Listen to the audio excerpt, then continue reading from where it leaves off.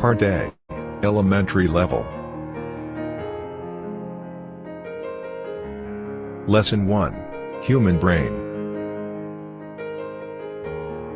Passage 1. How does food affect your brain?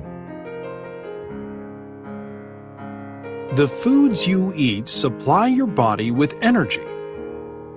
Your body needs energy to move, breathe, and even to sleep.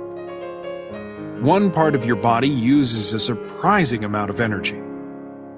It's surprising because this part of your body is small, only 2 to 3% of your total weight, but it uses 20 to 30% of the energy from your food. Can you guess what it is? It's your brain. No doubt you know that drugs affect the brain, but did you know that food affects it too? Different types of food affect the brain in different ways. Sometimes we can feel the changes that food makes in our brains. For example, most people can feel a change almost immediately after drinking coffee. The caffeine in coffee makes people feel mentally sharper and more awake. After a cup of coffee, a person can think and make decisions more quickly. Other foods affect the brain in ways that we cannot feel, so we aren't aware of the effects. We do not realize how these foods influence us. However, everything we eat matters. Our food affects how smart we are, how well we remember things, and how long we can concentrate. For example, researchers have found that eating breakfast makes students do better on tests. Spinach, berries, and other colorful fruits and vegetables help keep older brains from slowing down. Eating large amounts of animal fat, in meat and cheese for example, makes learning more difficult. Fish really is brain food. Many people have long believed that eating fish was good for the brain, and now scientists are finding that this is true. For millions of years, the brains of early human beings stayed the same size. They weighed only about 1 pound, 400 to 500 grams. Then, during the last million years or so, there was a big increase in brain size, with the human brain growing to about 3 pounds on average. This increase in brain size meant an increase in brain power. With bigger, more powerful, more advanced brains, human beings became smart enough to build boats and invent written languages. They developed forms of music and began to create works of art. Some scientists say that the big change in the size of the human brain happened after people started to eat fish and other kinds of seafood. Seafood contains a certain kind of fat known as omega-3 fat. According to these scientists, omega-3 fat caused the increase in brain size. Today, brain scientists in general agree. This fat is still important for healthy brains, and most of us are not getting enough of it. Did you realize that your brain is always changing, no matter how old you are? The foods you eat affect how your brain grows, how well you learn, and how well you remember things. Maybe you have never thought about how you feed your brain. Luckily, it's never too late to start feeding it well.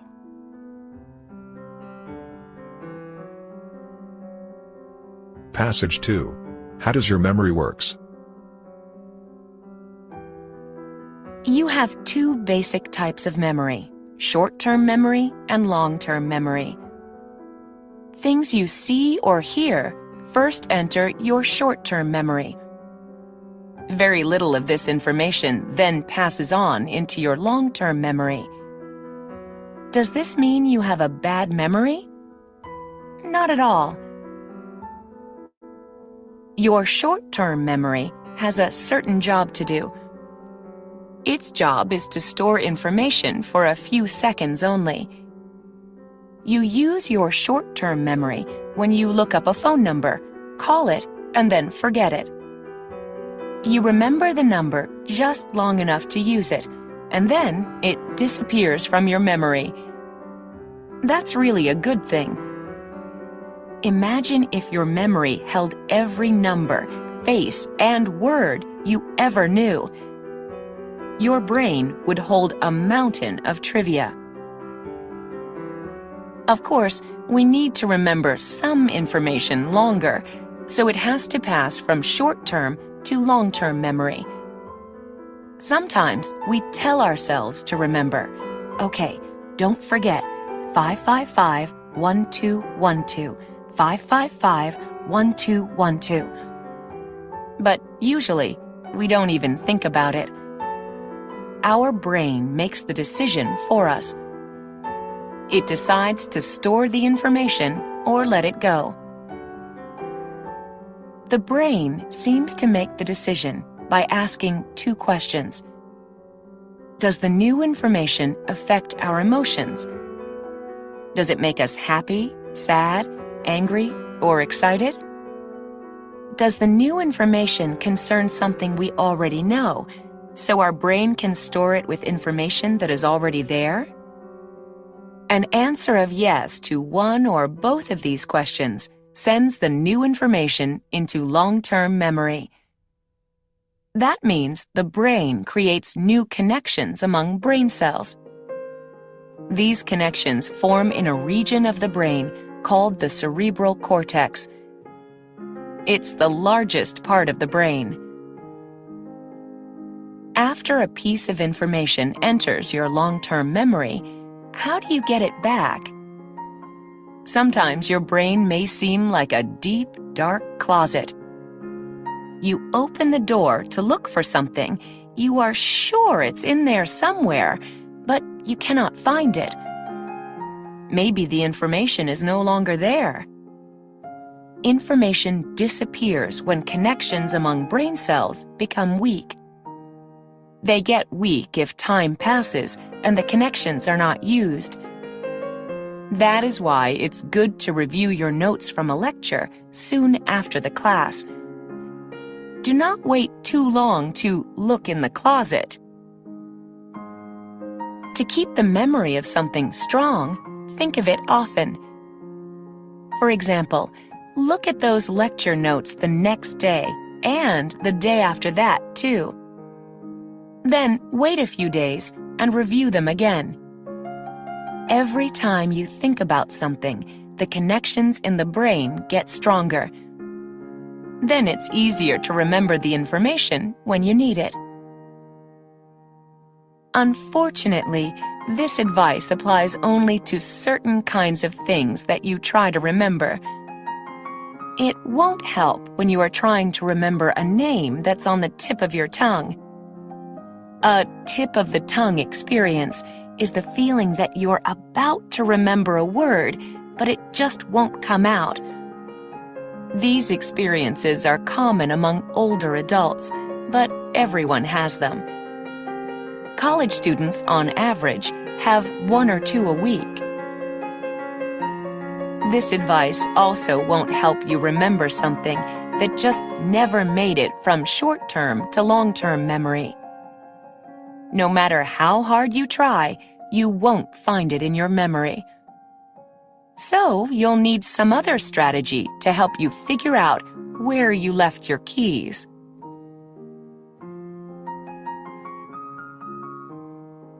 Passage 3. What happens in your brain as you sleep?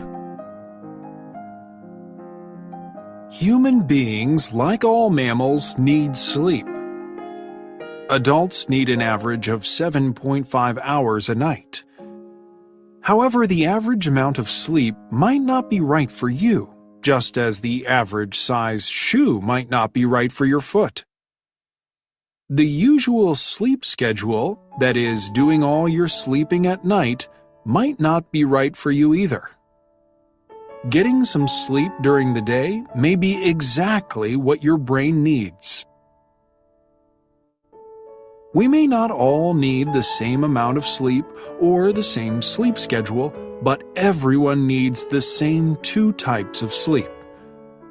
Our sleep is divided between REM sleep and NREM sleep, which you can pronounce NREM or non-REM.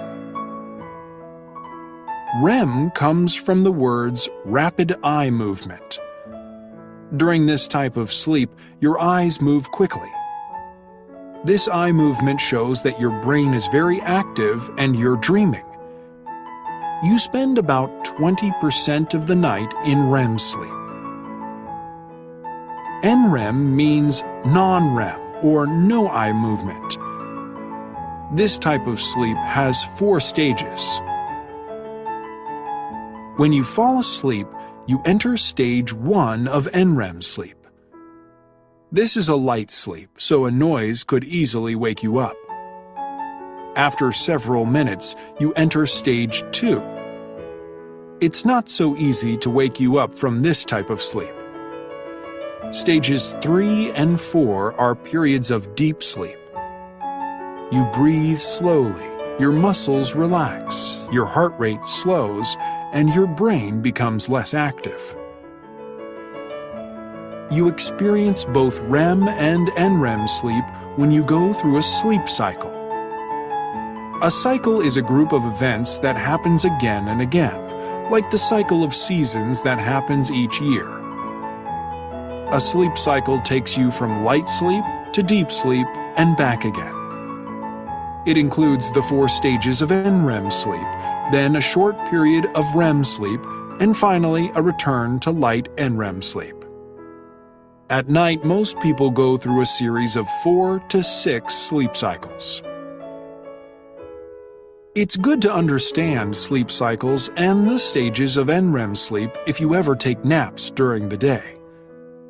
A nap of 20 to 45 minutes will mean getting mostly stage 2 sleep. It will mean sharper motor skills and a better ability to focus your mind and pay attention. That is exactly what most people hope for when they take a nap. A longer nap may not do you as much good. It may mean that you enter the deep sleep of stage 3 or 4. If your alarm wakes you during deep sleep, you will wake up unable to think clearly.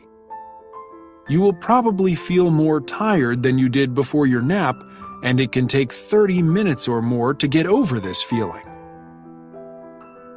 However, a longer nap can do you good if it covers a full sleep cycle. That takes 90 to 120 minutes. If your alarm wakes you up at the end of a full sleep cycle, you will be coming out of a light sleep, and your brain will have all the advantages of a good rest. Those good effects can last for up to 10 hours. If you live a busy life, you probably do not always get a full night's sleep. Not getting enough sleep can mean you forget words, you have trouble learning, and you react more slowly. You can probably think of other effects of too little sleep. So consider taking a nap for the good of your brain, and think about sleep stages if you set an alarm.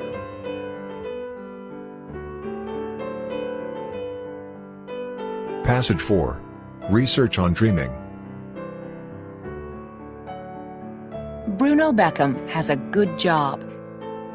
He also has a new job offer. He has to make a decision right away, but he's not sure whether he should accept the offer. He is sure, however, that he's not going to make up his mind tonight. "I'll know what to do in the morning," he says.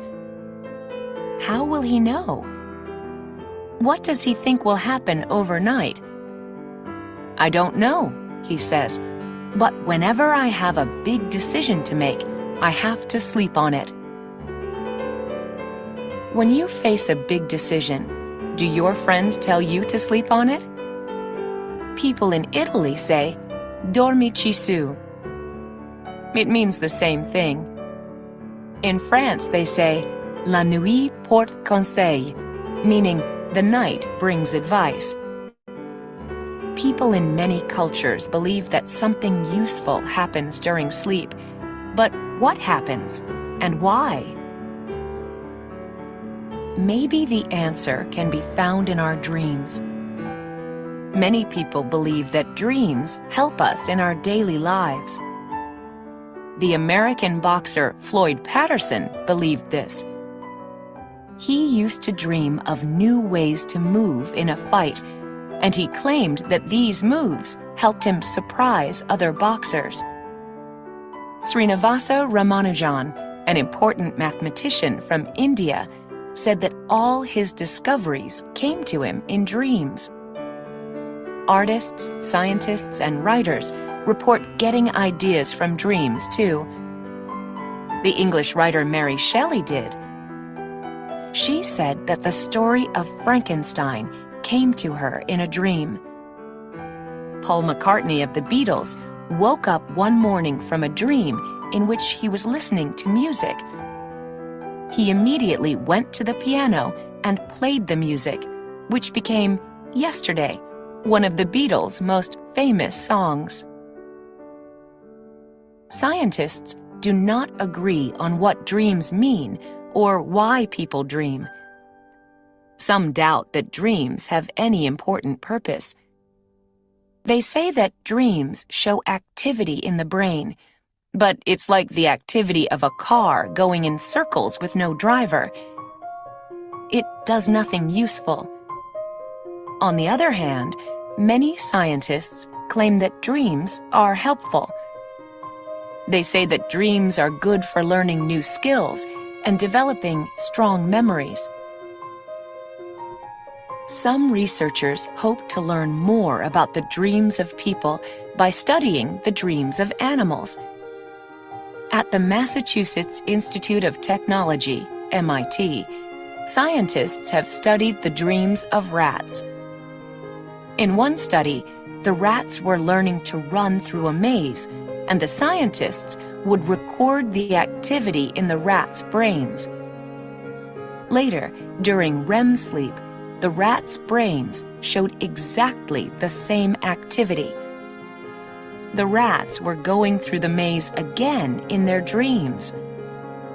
Researchers could tell if the dreaming rats were running or standing still.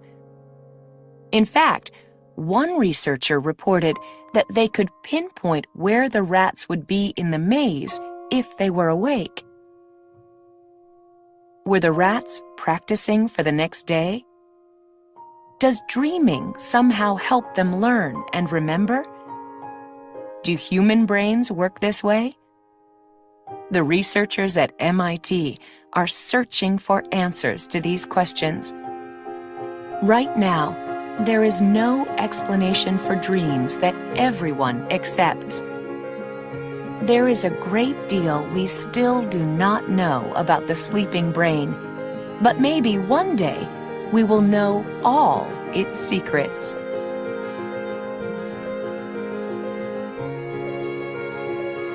Lesson 2, Food. Passage 1, Chocolate Maker. How do you feel about chocolate? If you like it, you are far from alone. The question is, why are so many people so crazy about it? Jacques Torres has always loved chocolate. When he was a child in France, his family could not afford to buy it very often. They used to have chocolates only once a year, at Christmas.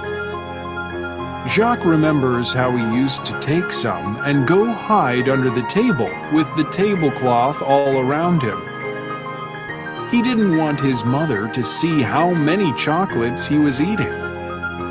He says that when he bit into one of his favorites, that was heaven. When he grew up, Jacques became a professional chef. For years, he worked at famous restaurants in France and the United States. Then he left restaurant work to start his own business. Today, he owns 9 chocolate shops in New York City, one with a chocolate factory next door. It feels to him like a dream come true.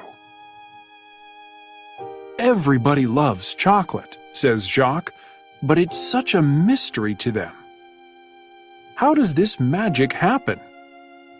At the factory, visitors get to watch how it happens through 11-foot-tall windows.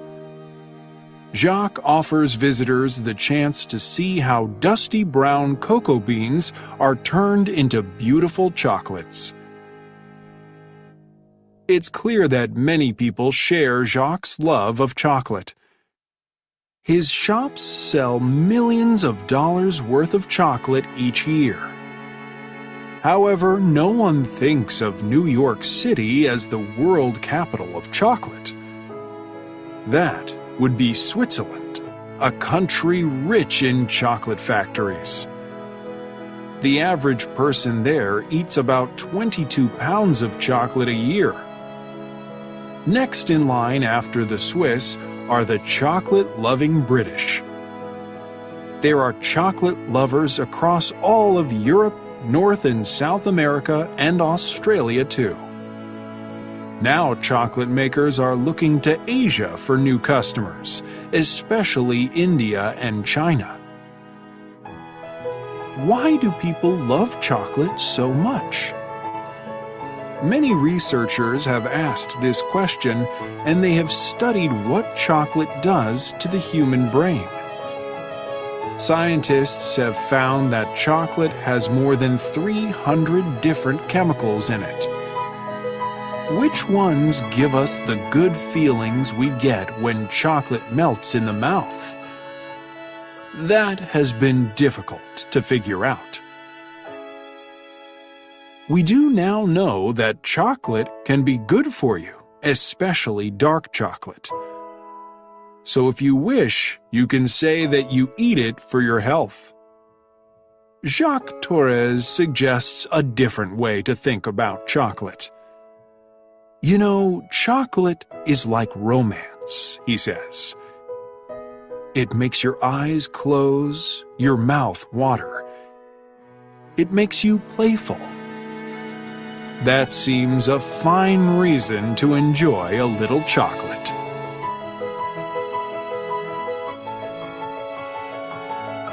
Passage 2. History of the Tomato. Ah, the tomato, so well loved by foodies everywhere. The French used to call it la pomme d'amour, the love apple. Today, cooks around the world do wonderful things with it. There are more than 4,000 types of tomatoes, and no doubt even more ways to eat them. Without the tomato, we would have no Mexican salsa or Italian pizza. Many wonderful Indian dishes would not be the same. After the potato, it's the most popular vegetable in the world. But wait, is it a vegetable? You may be thinking, who cares? But this question was once important enough that it had to be decided by the highest court in the United States. It happened back in 1893.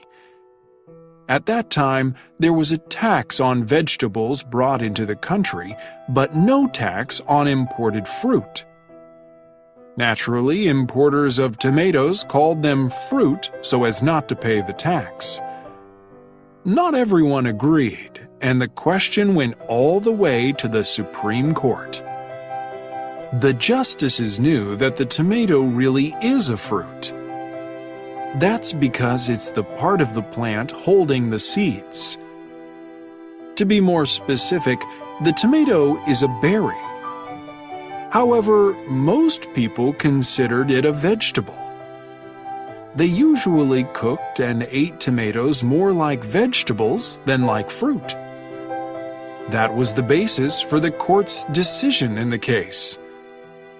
The justices said that the tomato should be called and taxed as a vegetable.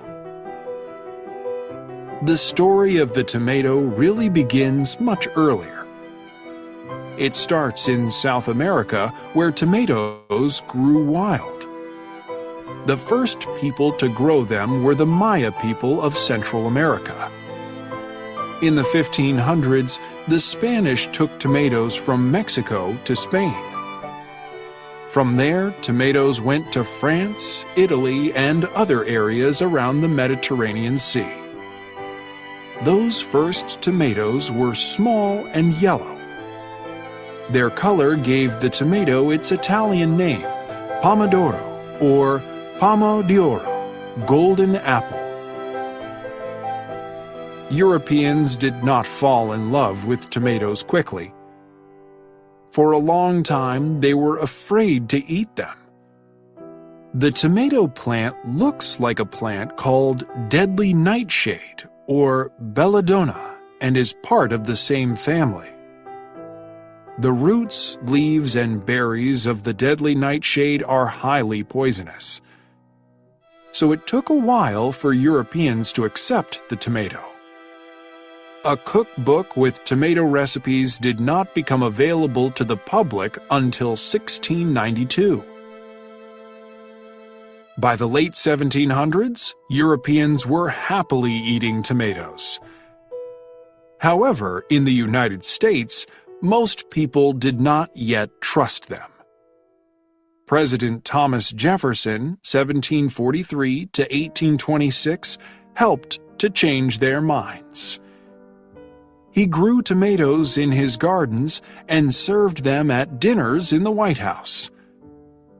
Today, tomatoes are so popular in the U.S. that 85% of home gardeners grow them. As every one of those gardeners would no doubt tell you, there's nothing like a fresh, homegrown tomato.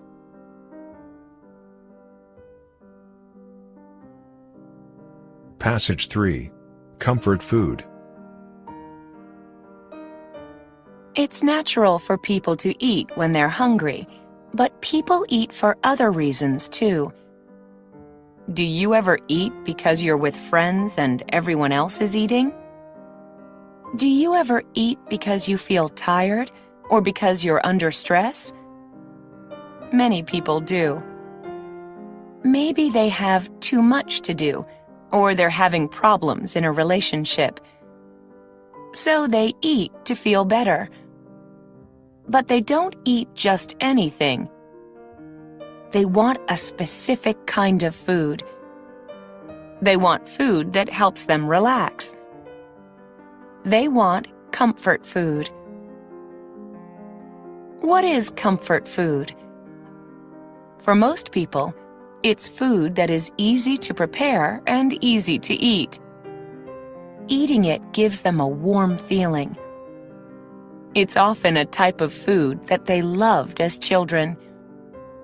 Maybe they used to eat it at specific times or places. Maybe it's food their mother or father used to make. Comfort food makes people feel, somebody's taking care of me. Researchers at the University of Illinois did a survey on comfort food in the United States. They asked over 1,000 people about it. They wanted to know two things. What comfort foods did people want, and when did they want them? The results of the survey were rather surprising. The researchers expected people's favorite comfort food to be soft and warm, like, for example, the most popular comfort foods in Japan, miso soup and soba noodles. But the number one U.S. comfort food was not soft or warm. It turned out to be potato chips. Another favorite was ice cream, especially among people ages 18 to 34. Not all comfort foods are snack foods, however. Nearly half of the comfort foods that people described were healthy homemade foods, like chicken soup and mashed potatoes. The survey showed that people of different ages want different comfort foods. It also showed that men and women make different choices. In general, women choose sweet comfort foods. Those who took part in the survey mentioned ice cream most often. 74% of them put it on their list. Then chocolate, 69%, and cookies, 66%. Ice cream was very popular with the men, too. 77% of the men in the survey mentioned it. However, men do not choose sweet foods as often as women do. Men often want hot and salty comfort foods, such as soup, 73%, and pizza or pasta, 72%. The researchers also figured out when the people in the study wanted comfort food most. You may think that comfort food is usually for times of stress or when someone feels bored or lonely. However, the researchers say that the opposite is true. Yes, people do eat to feel better, but more often, they eat comfort foods when they already feel happy. They eat them to celebrate or to reward themselves.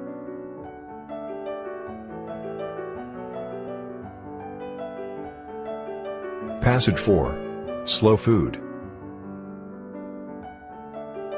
Italians know and love good food.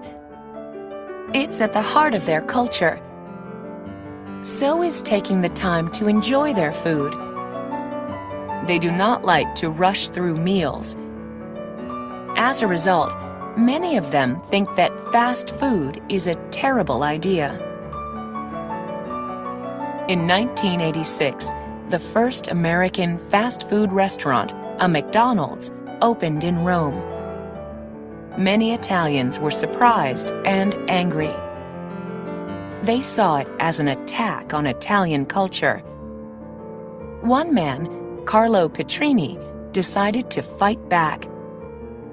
Fast food is the enemy, he said, and he started a group called Slow Food.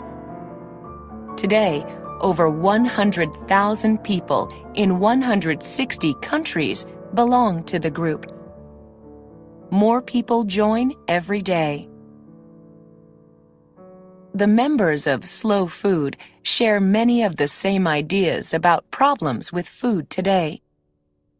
One of those problems is fast food.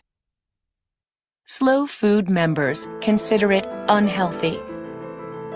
They also do not like that fast food is the same everywhere. That's boring, they say. What is better are healthy local food traditions with all their wonderful variety. Slow Food members worry about a second problem too. For a variety of reasons, some types of plants and animals are becoming very rare. Some have become so rare that the world is in danger of losing them completely. Some examples are several kinds of dates that grow only in the area around Siwa, Egypt. The blue egg chickens of Temuca, Chile, who produce eggs only when they live outside. The wild coffee plants of the Harina forest in Ethiopia, the only place in the world where you can find coffee plants in the wild. And the piraruca, a fish in the Amazon River that can weigh more than 500 pounds, as much as 250 kilograms. Slow Food does not want to let these plants and animals disappear, so the organization is working with local groups to stop that from happening. Slow Food wants to protect biodiversity, the wide variety of types of plants and animals we have on Earth. There is a third problem that worries Slow Food members. Much of our food today is produced by big companies. These companies sell their products in distant places, so they want products that can travel well. Big growers want the kinds of fruit and vegetables that look good after a long trip. But how do their apples, lettuce, and tomatoes taste when they finally arrive? That is less important to them. So now we have more trouble finding good-tasting fresh fruit and vegetables. Today, it has become common to eat foods from far away. Foods eaten in the United States travel an average of 1,300 miles to reach the dinner table. In the past, people got most of their food from farms in their local area. Slow Food members say people should be buying more local food. It's fresh and it's part of our culture. One man in the United States, Gary Nubbin, decided to try this. For 1 year, all his food came from plants and animals near his home in Arizona. One local animal there is the rattlesnake. Nubbin ate that, too. In his book, Coming Home to Eat, he says it tastes just like chicken. Fast food is reaching more and more parts of the world. But slow food is getting its message to more and more people, too.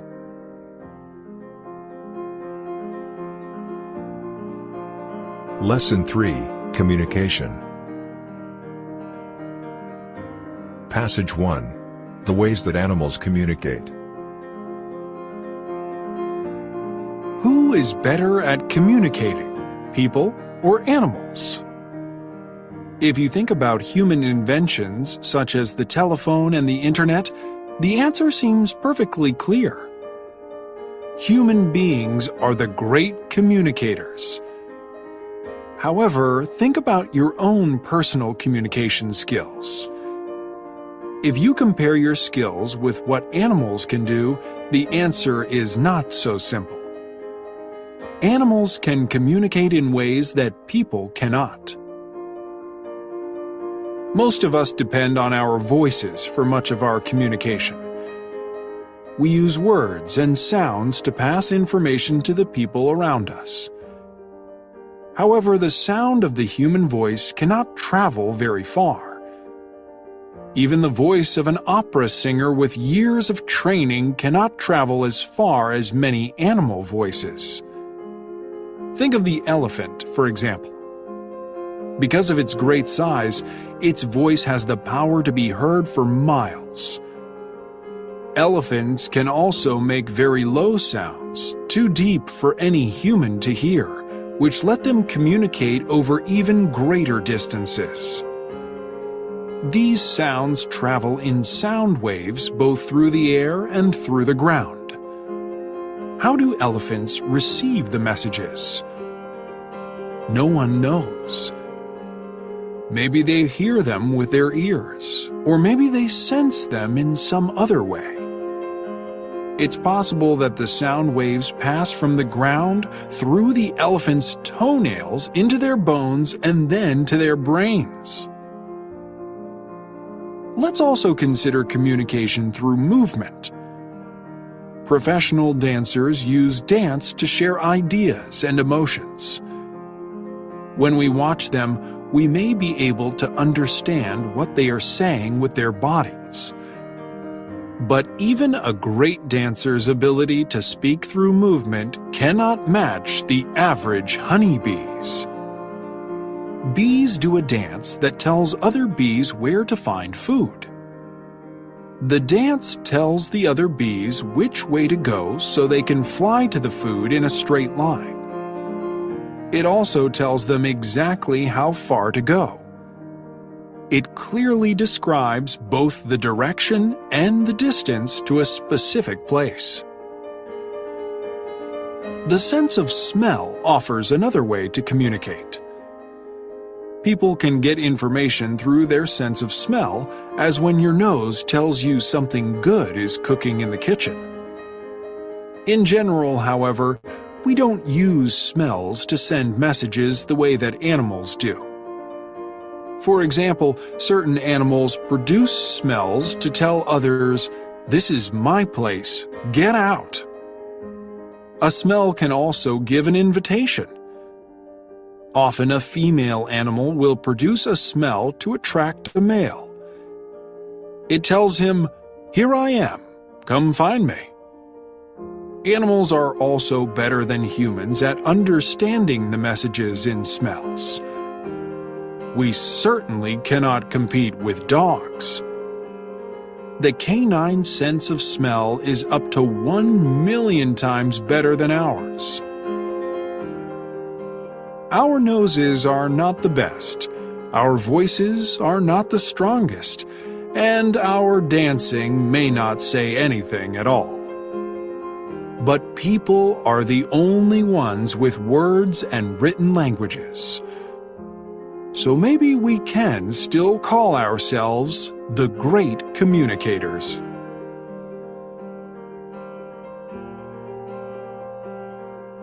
Passage 2. How do we communicate with laughter? People have many ways to express themselves, that is, to show how they feel or what they think. One way that feels especially good is laughter. We all laugh when we see or hear something funny. We also laugh when we see other people laughing, which is why we say laughter is contagious. Laughter clearly has a role to play in human communication, but what are we saying when we laugh? A team of psychologists studied the laughter of 120 students at a U.S. university by having the students watch funny movies. Sometimes the students were alone, and sometimes they were in pairs.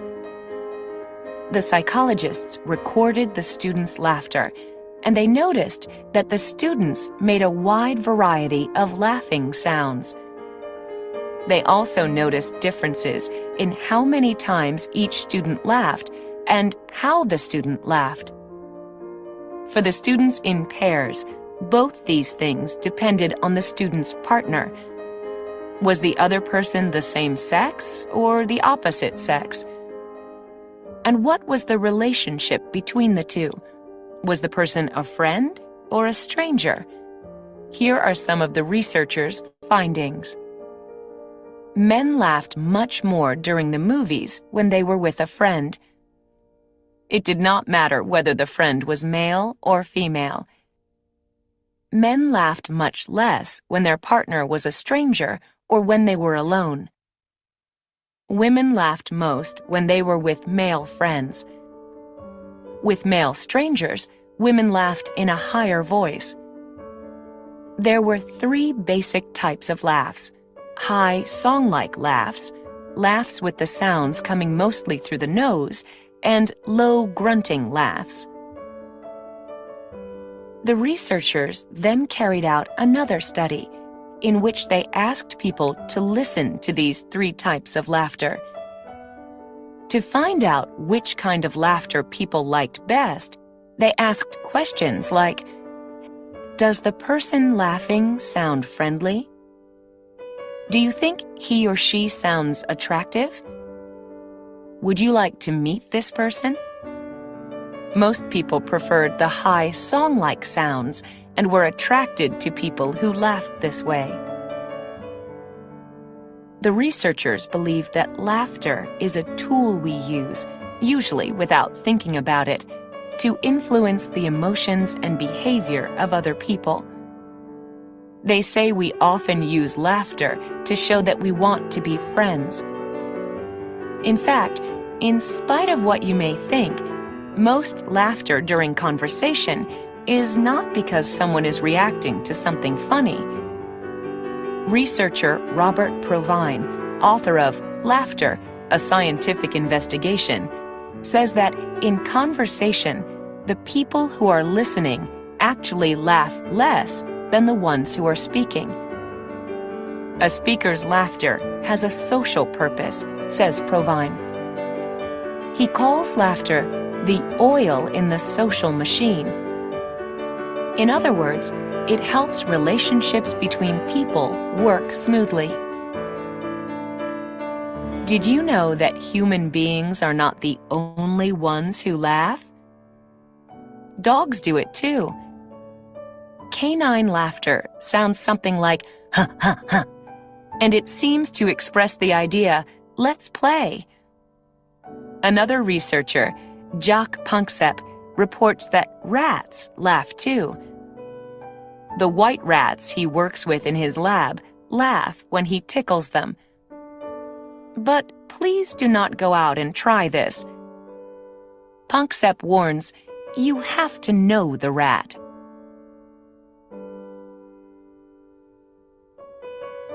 Passage 3. Who invented the telephone? If you cannot imagine how you would get along without your phone, then say a word of thanks to its inventor, Alexander Graham Bell. Bell was born in Scotland in 1847. All through his life, he had a strong interest in communication, partly because of his family. His grandfather was an actor and a famous speech teacher, and his father developed the first international phonetic alphabet. His mother's influence was rather different. Communication was hard for her because she was almost completely deaf. She usually held a tube to her ear in order to hear people. Her son Alexander discovered another way to communicate with her when he was a little boy. He used to press his mouth against her forehead and speak in a low voice. The sound waves traveled to her ears through the bones of her head. This was among the first of his many discoveries about sound. As a teenager, Bell taught music and public speaking at a boys' school.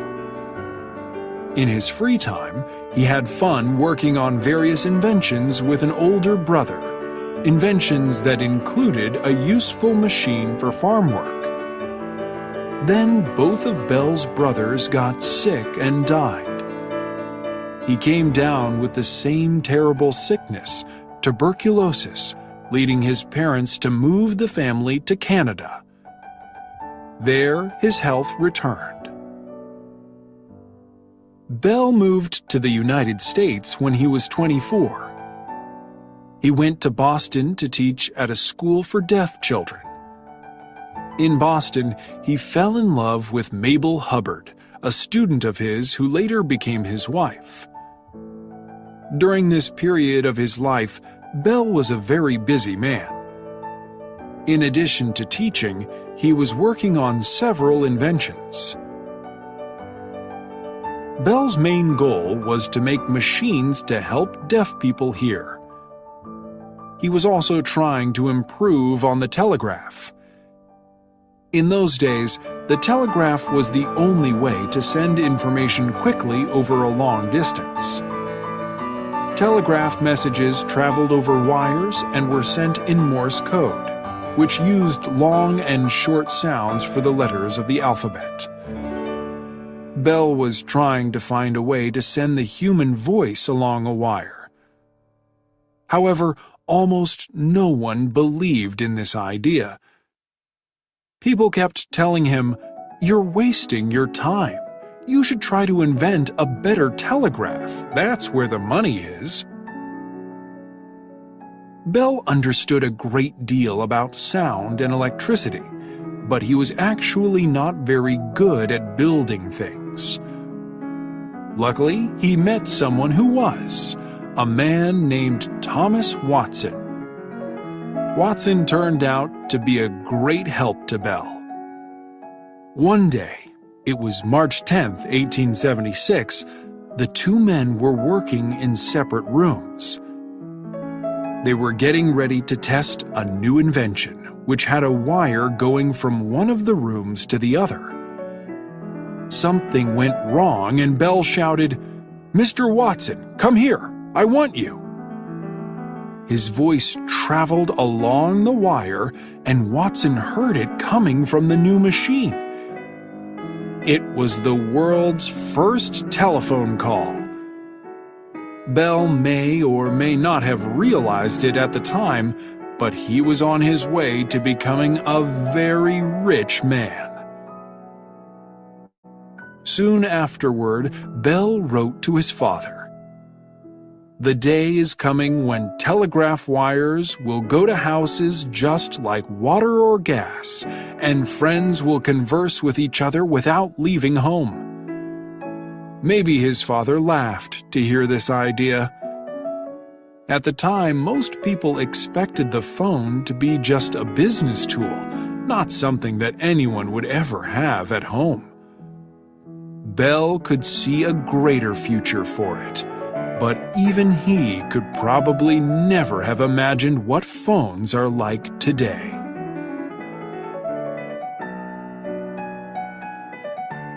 Passage 4. Speaking with your eyes. When we think about communicating with other people, we usually think about talking or writing. That is, we think about using words. However, much of the communication that takes place in person happens without words. It happens through nonverbal communication.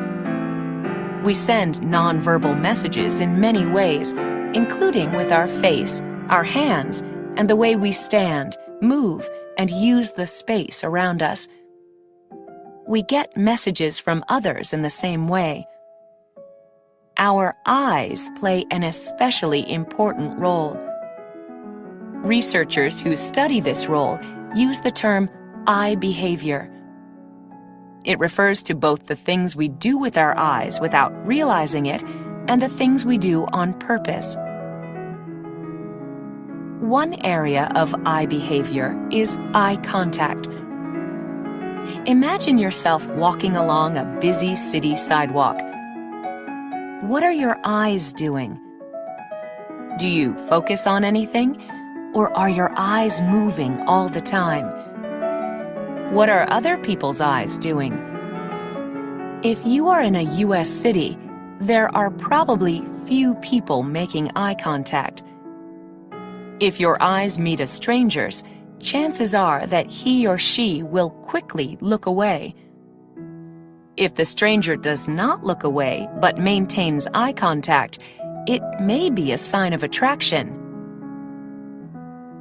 Eye contact shows that we are paying attention. It may mean nothing more than we are being polite, or it may mean something else. We often use our eyes to express interest in someone. Because it is natural to look at things we find attractive, keeping our eyes on someone can be like paying the person a compliment. Looking at something attractive actually brings about a change in our eyes. It makes our pupils, those small round black areas in the middle of our eyes, grow larger. Large pupils then make our eyes more attractive. Research has shown that eye contact can also influence whether someone finds another person attractive. In a study at the University of Aberdeen in Scotland, Dr. Claire Conway asked participants to look at photos of faces. There were photos of people smiling and looking directly at the viewer, and there were photos of those same people smiling but looking away. Dr. Conway said faces that were looking directly at the viewer were considered more attractive. This was especially true for faces of the opposite sex. Dr. Conway suggests that something in the human brain makes us prefer the faces of people who make eye contact with us. When they are looking at us, they seem to like us. If they like us, that makes them more attractive to us. Of course, a face in a photo is one thing, and a real person looking at you is something else. How do you feel when someone makes eye contact with you and keeps on looking? Does it make the person seem attractive, or does it make you feel uncomfortable, or even afraid? How we read people's eye behavior depends in part on our culture. In some cultures, making and keeping eye contact is a sign of respect. In others, it has the opposite effect. As we grow up, we learn the rules of our culture for nonverbal communication in general, and eye contact in particular. We learn what we are expected to do and what we are allowed to do. But even as an adult, you may find there is still more to learn about the language of the eyes.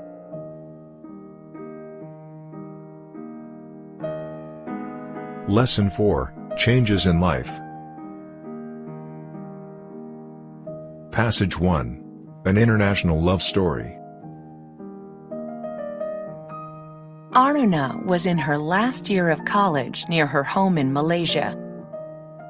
It was the first day of a new course, and she was in class.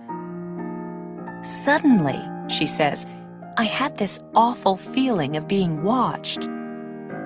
She looked across the room and found that someone was staring at her, an exchange student from Europe. He continued looking at her all through the class. He did it the next day, too, and the next. Finally, she told herself, enough, I'm going to talk to him. That will stop him.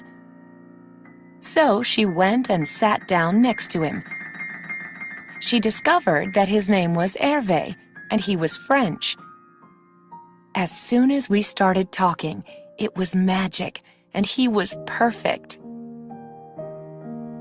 Aruna and Hervé fell in love, but after a few months, he had to return to France. Soon after that, Aruna graduated and faced the biggest decision of her life.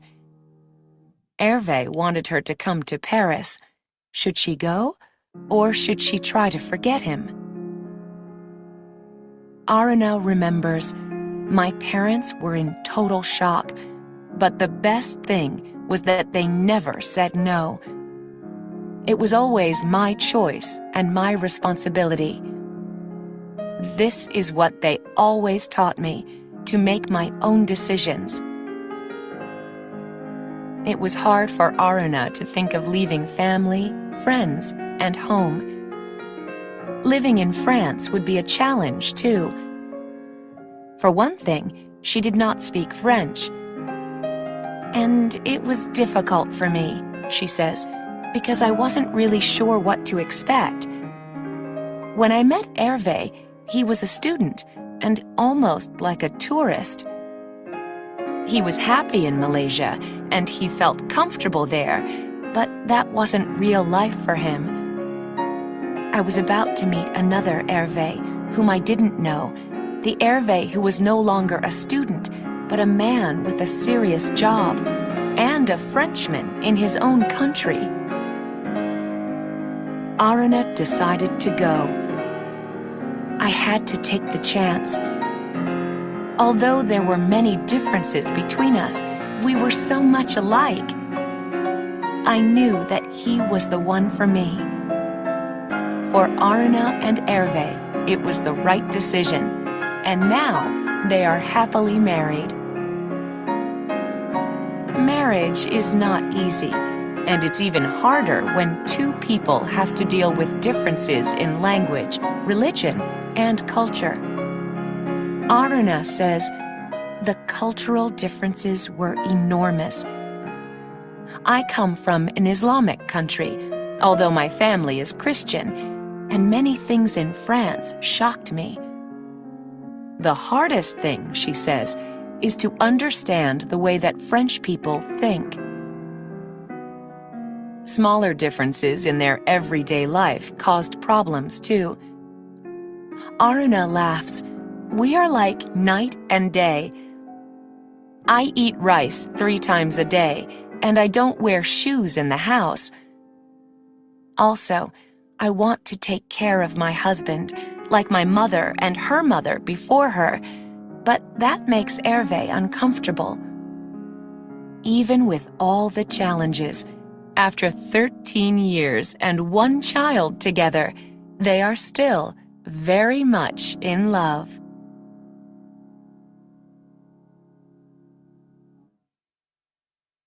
Passage 2. Life is full of surprises. Mahmoud Irani teaches at a small U.S. college. He did not expect to end up in the United States, and he did not expect to teach. He grew up in Iran, and he planned to become a doctor. However, as people say, life is full of surprises. Mahmoud was born in Iran near the city of Tehran. In high school, he was an excellent student, the best in his class, and he was planning on a career in medicine. First, he had to take the National University Entrance Exam. He needed to do well on the exam to be accepted by a medical school. Out of 50,000 high school students taking the test, only 1,000 would get the chance to study medicine. Mahmoud missed the score he needed by a few points, which his teachers found very surprising. He took the test again, and again he had to deal with bad news. I was disappointed, he remembers, but I said, that is my fate. Mahmoud had to make a new plan for his future, so he chose to study English. After college in Tehran, he decided to go to the United States for an advanced degree in English. A few months later, he arrived in Buffalo, New York. He entered an English as a Second Language (ESL) program at the State University there. Mahmoud was one of about 500,000 international students who entered the United States to study that year, but he managed to do something that few others could do. In less than 2 years, he went from studying ESL to teaching it at the same school. While on a visit home, Mahmoud had an interview at a university in Tehran. They offered him a teaching job, and he accepted it. Officials at the university made an agreement with him. Mahmoud would return to Buffalo to finish his degree, and they would give him financial support. After he finished, he would come back to teach. So Mahmoud went back to New York feeling great, believing that his future was secure. Things did not turn out as he expected, however. There was a revolution in Iran, which caused great changes in the country. Soon Mahmoud received a letter from his university in Tehran. It said, "We don't need any English teachers." Suddenly his support was gone, and his future was unclear. It was a shock. Mahmoud decided not to give up. He continued studying for his degree, and after much hard work, he reached his goal. Soon he had a good job teaching at St. Michael's College in Vermont. Things have turned out well for Mahmoud. His students at St. Michael's report that he is a great teacher. He is married, and he and his wife, Roya, have 2 children. Roya, who is also from Iran, is a doctor. Mahmoud has always been interested in medicine. "I could go to medical school now," he says, "if I had the patience." he says that he does not plan to make a career change at this stage in his life. However, he adds, "I know that life is full of surprises."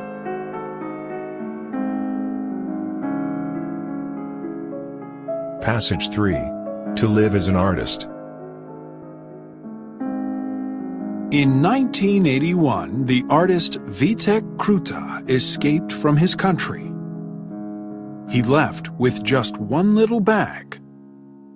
One little bag with basic things like a toothbrush and underwear, he remembers. He was 19 years old at the time. Vitek's home was in Prague, Czechoslovakia. He loved his country, but he could not stay there because the communist government wanted to put him in jail. The government wanted total control of all art and music, he explains. We had to have art shows in secret. My kind of painting was against the law. The rock music that my band played was against the law. There was no future for me there. So Vitek escaped to Germany. The rest of his family was still in Prague, and after he left, the police made a lot of trouble for his father. In Germany, Vitek first had to learn the language. He spoke Czech and Russian, but not German, so he spent 8 months taking lessons at a language school. Vitek remembers that it was easy for him to understand and read German, but he could not speak it. Then one night, he had a dream. In his dream, he was skiing in the mountains. He met another skier and started talking with him in German. The following day, he discovered that he could speak much better. Next, Vitek got back to his studies in art. He learned to restore old buildings, such as churches and castles. He spent 10 years doing this kind of work, and then he faced another big change in his life. He got a job offer in the United States. Vitek knew hardly any English, but he did not let that stop him. After all, he had a great deal of experience learning new languages. So he and his wife Lucy decided to make the move. Today, Vitek is a painter, an architect, and much more. He is a man with a lot of energy. He works in his studio, he teaches art classes, and he helps manage an art school. Vitek also likes to get people with different talents and abilities together to do big art projects. Sometimes he has a group work on restoring a building. Sometimes they cover a room with murals, large pictures painted on the walls. Vitek likes to do projects in public places, at schools or in city buildings or in churches, so that anyone can see and enjoy them. He says that projects like these bring art back to the people. Vitek believes that art plays an important role in the world. Art lets people be creative, and the world needs creative people. Vitek explains, if we are not free to be creative, and I'm talking about scientists and mathematicians too, not just artists, then human beings can only copy the past. We cannot move forward.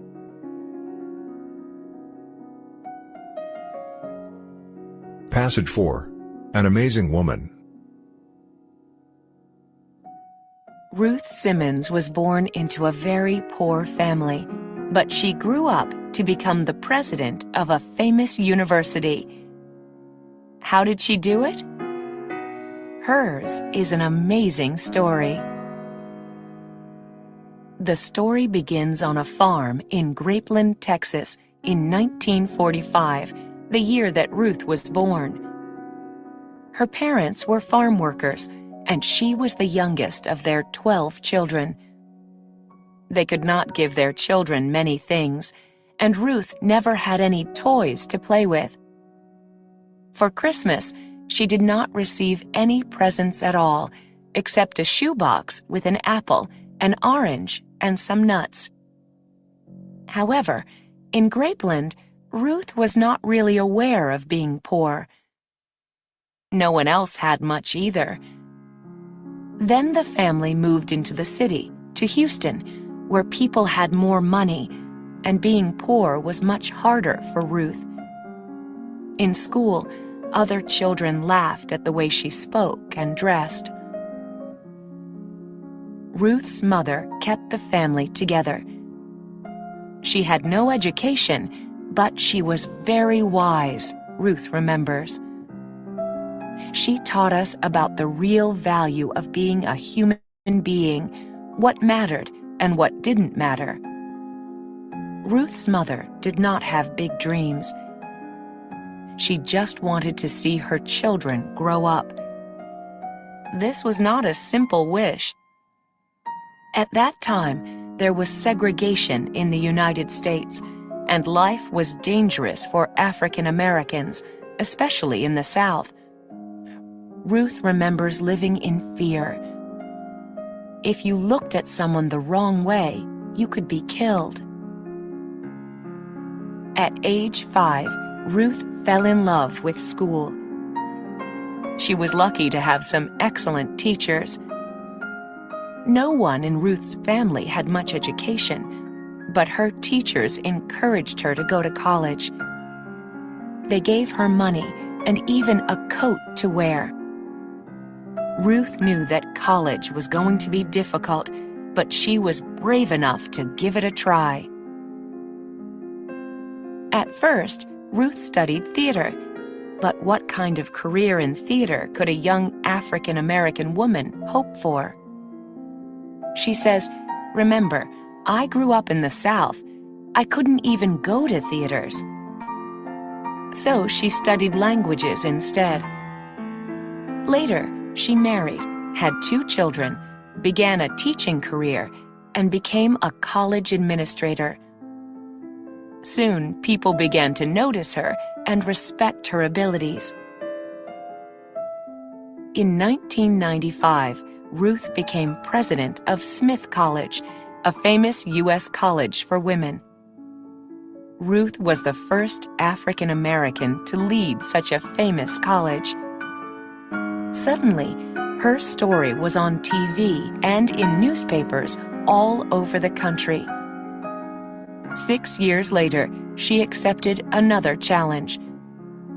She became the president of Brown University and was the first woman in that role. Ruth believes in the power of education.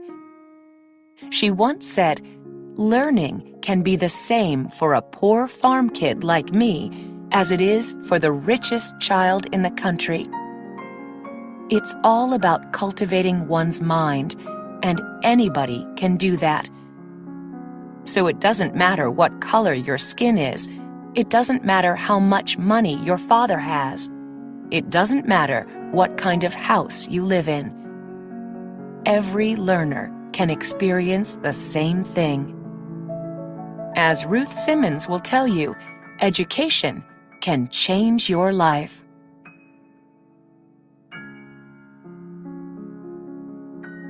Lesson 5, The Ocean. Passage 1. Dealing with plastic in the sea. The Pacific Ocean contains more than half the water on the planet. It also holds a lot of trash, much of it plastic. There are plastic bottles, plastic bags, food wrappers, and many other kinds of packaging. Many of them were used only once before becoming trash and ending up in the ocean.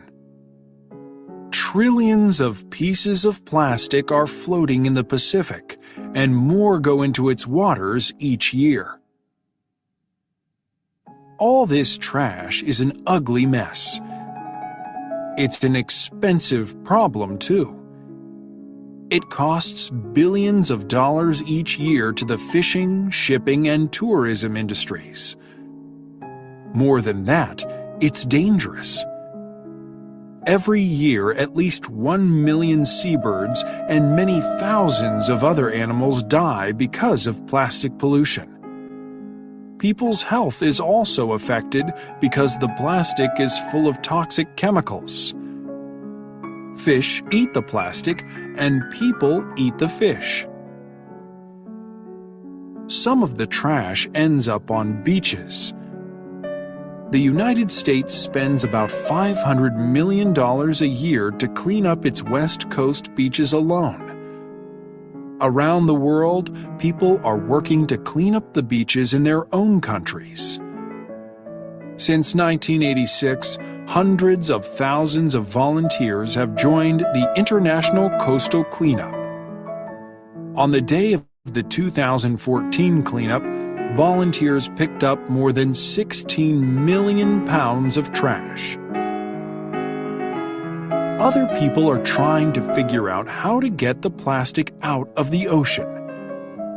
This is what Boyan Slat is working on. At age 16, he started studying the problem. He soon invented a system for catching plastic floating on or near the surface. At 19, Boyan left his university in the Netherlands to start a foundation, the Ocean Cleanup. He now leads a large team of scientists and engineers. They are developing the technology to clean millions of pounds of plastic from the sea. Their goal is to clean up the largest garbage patch in the Pacific. They expect the job will take years. For his efforts, Boyan received the United Nations' highest environmental award. The UN named him a champion of the Earth. Boyan and his team are in a hurry to get plastic out of the ocean. Right now, most of it is in large pieces. However, sunlight is turning it into microplastics, very tiny pieces. Those are even more dangerous. They're also harder to collect. Boyan does not believe that the system he invented will end the problem of garbage patches in the sea. He asks, how are we now going to make sure no more plastic enters the oceans in the first place? About 8 million tons of plastic go into the sea every year. More and more plastic bags, bottles, and food wrappers. More and more plastic cups, forks, knives, and spoons. What can we do? People fighting the problem say one answer is to change laws.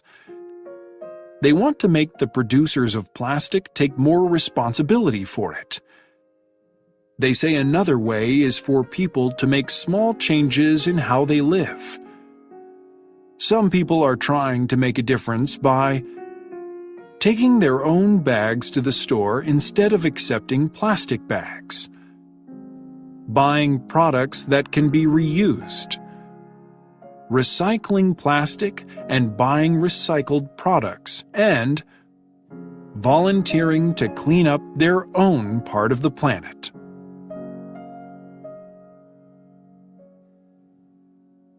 Passage 2. What does the ocean mean to us? Some people have no trouble explaining how the ocean is important in their lives. They live near it and depend on it for food. It gives them the work that supports their families. For people who live far from the ocean, the ways they are connected to it may not be so clear. However, if you know a few facts about the ocean, it's easy to see how important it is for all life on Earth. Did you know that the ocean covers 72% of the Earth's surface? It helps regulate the climate by holding heat from the sun. It also supplies half of the oxygen in the air we breathe. The oxygen is produced by phytoplankton, tiny ocean plants that live just below the surface. These facts have led people to call the ocean Earth's life support system. Did you know that 8 of the world's 10 largest cities are near the ocean? History explains why this is so. Cities began and grew on the coast, especially at the mouths of rivers, because the ocean was so important for food and transport. Today, almost half the people in the world live near the ocean. While facts like these explain why the ocean matters, they do not answer another question. How does the ocean make us feel? The ocean has a strong effect on people's emotions. It can cause fear of what we cannot see and do not know, of things that live in the ocean, or of big storms like hurricanes and typhoons. It makes sense to be afraid of those. But the ocean can also make us feel calm and relaxed. How does it do that? Why do so many vacationers want to be at the ocean? Why do people pay so much to live where they can see it? What is it that draws us to the ocean? Many of us are drawn to it to have fun. We want to swim in it or go out in boats. Think of all the ways people have invented to play in and on the water. Others just want to be near the ocean. Perhaps it's because of the great open space where we can see miles of open water and sky. Some say the space makes them feel free and full of hope. Others love the ever-changing colors of the sea. Still others are drawn by its sounds. The crash of waves against rocks is exciting, while the gentle sound of small waves on the beach is calming and comforting. Perhaps what draws people to the ocean is even more basic. Did you know that our brains are about 73% water? The answer to the question of what draws us to the sea may lie in the mysteries of the human body. Many of us choose to be near the ocean when we can. We love seeing the ocean, hearing it, smelling it, playing in it, walking or sitting by it. We may not know why we feel the way we do about it. However, we do know how every person on Earth is connected to the ocean and how important that relationship is. Passage 3. The Crab. Introduction.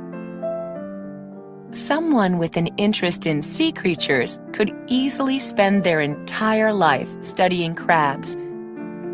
The crab is one of the oldest living types of animals, and there are about 4,500 kinds of them. Among all these crabs, there are many differences, but there are certain things that all crabs have in common. Ways that all crabs are alike. All crabs are invertebrates. That means they have no backbone.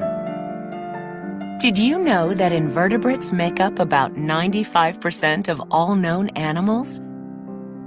All crabs have a hard shell called an exoskeleton. They have 10 legs, with 5 on each side, and they have an unusual way of walking. Crabs can go forward or back, but usually move sideways. The first or front pair of a crab's legs are its claws. Some differences among crabs. Not all crabs are sea creatures. Some types of crabs do live underwater, but others live on land, and some can live in either environment. Some manage to survive in the hot water near underwater volcanoes, while others live under the ice in Antarctica. Crabs are often the same color as their environment. The most common colors are gray, brown, and white. However, some crabs are beautiful reds, blues, and purples. Some crabs are herbivores, plant eaters. Others are carnivores, meat eaters. And others are omnivores, plant and meat eaters. Did you know? Christmas Island red crabs must put their eggs into the ocean so that the baby crabs can hatch, come out of the egg. The adult crabs cannot swim or breathe underwater. That makes it a dangerous business to be a mother. The largest crab in the world, the Japanese spider crab, can be up to 4 meters across, about 13 feet. The smallest is the pea crab. It's about the size of, can you guess? The largest land crab is the robber crab, or coconut crab. It can climb trees to pick coconuts. Its claws are strong and sharp enough that it can open the coconuts too. The Japanese blue crab is the kind of crab most often eaten. An especially helpful crab. The tiny trapeziid crab, only 1 centimeter long, or 1/3 of an inch, helps keep coral reefs alive. It cleans dirt from the reefs, letting the coral get the sunlight it needs to live. Today, much of the coral in the ocean is dying, so we should be glad for any help it can get. The last word on crabs. If someone calls you crabby, they are not paying you a compliment. A person who is crabby seems unhappy and often complains. They might always be like that, or they might get that way only at certain times. Some of us get crabby when we are tired or hungry, or have too much work to do. It may not be fair to the poor crab to use its name this way, but English speakers have been doing it since the 1700s and will probably go on doing it. So the crab will just have to put up with it.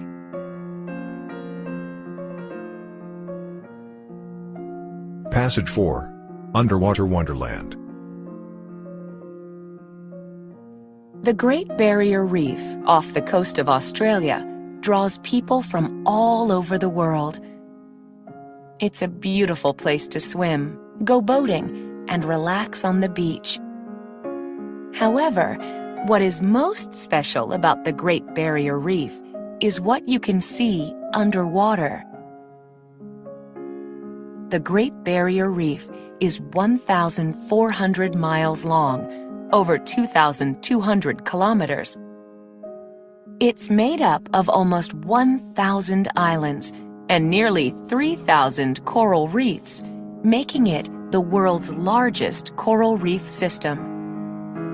It's the only living thing on the planet that can be seen from space.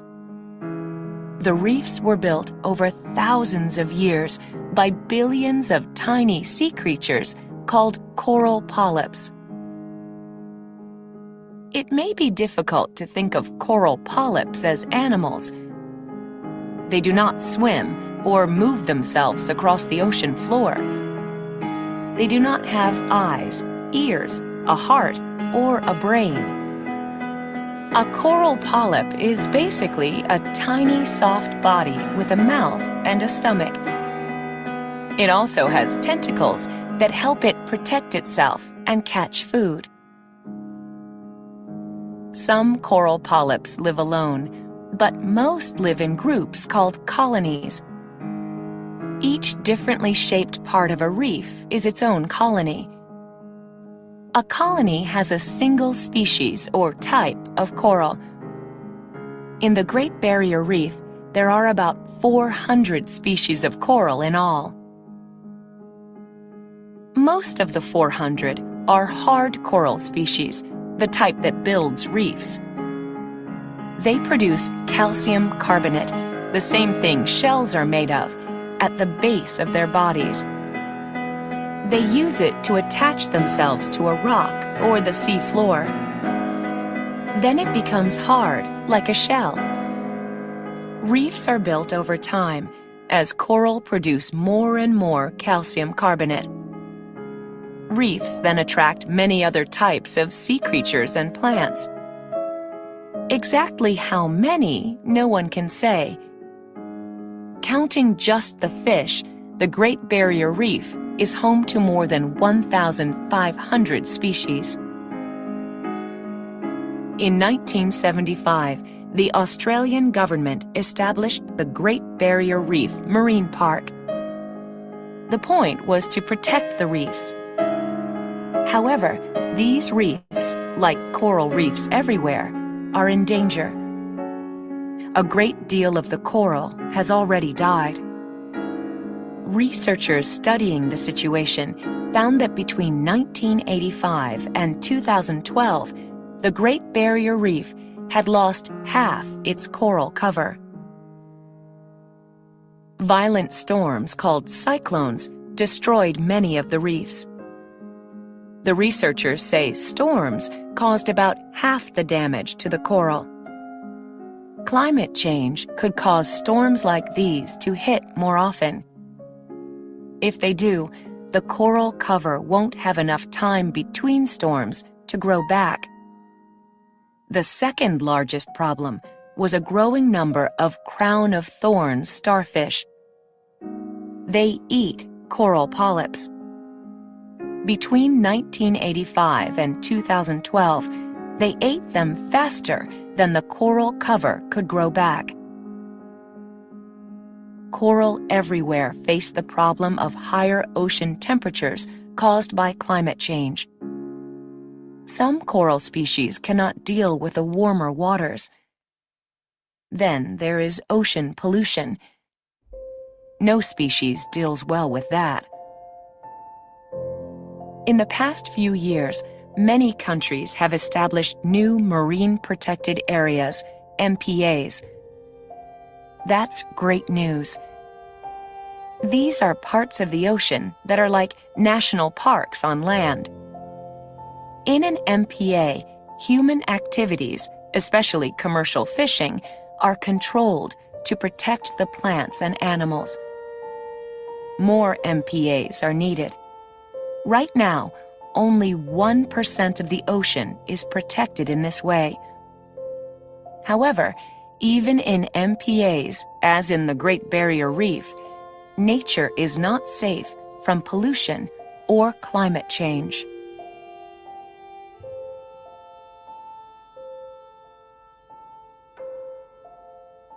Part B, Intermediate Level.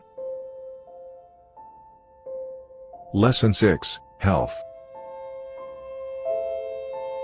Passage 1. Living over 100 years old. Would you like to live to 100? Many people would. Some have dreamed of living even longer, perhaps forever.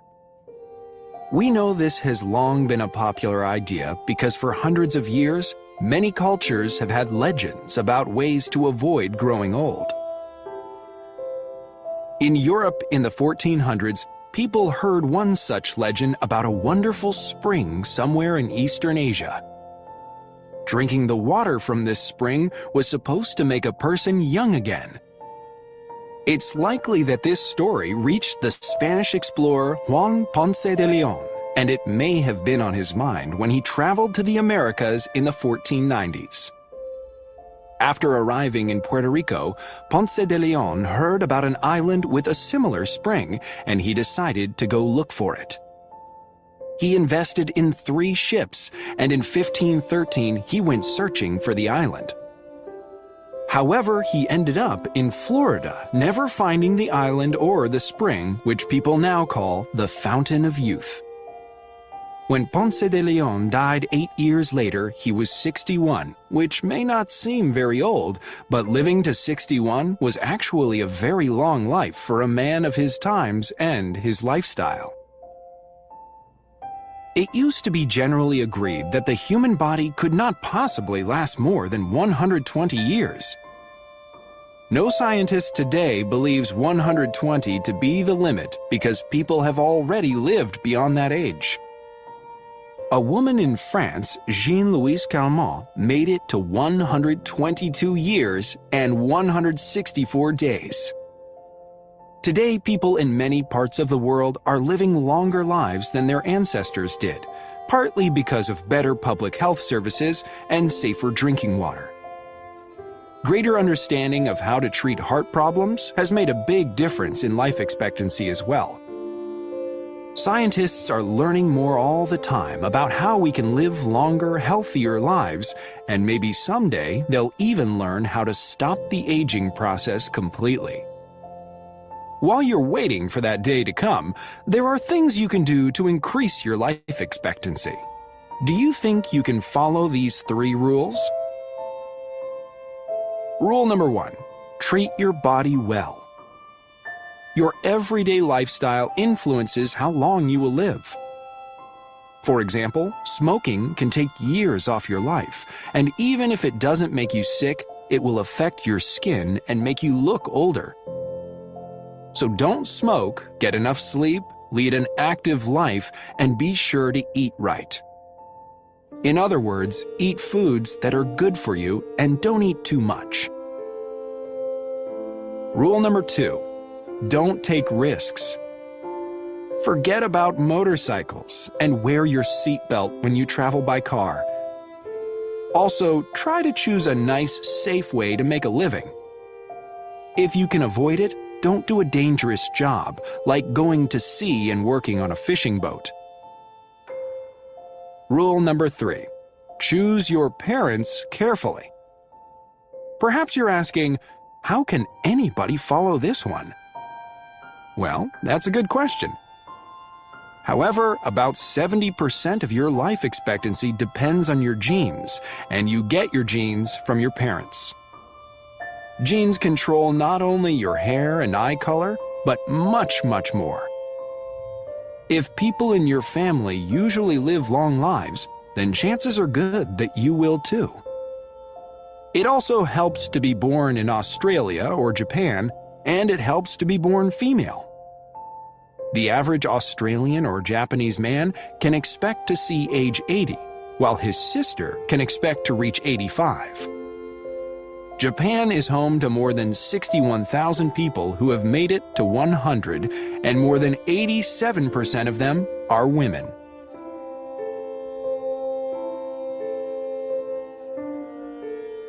Passage 2. Placebo effect. Harry S. wanted to quit smoking. So, when he saw an ad for a study on ways to break the habit, he called and offered to be part of it. The research was being done at a local university where Harry and the other volunteers, all people who wanted to quit smoking, were divided into 3 groups. The volunteers in Group A received nicotine gum. That's chewing gum with nicotine, the drug and tobacco that gives smokers the good feeling they get from smoking. When these smokers felt the need for a cigarette, they could chew a piece of this gum instead, and it would give them the nicotine their bodies were used to. The volunteers in Group B, including Harry, got some gum too. Theirs was just plain chewing gum, but they didn't know it had no nicotine. The people in Group C got nothing. A group like this in a study is called the control group.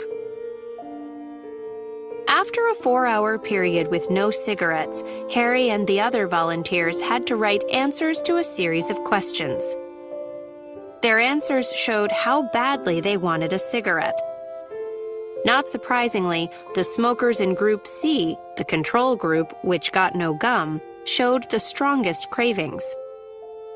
The smokers in the other two groups didn't feel such a strong need to smoke. What surprised the researchers was that the results for groups A and B were exactly the same. That meant that the plain chewing gum worked just as well as the gum with the nicotine. Why? The researchers thought it was most likely the placebo effect.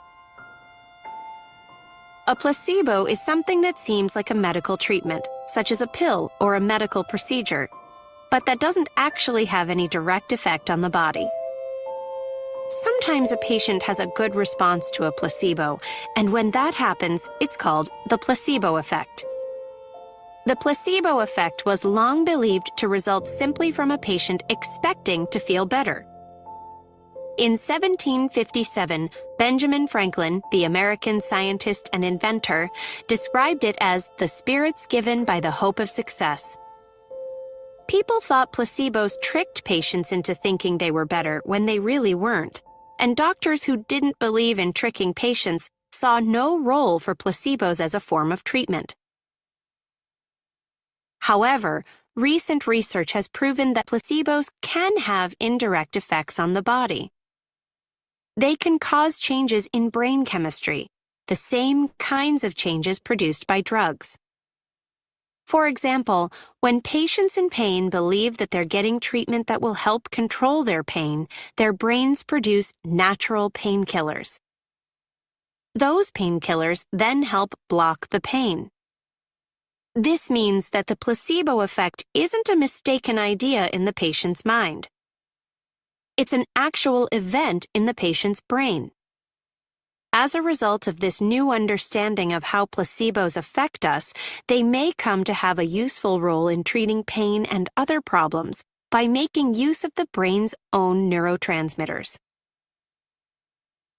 We still can't be sure why the smokers in Harry's group felt fewer cravings than expected. Maybe just the idea of getting treatment, nicotine in this case, produced changes in their brain chemistry. But maybe the people working with the volunteers had something to do with it too. A study at Harvard University showed that when people on the medical staff were especially kind and helpful, patients had a better response to a placebo. There could be other explanations too. Maybe the sugar in the chewing gum helped the smokers in Group B feel better. One thing we do know about the placebo effect is that further research is needed. Passage 3. Tears. Tears are good for our eyes. In fact, without them, our eyes would be so dry they wouldn't be able to move. Some people say tears help us in other ways too. Maybe you know someone who likes to watch sad movies in order to have a good cry. While it hasn't been proven, tears may be good not only for our eyes, but for our emotional health as well. We generally notice tears only when we cry, but we have them in our eyes all the time, and we need to. Without this liquid covering them, our eyes would be at risk of infection. We also need tears in order to see. The cornea of the eye does not have a perfectly smooth surface, and tears fill in the holes in the cornea, making it smooth so that we can see clearly. Without tears, the world would look very strange to us. These are the two basic jobs that tears do for us. They help us see the world while at the same time protecting our eyes from it. There are three types of tears, called basal, reflex, and emotional, or psychic tears, and these three types differ not only in purpose, but also in composition. Basal tears are the ones that we produce all the time. On average, our eyes produce these tears at the rate of 5 to 10 ounces a day. When we blink, we spread basal tears across the surface of our eyes. If we do not blink often enough, like some people who spend long hours in front of a computer, our eyes get dry. Have you ever cut up an onion and felt tears come to your eyes? Tears of that type are called reflex tears.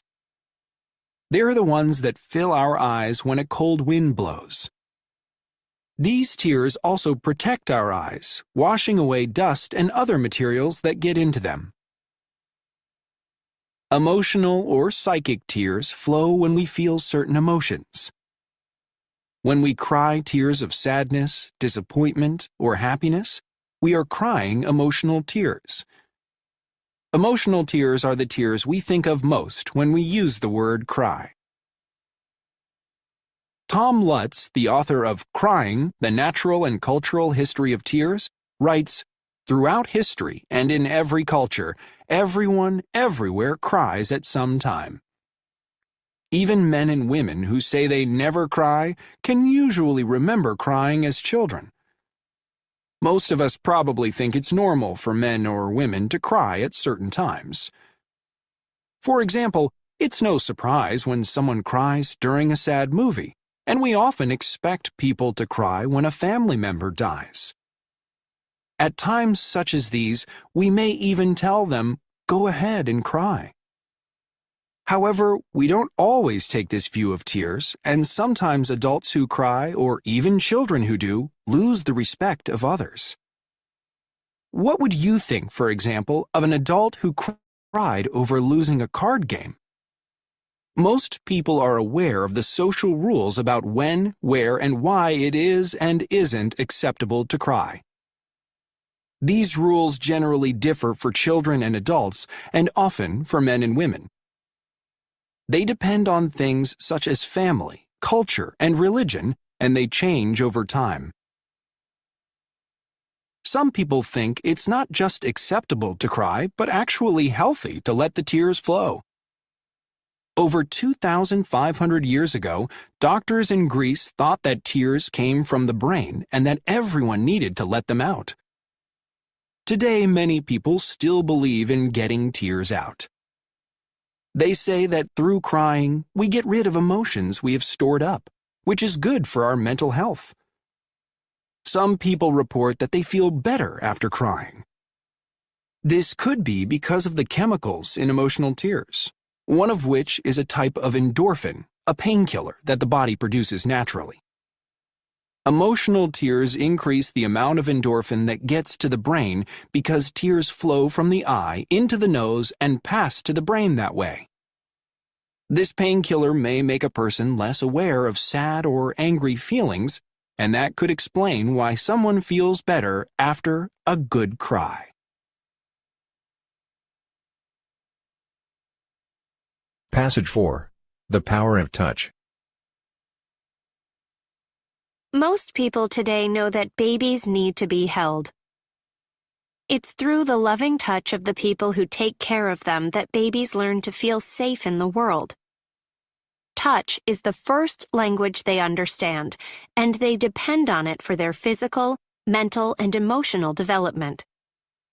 What most people don't know is how touch is a key to good health for adults, too. A baby's need for touch was not always as well understood as it is today.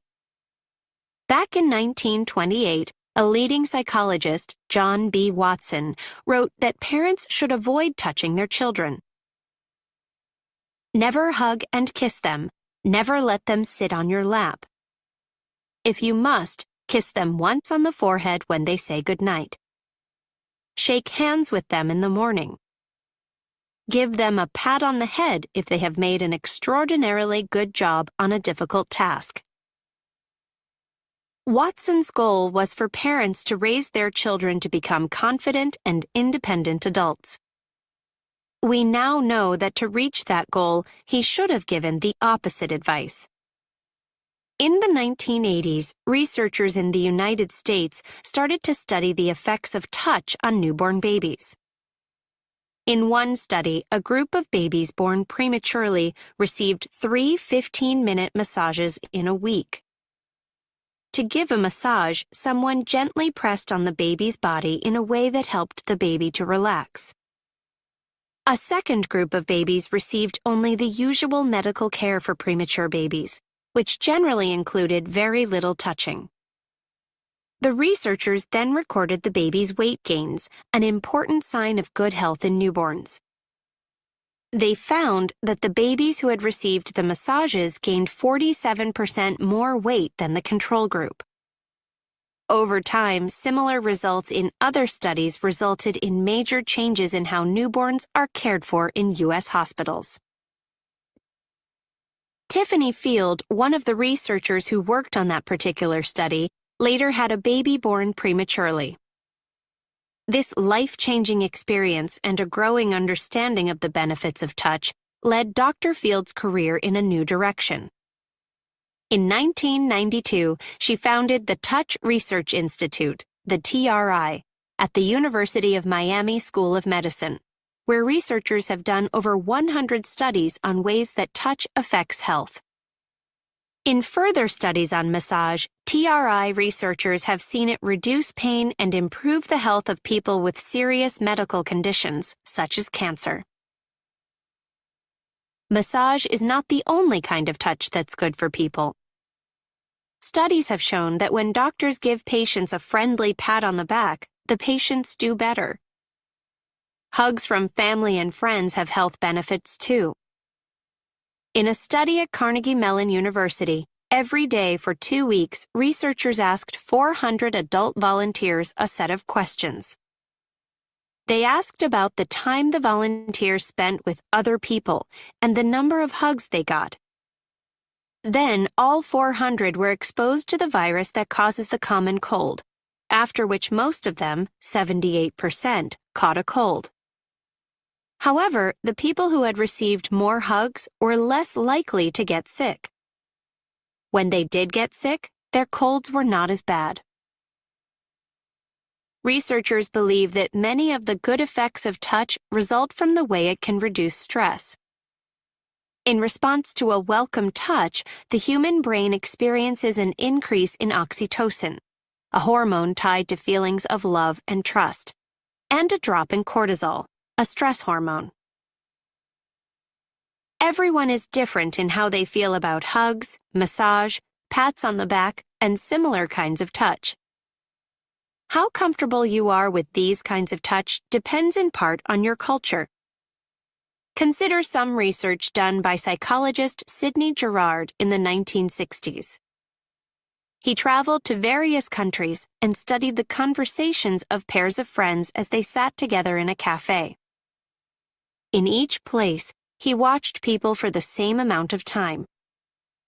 In England, he saw that friends never touched each other.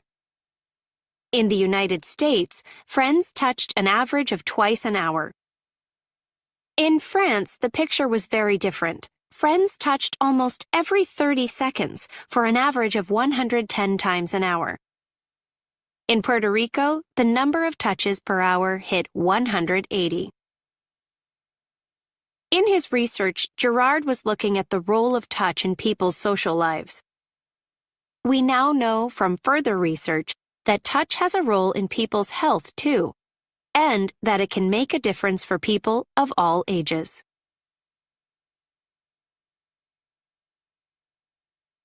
Lesson 7, Business. Passage 1. Young entrepreneurs. The world has always had entrepreneurs, people who come up with an idea and turn it into a business. Today, however, these people seem to be everywhere. They also seem to be getting younger and younger. Some very well-known businesses, such as Facebook and Microsoft, were started by college students, and other businesses have been started by students who were even younger. At age 9, Ashley Qualls learned how to set up a website. At 14, she created a website where girls could get free help to set up websites for themselves. Before long, her site was getting more than 100,000 page views a day. Then Ashley got a call from a business that wanted to put ads on her site and would pay her to do that. She agreed, and from those ads, she earned enough while still in high school to buy her family a house. Cameron Johnson was also 9 when he started his first business. He began with printing party invitations for his parents' friends. By the time he graduated from high school, he had started 3 more businesses and made his first million. What drives young entrepreneurs like these? Ashley Qualls would say that she was just having fun. She might call herself an accidental CEO, someone who ends up at the head of a company without really planning on it. Pierre Omidyar might say the same thing. He created the world-famous eBay, but he says he did not mean to start a business. He was just trying to look good for his girlfriend. Cameron Johnson, on the other hand, knew exactly what he wanted. He grew up reading books about famous businessmen, and he dreamed of making millions. Other young entrepreneurs, like Costanza Ontaneda, dream of making the world a better place. At age 18, while visiting Peru, she met some people who were highly skilled at making clothes but could not make a living at it. Instead, they supported themselves washing dishes or cleaning rooms. Constanza came up with a plan. She would hire them at a fair wage to make clothes that she would design, and she would sell the clothes in the United States. After she opened her store, the Peruvians started earning more in a few weeks at work they enjoyed than they used to make in a year. Young people who start their own businesses may face problems that older people do not. Matt Spain is one example. He started a computer service company at age 15.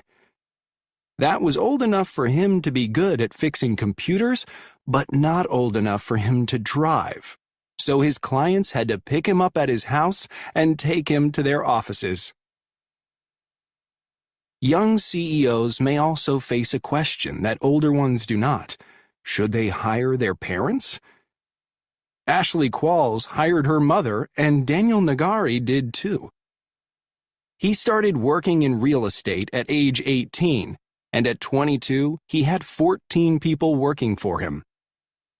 He got his mother to leave her high-paying job to work for him by showing her that with his company, she would earn even more. He was happy to hire someone he knew so well and trusted completely. Young or old, most entrepreneurs are alike in some ways. For example, they're willing to take risks, and they believe they'll succeed. If you would like to know more about starting your own business, you can pick up a book about it. Cameron Johnson wrote his first at age 15. Passage 2. International Language of Business. Felice Yilmaz works for a company in Istanbul and usually speaks Turkish at work. When she travels to England on business, she deals with people there in English. But when she goes to Germany or Brazil, she doesn't use German or Portuguese. Again, she uses English. I use English in Japan and Thailand, too, she says. It's the language of international business. How did English get to be so widely used? It's not the oldest living language or the most beautiful to the ear.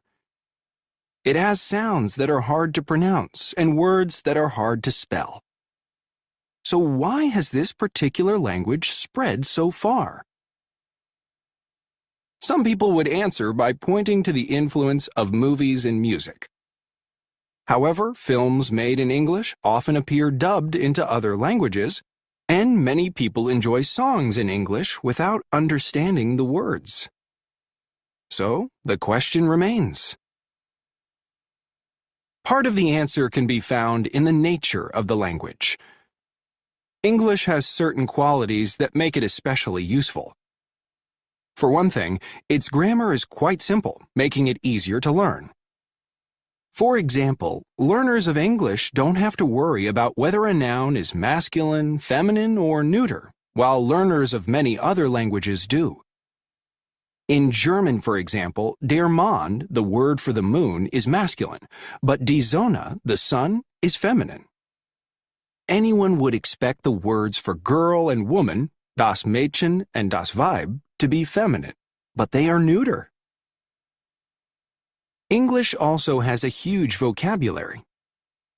Early English developed from Germanic languages, which gave it its most common words, such as the, is, of, go, you, man, and woman. English has always taken words from other European languages too, including Latin, attract, design, and invent, and Greek, alphabet, mathematics, and theater. After 1066, when invaders from France came to power in England, English gained many French words, such as officer, crime, and service. Since that time, English has welcomed words from many other languages: Spanish, Arabic, Turkish, Urdu, Chinese, and Japanese, to name just a few. To understand the spread of English, we also have to look at political and economic history. During the 1600s and 1700s, people from England traveled all over the world, taking their language to North America, Africa, India, and Australia. New nations were born, and their governments used English. Then, in the 1800s, England led the Industrial Revolution, and London became the world's great financial center. That made English the language of money.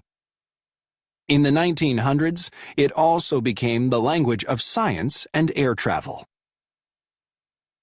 Then came the Internet.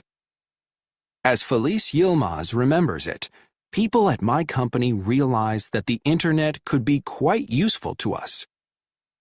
But at first, everything online was in English. It gave us another reason to know this language. Soon, business people in many countries were going online and using English more and more. Today, there are business schools teaching all their courses in English, even in countries where English is a foreign language. These schools want their students to be ready to do business in international markets.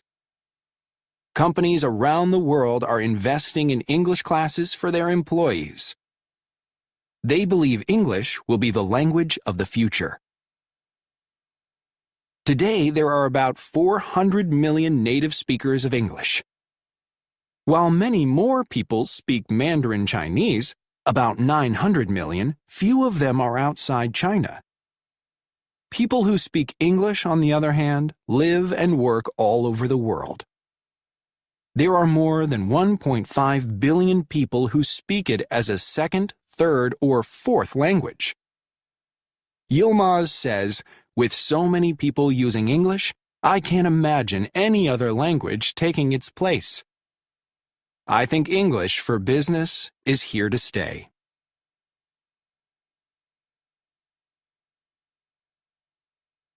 Passage 3. Worker-owned businesses. King Arthur Flour is the oldest flour company in the United States. Its flour is of very high quality. Just ask the people who use it. All across North America, people who care about making fine bread buy King Arthur Flour, and the company even has customers in Switzerland, Japan, China, and Saudi Arabia. King Arthur Flour began in 1790 as the Sands, Taylor, and Wood Company, and members of the Sands family have stayed with the company all these years. Frank Sands was the fifth member of the Sands family to lead the company. He started working there in 1963 when his father was in charge of the business, and eventually Frank's wife Brinna joined him there. When Frank and Brinna decided to retire, none of their children wanted to take control of the family business, which meant that the future of King Arthur Flour was uncertain. Then one evening, Brinna asked Frank, "Who besides our kids is most like family?" The answer was clear: the people who worked at the company. Frank and Brenna trusted them to continue the family tradition, so they began to let the employees take charge of the business. Today, the 160 employees of King Arthur own and run the company. Worker-owned businesses don't all start the same way. In some cases, workers at a successful company find a way to buy the business. In other cases, a company fails, but the employees react by working as a team to start it up again. Often, a group of people decide to set up a new business together. What makes them want to do this? Some want to be part of the decision-making at their workplace. Others want a chance to share in a company's profits. There are various types of worker-owned businesses. Some of them make a product, like flour, and others provide a service, such as healthcare or cleaning offices. There are also various ways to organize these businesses. However, most worker-owned businesses share certain important ideas. One idea is that all the workers, not just the people in charge, should have the chance to be owners. A second is that all financial information about the company should be shared openly with the workers. A third is that the workers should have the right to vote on business decisions. Then they have real control. The worker owners at King Arthur believe in these ideas.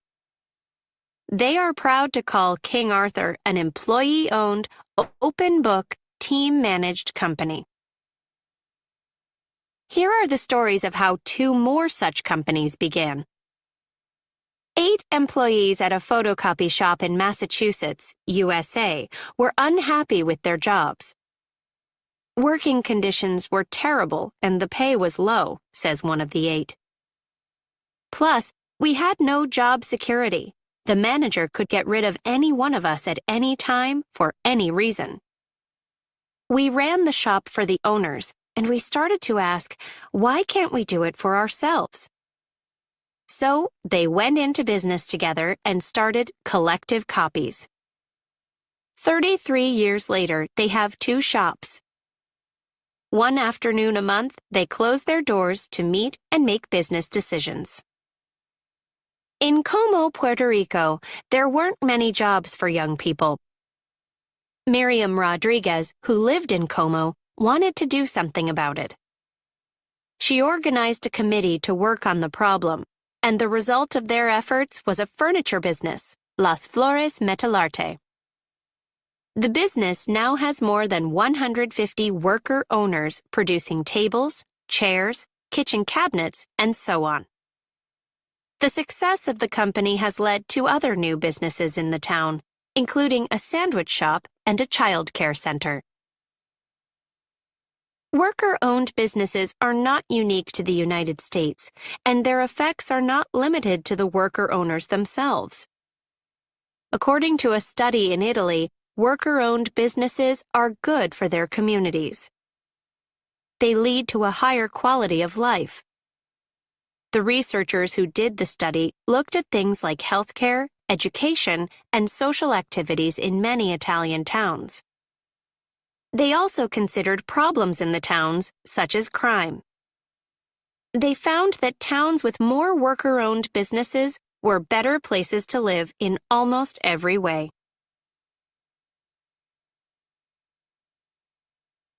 Passage 4. Word-of-mouth advertising. Whether you want to or not, you probably see and hear ads every day.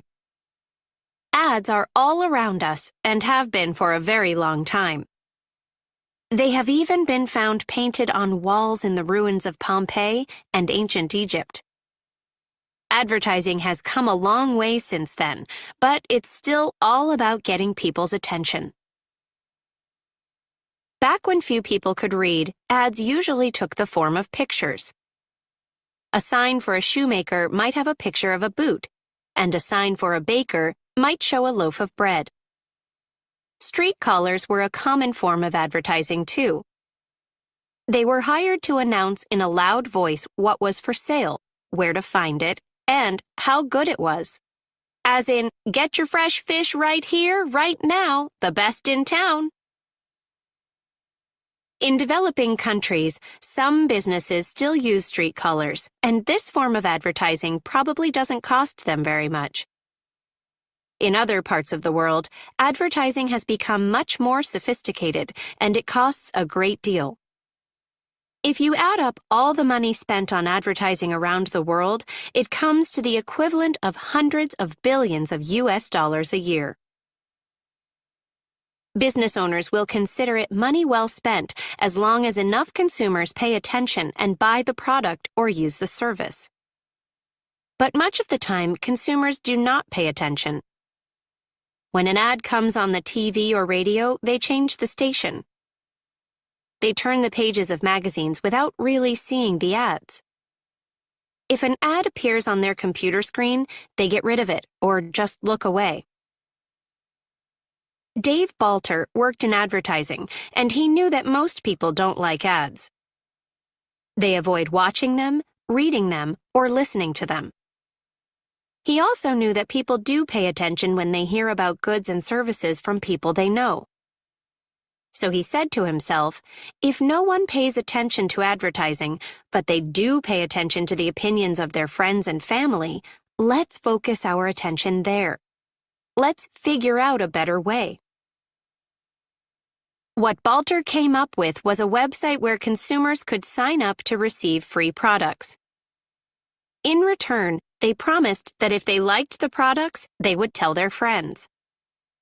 In most cases, the volunteers also got coupons to give to their friends.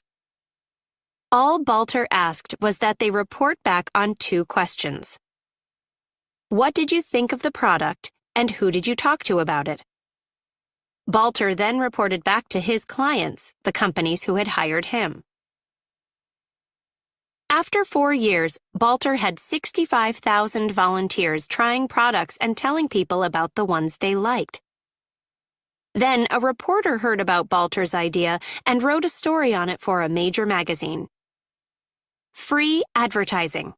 Within a year after that story appeared, Balter had 130,000 volunteers. Today, the company he started has over 1 million people spreading the word about a wide variety of products.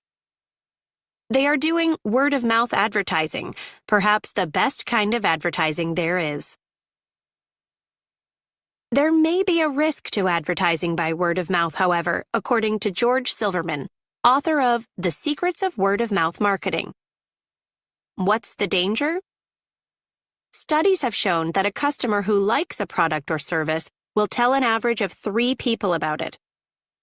But when a customer doesn't like one, on average, they'll tell 11. This means that while good word of mouth can help, bad word of mouth can really hurt.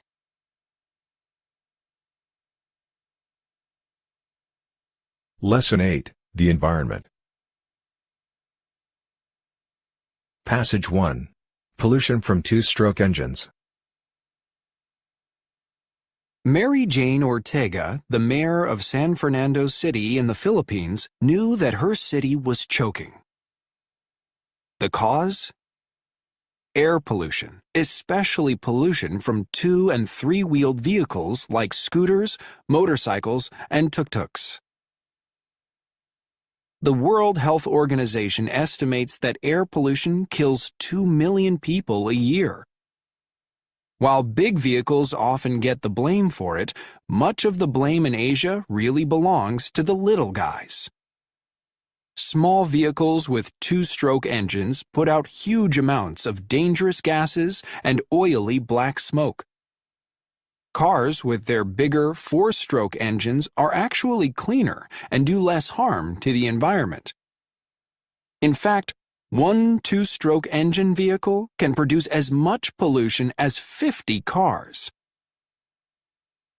Mayor Ortega thought that the solution was to get rid of the 2-strokes. She offered interest-free loans to help people pay for new vehicles with 4-stroke engines. Within 3 years, there were 400 of them on the streets of San Fernando. But there were still more than 800 of the two-strokes. Even with a loan, the change to a four-stroke was just too expensive for many people. Two-stroke engines are lighter and simpler, so they are less expensive to buy and maintain. Another problem was that the people who did change to a four-stroke were selling their old two-stroke to someone else in the city. The loans had led to no decrease in either the number of two-strokes or the amount of pollution. San Fernando needed another solution, and it had to be cheap. Meanwhile, in Colorado, USA, a team of college students were trying to win a competition. They were developing a clean two-stroke engine snowmobile for use in Yellowstone National Park. The team built a winning snowmobile that led to the startup of a nonprofit business, EnviroFit. Using technology developed for the snowmobile, EnviroFit came up with a way to retrofit two-stroke engines. Retrofit means to improve a machine by putting new and better parts in it, after it is already made. The company designed a retrofit kit, a set of parts and tools for people to use on their own two-stroke engines. Using the kit could both reduce the pollutants in the exhaust and help the engine make better use of fuel. The company sent kits to the Philippines to be tested by 13 taxi drivers. Each driver had a 3-wheeled motorbike with a sidecar for passengers. After 8 months, the results were great. Using the kits had cut both pollution by more than 70% and the waste of gas and oil. Saving money on fuel turned the taxi drivers into believers. They found that using the kit could mean increasing their income by as much as a third. Right away, they started to spread the word among other drivers. Rolando Santiago, president of a taxi drivers organization, was one of the first drivers to retrofit his engine. He says, "After 6 months of using the kit, my extra income helped me save for a matching house grant. I rebuilt my home and my neighbor's home, which provided better housing for 6 families." Santiago's story gives one example of how better air can lead to a lot of other better things. Few two-stroke engine vehicles are in use in the United States. However, the United States has good reason to care about the harm these vehicles do. Pollution pays no attention to borders between countries or continents. For that reason, the U.S. government has spent thousands of dollars on kits for cities in India and other parts of Asia that have major air pollution problems. Pollution in India or the Philippines is not just their national problem, and pollution in Asia is not just Asia's problem.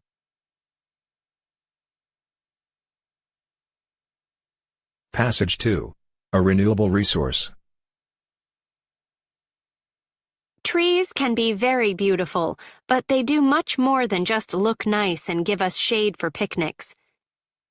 In fact, trees are so valuable that it's hard to see how we could exist without them. First, trees supply us with oxygen.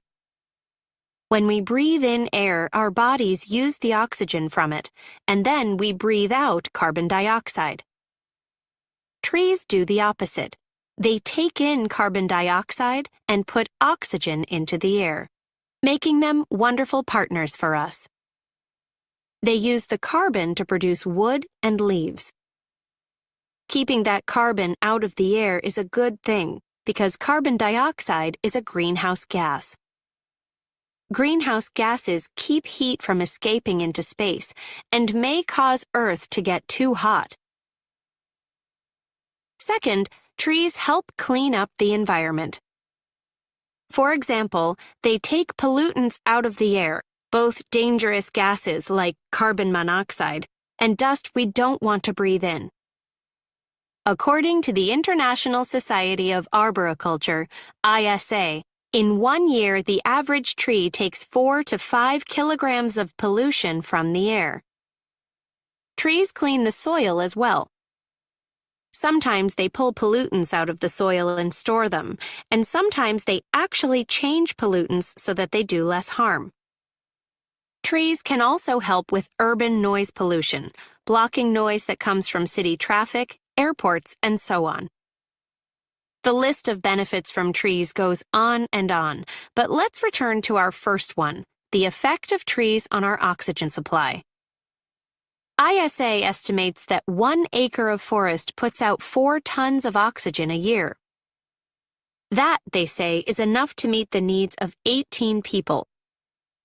So if 1 acre of forest is enough for 18 of us, how many acres does it take to meet the oxygen needs of the whole world? And is the number of trees keeping up with the population as it grows each year? Ecology professor Nalini Nadkarni wondered about this, so she looked into how many trees there are in the world. She knew that scientists had estimated the number of trees by looking at photos of Earth taken by satellites. As of 2005, that estimate was about 400 billion trees. Nadkarni then wondered how many trees that meant per person. To get an answer, she divided the number of trees by the world's population at that time, and she found that there were 61 trees per person. Was that good news or bad? Nadkarni started thinking about how many trees she herself would consume in her lifetime. One of her students reported that each year the average American uses the amount of wood in a 100-foot tall tree that is 18 inches in diameter. Nadkarni thought about all the things she uses that are made from wood or from other tree-based products such as rubber, like newspapers, magazines, movie tickets, birthday cards, pencils, ink, rubber boots, furniture, wooden chopsticks. Chopsticks? Nadkarni herself probably does not use a great number of those. However, she learned that every year the Japanese throw away over 20 billion pairs of them. These chopsticks, called warabashi, little quick ones, are made of wood that comes from Vietnam, Malaysia, Thailand, the United States, and Canada. The Chinese throw away even more of them, 450 billion pair a year. That equals about 25 million trees every year. Nadkarni does not tell this story to make chopstick users or anyone else feel bad. She says, I don't want people to feel guilty about their relationships with trees and say, oh, I can never touch another tree-created product again. She does want people to feel grateful that trees are such a wonderful resource, and to understand that trees are a renewable resource. We can plant more. In 2007, a 9-year-old boy in Germany decided to do that. Felix Finkbeiner wanted to follow the example of Wangari Maathai of Kenya. She was responsible for getting 30 million trees planted in Africa over 30 years. So he started Plant for the Planet. Since then, children around the world have gotten involved with this organization and planted billions of trees. According to a study completed in 2015, people are planting about 5 billion trees a year. The same study also provided a more accurate tree count. We actually have more than 3 trillion trees on Earth, more than 7 times as many as the earlier estimate. Both facts are very encouraging, aren't they? However, the same study provided some troubling facts. There used to be twice as many trees on Earth as we have now, and each year 15 billion are being cut down. At that rate, in 300 years, there won't be any trees left.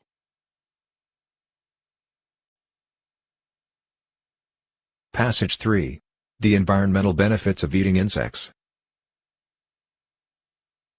Do you find it hard to imagine eating an insect? Perhaps you are saying to yourself, "Never in a million years would I eat bugs." Or perhaps you are one of the many people who like to snack on chocolate-covered grasshoppers.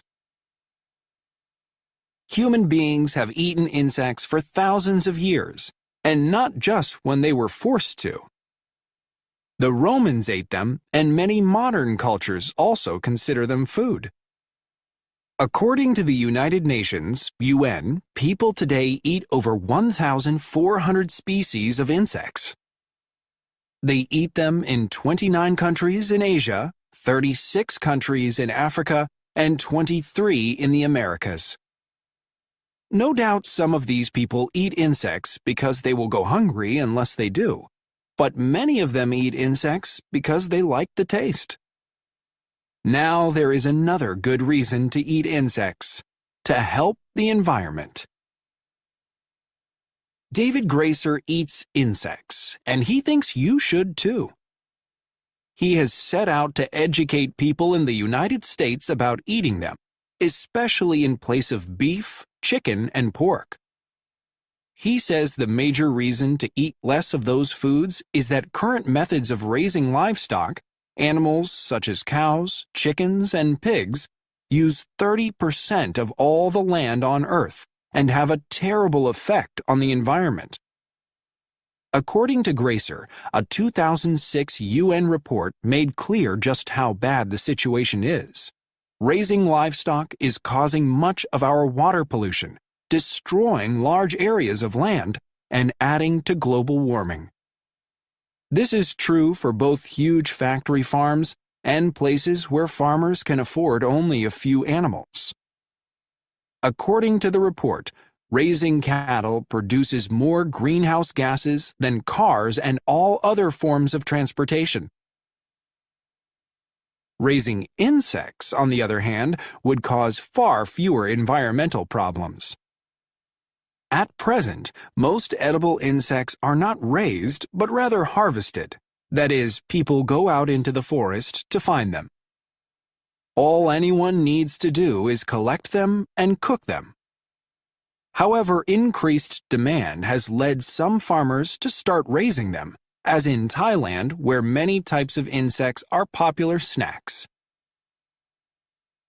David Gracer also points out some of the benefits that insects offer as food. For example, if you are trying to lose weight, you might like to know that grasshoppers contain only 1/3 the fat found in beef. Insects are also a good source of protein. Dried insects often have twice the protein of fresh fish. In terms of protein, insects again compare well with beef. For every pound of grain that insects eat, they create far more protein than cattle do. Cattle have to eat several pounds of grain to produce just 1 pound of beef. In other words, cattle are not adding to the world's food supply, they are subtracting from it. Cattle also require huge amounts of another valuable resource: water. It takes 1,847 gallons of water to produce a pound of beef. That will get you only 3 or 4 hamburgers. The idea of insects as food has the support of experts such as Robert Koch, who teaches bioresource engineering at McGill University in Montreal. Professor Koch sees insects as a great source of protein. He has long spoken in favor of farming them, although he's not sure many Canadians are open to the idea. Nutrition professor Marion Nestle of New York University would agree with him about the benefits of insects as food. However, she also thinks that before most North Americans would eat them, they would have to be very, very hungry. For now, David Gracer will continue to speak out at schools and on TV and radio on why people should eat insects. He realizes change will come slowly, if at all, but he hopes one day to import and sell edible insects like the Mexican grasshoppers called chapulines. He won't try to make a living at it, however. He says, "If I did this for a living, my family and I would be eating bugs all the time."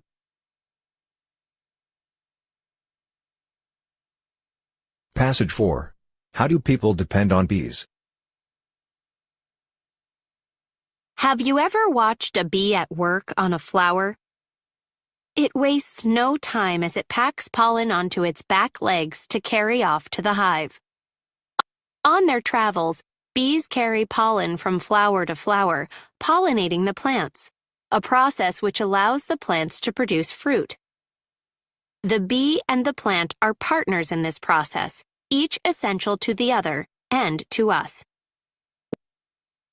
1/3 of the food we eat comes from plants that need animals to pollinate them.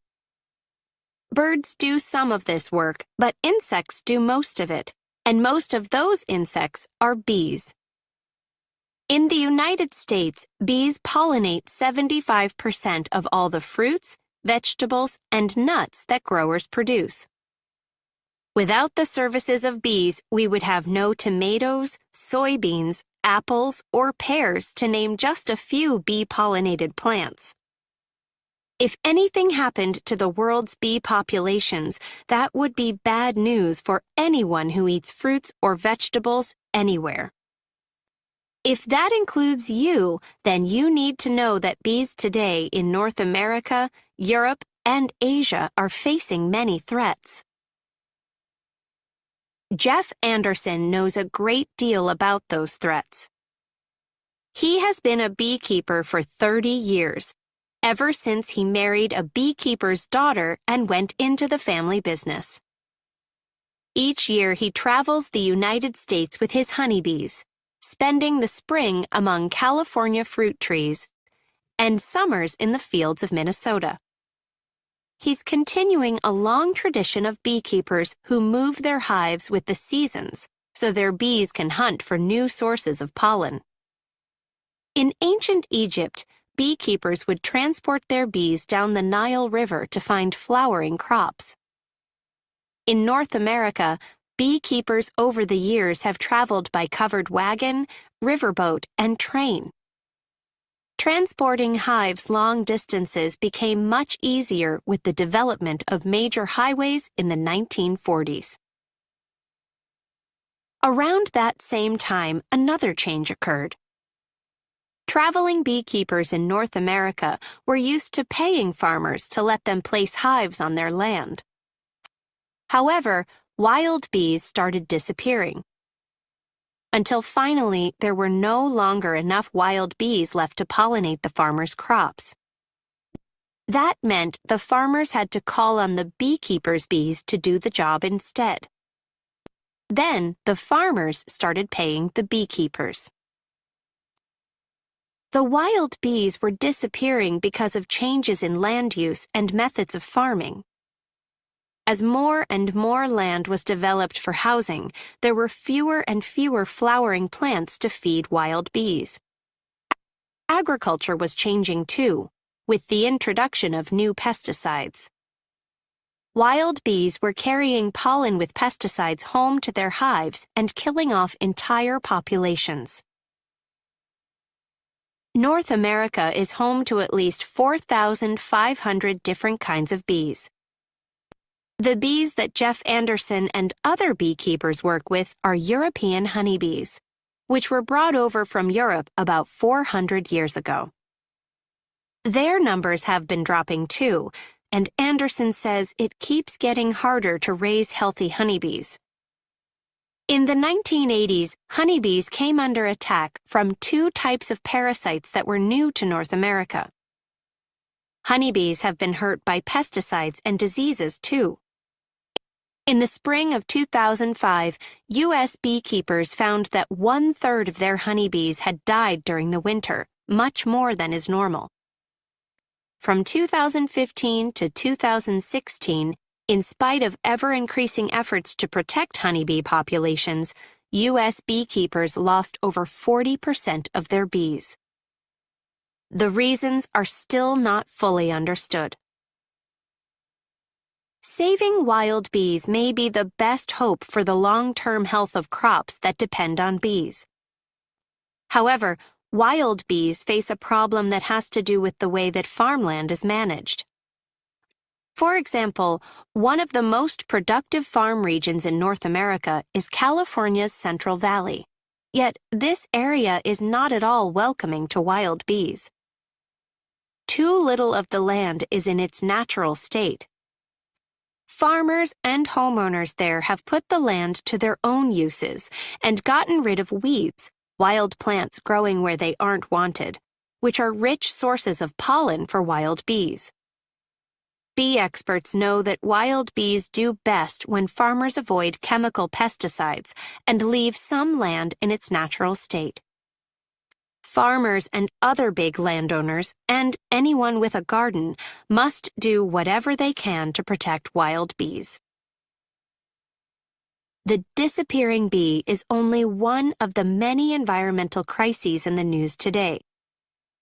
But while there are serious problems with our environment, there are also many good people working hard to solve them. Douglas Barish, editor of the environmental magazine On Earth, knows that news about the environment often sounds bad, and it can make people anxious.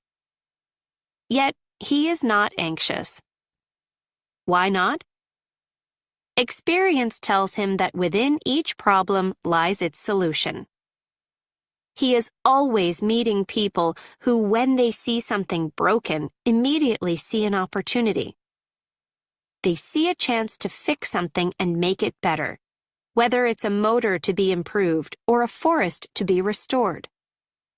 In the case of the honeybee, perhaps there are laws that need to be changed. One thing is clear. We'll have to figure out how to save the bees' way of life if we want to save our own.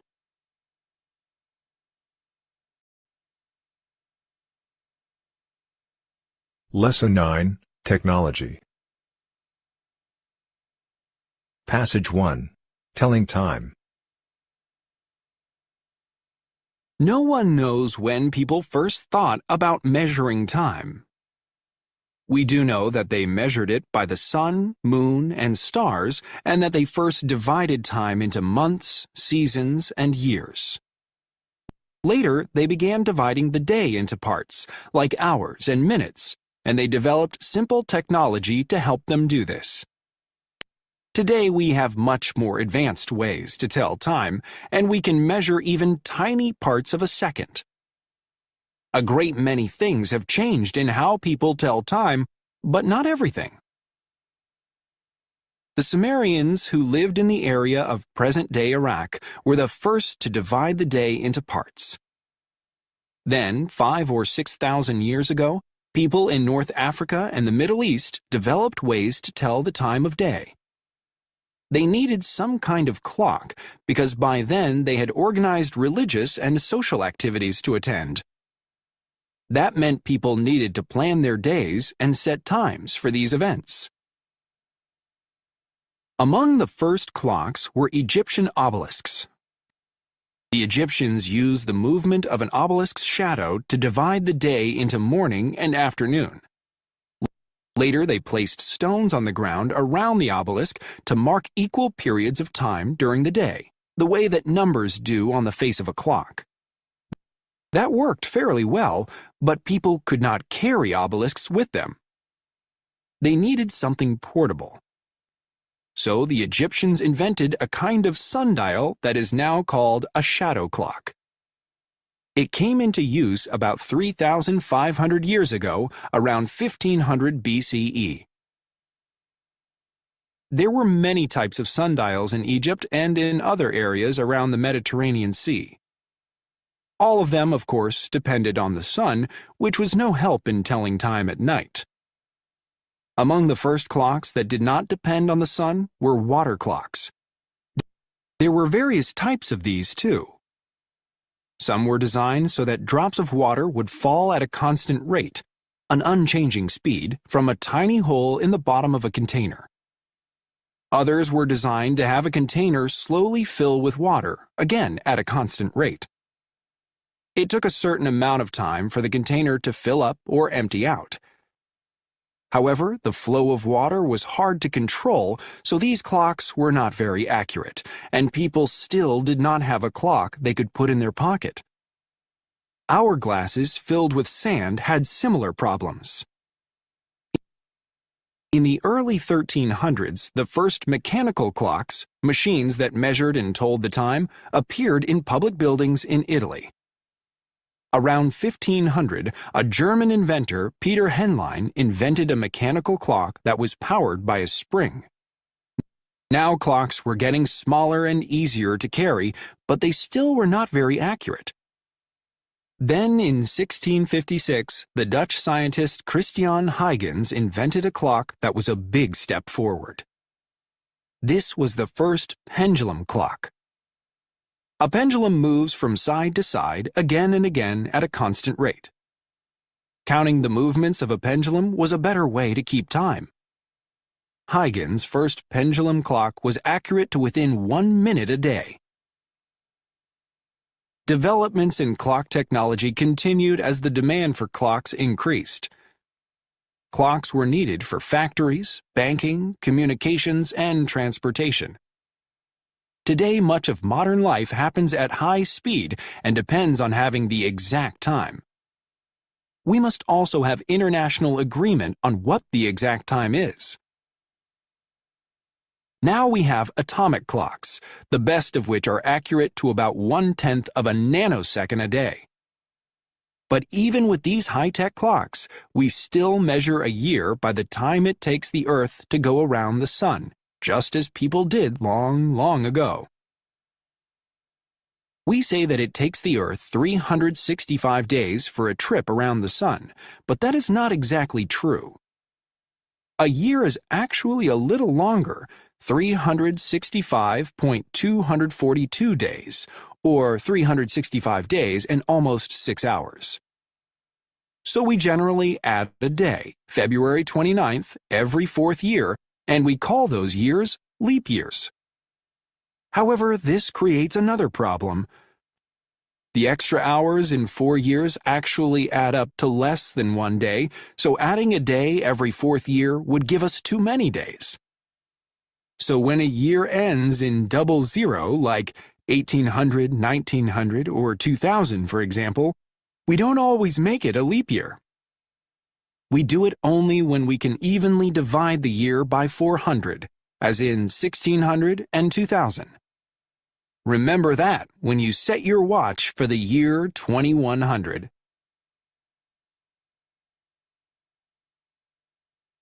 Passage 2. The screen versus the printed page. We do a lot of reading on screens these days, on computers, smartphones, and other kinds of electronic devices.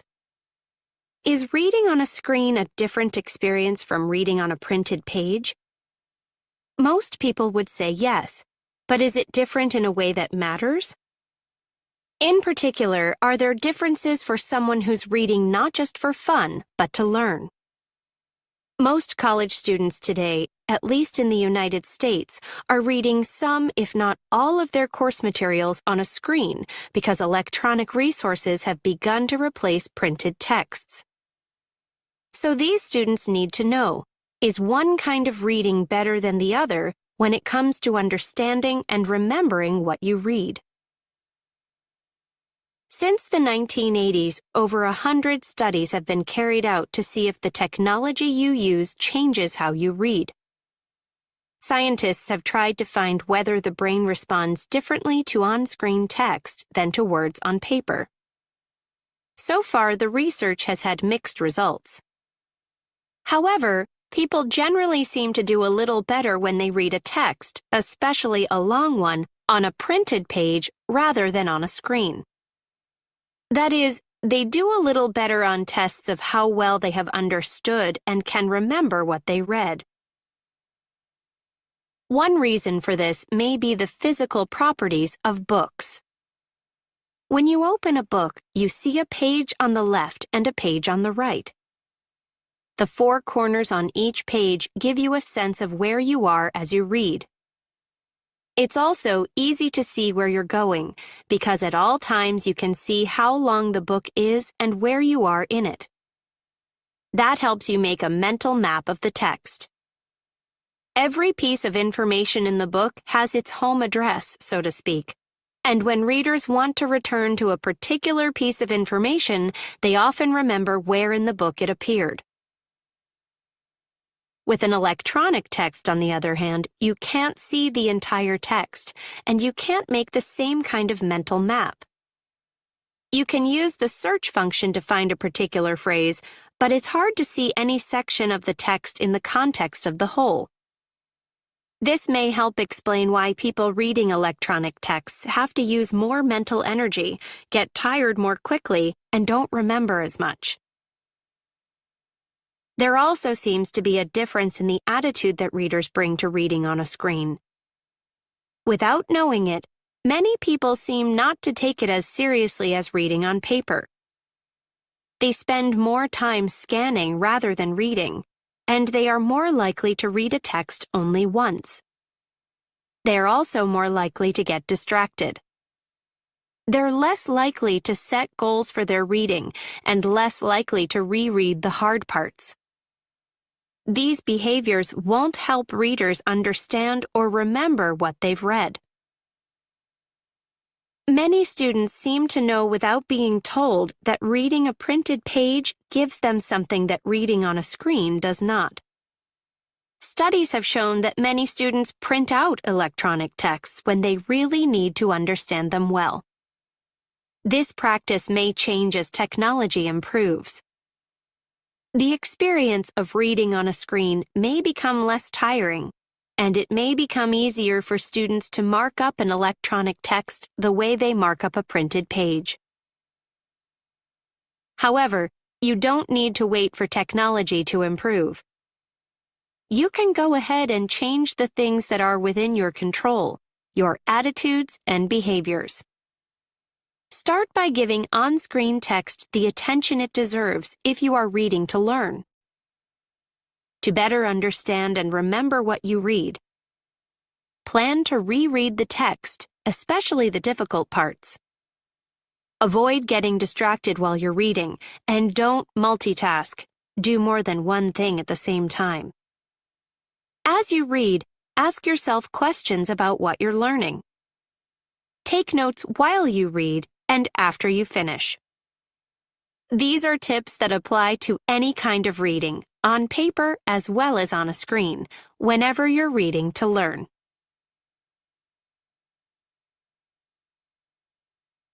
Passage 3. Appropriate technologies. You are probably reading this book in a developed country. So when you hear the word technology, you are likely to think of computers, high-tech phones, cars, and so on. People who live in such countries can look forward to new and better models of all these products each year. Modern technology has made life in developed countries much easier. Technology can make life easier in developing countries too, but it has to be technology of another kind because the needs in those countries are very different. About 1.2 billion people, almost 1/5 of the people on Earth, don't even have electricity. What they need is technology that is appropriate for their situations. That is, they need technology that will help them meet basic needs for food, water, clothes, housing, health services, and ways to make a living. The phrase appropriate technologies means types of technology that use materials available in the local area, can be understood, built, and repaired by the people who use them, bring communities together to solve local problems. Some appropriate technologies are beautifully simple. For example, a project in Sri Lanka is using sunlight to make drinking water safe. Clear bottles are filled with water and placed in the sun for 6 hours. That is usually enough time for the sun to heat the water and kill germs. If the weather is cool or cloudy, it takes 2 days. This method has been proven to help people stay healthier. Amy Smith is a U.S. inventor with a passion for designing appropriate technologies. Smith studied engineering at Massachusetts Institute of Technology, MIT, and then spent 4 years in Botswana. She taught math, science, and English there, and she trained farmers to take care of bees so they could get honey from them. In Africa, she realized that she could help people more by using her skills as an engineer. Smith said, "The longer I was there, the more I realized there were plenty of inventions that could improve the quality of life." So Smith went back to MIT and started working on low-tech inventions. Her first great invention was a screenless hammer mill. A hammer mill is a machine that grinds grain into flour. Usually, a hammer mill needs a metal screen to separate the flour from the unwanted parts of the grain. But screens often break, and they are hard to replace, so regular hammer mills are not much use in rural Africa. Women there often end up grinding grain by hand and spending hours each day doing it. Smith's invention does not need a screen. It is cheap to build, simple to use, easy to repair, and it does not need electricity. With this machine, a woman can grind as much grain in a minute as she used to do in an hour. Smith's invention has been a great success in Africa, but some other ideas that people have tried have not done so well. In northern Ghana, another project designed to help women failed partly for cultural reasons. The women in that area do most of the farming, and they spend a lot of time and energy walking to and from their farms. Most of the time, they carry heavy loads on their heads. They are very much in need of a better way to transport farm products, tools, water, and so on. Because bicycles are popular in the region, a bicycle trailer seemed to be a good solution to the problem.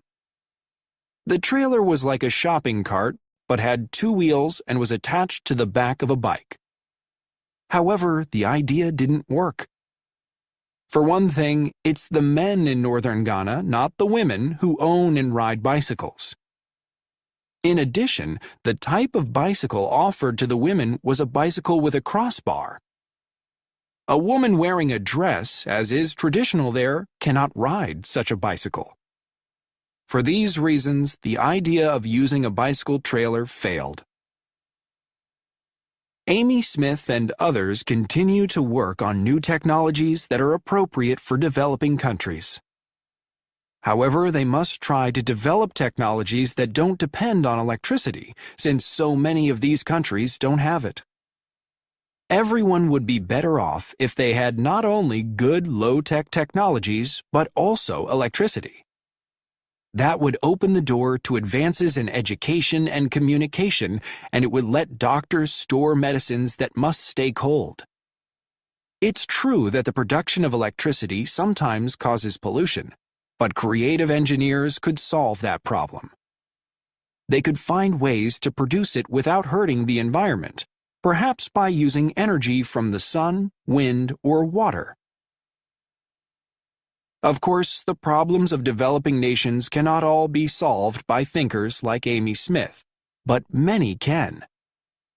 As she says, technology isn't the only solution, but it can certainly be part of the solution.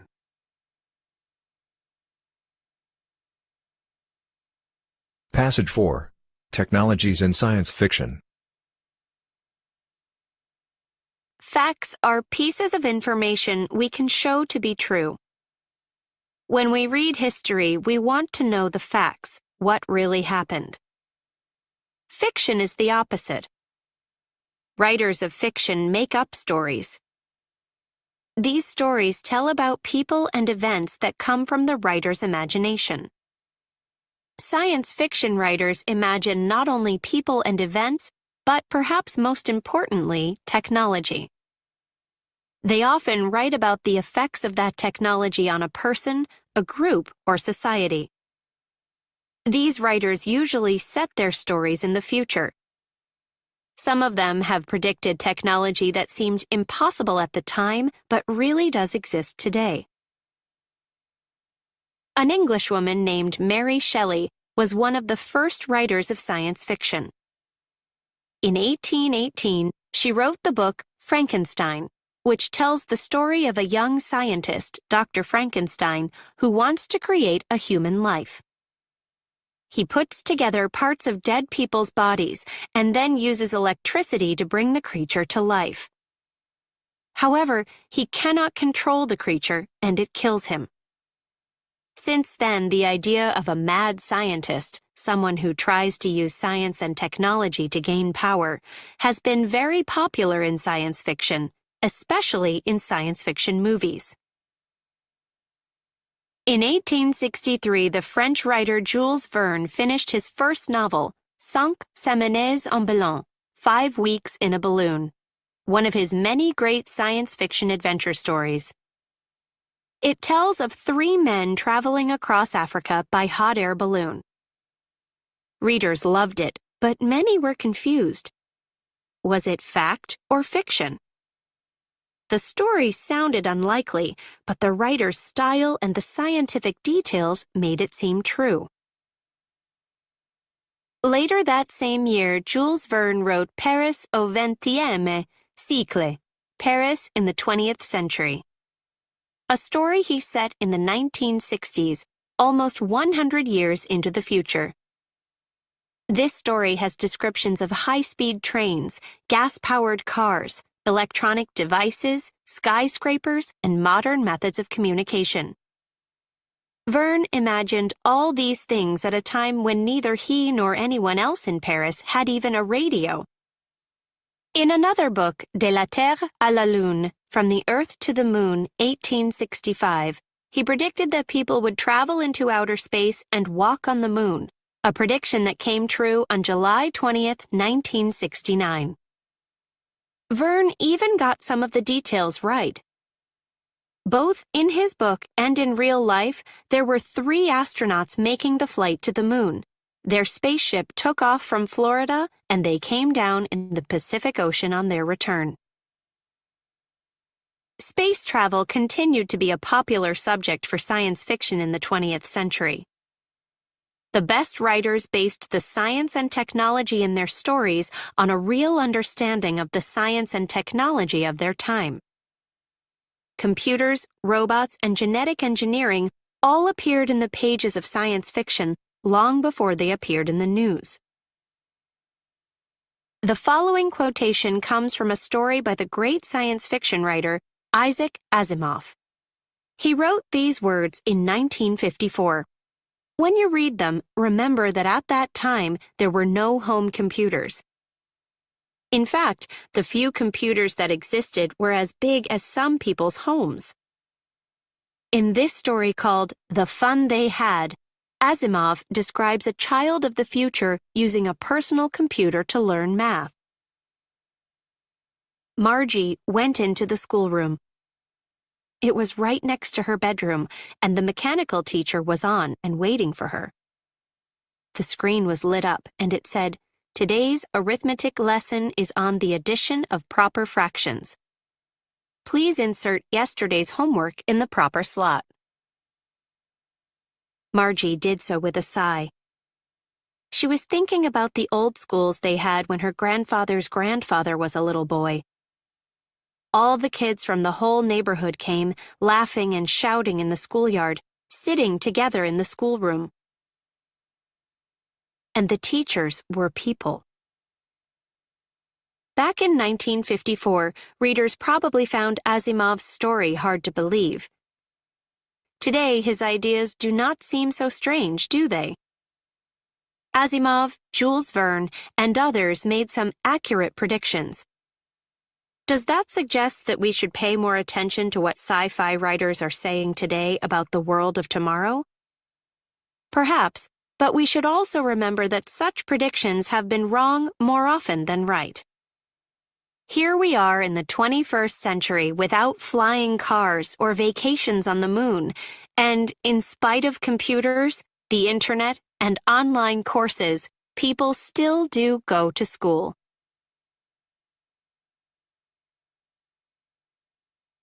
Lesson 10, Economics. Passage 1. Basics of Economics. What do you think of when you hear the word economics? Perhaps the front page of a newspaper where you might see stories about employment or interest rates or a national debt on the rise. Many people find that such stories use terms they don't understand. They find economics confusing, yet they feel they need to know something about it. We all do. After all, economics is about us. In the words of Canadian economist Jim Stanford, economics is about who does what, who gets what, and what they do with it. When we talk about economics, we are talking about ourselves as workers, consumers, savers, and investors. The results of our individual and collective decisions in those roles make up the economy. Our individual decisions include such things as what products to buy, what work to do, and how much to invest in our education. To get the things we need and want, we need to use our resources, our money, time, and skills, and those resources are limited. That forces us to make choices. Economist Pearl Clonch explains, the economist's special way of looking at the world involves looking at the costs and benefits of making any decision or choice. Economics says that since everything interesting in life is scarce, choices have to be made. And choices involve costs as well as benefits. So if you want to make wise choices, you should use a benefit-cost approach. This method of decision-making, also called cost-benefit analysis, is often used by governments in deciding how to use their financial resources. Take the case of a decision about whether to build a highway. Officials would estimate the costs of the project, in taxpayer money, for example, and compare them with the benefits to highway users, for example. We can use the same approach in deciding how we spend our own money or our time. However, the costs of buying or doing something includes more than just the price we pay in dollars or euros or yen. When we choose one thing over another thing we also want, because we can't have both, then we lose the opportunity to get that other thing. Economists have a term for this loss: opportunity cost. When you have a limited amount of money and you choose to spend it on a pizza instead of a movie, you have lost the chance to see the film. The opportunity cost of getting the pizza is not getting to see the movie. To return to the example of the highway, when the government considers the cost to taxpayers, it must consider more than the price of labor and materials. Tax money is a scarce resource, and the government could use that money elsewhere. In other words, what is the opportunity cost of building the highway? In addition, there are environmental costs to consider, such as the loss of fields or forests. There may also be costs to people whose property lies in the way of the highway. Spending decisions are only part of the government's role in the economy. One of its most basic responsibilities is creating currency, the economist's term for money, which lets us make trades for goods and services. Imagine if we had to exchange goods and services without the use of money, the way people did before money was invented. How would you pay your school for your classes? You could offer to trade the school some of your belongings or do a job for them, but you might not have anything the school needed. Even if you did, you would waste a lot of time negotiating the trade. Money, on the other hand, lets us buy and sell goods and services quickly and easily. Most people agree that the government plays an essential role in creating and regulating money.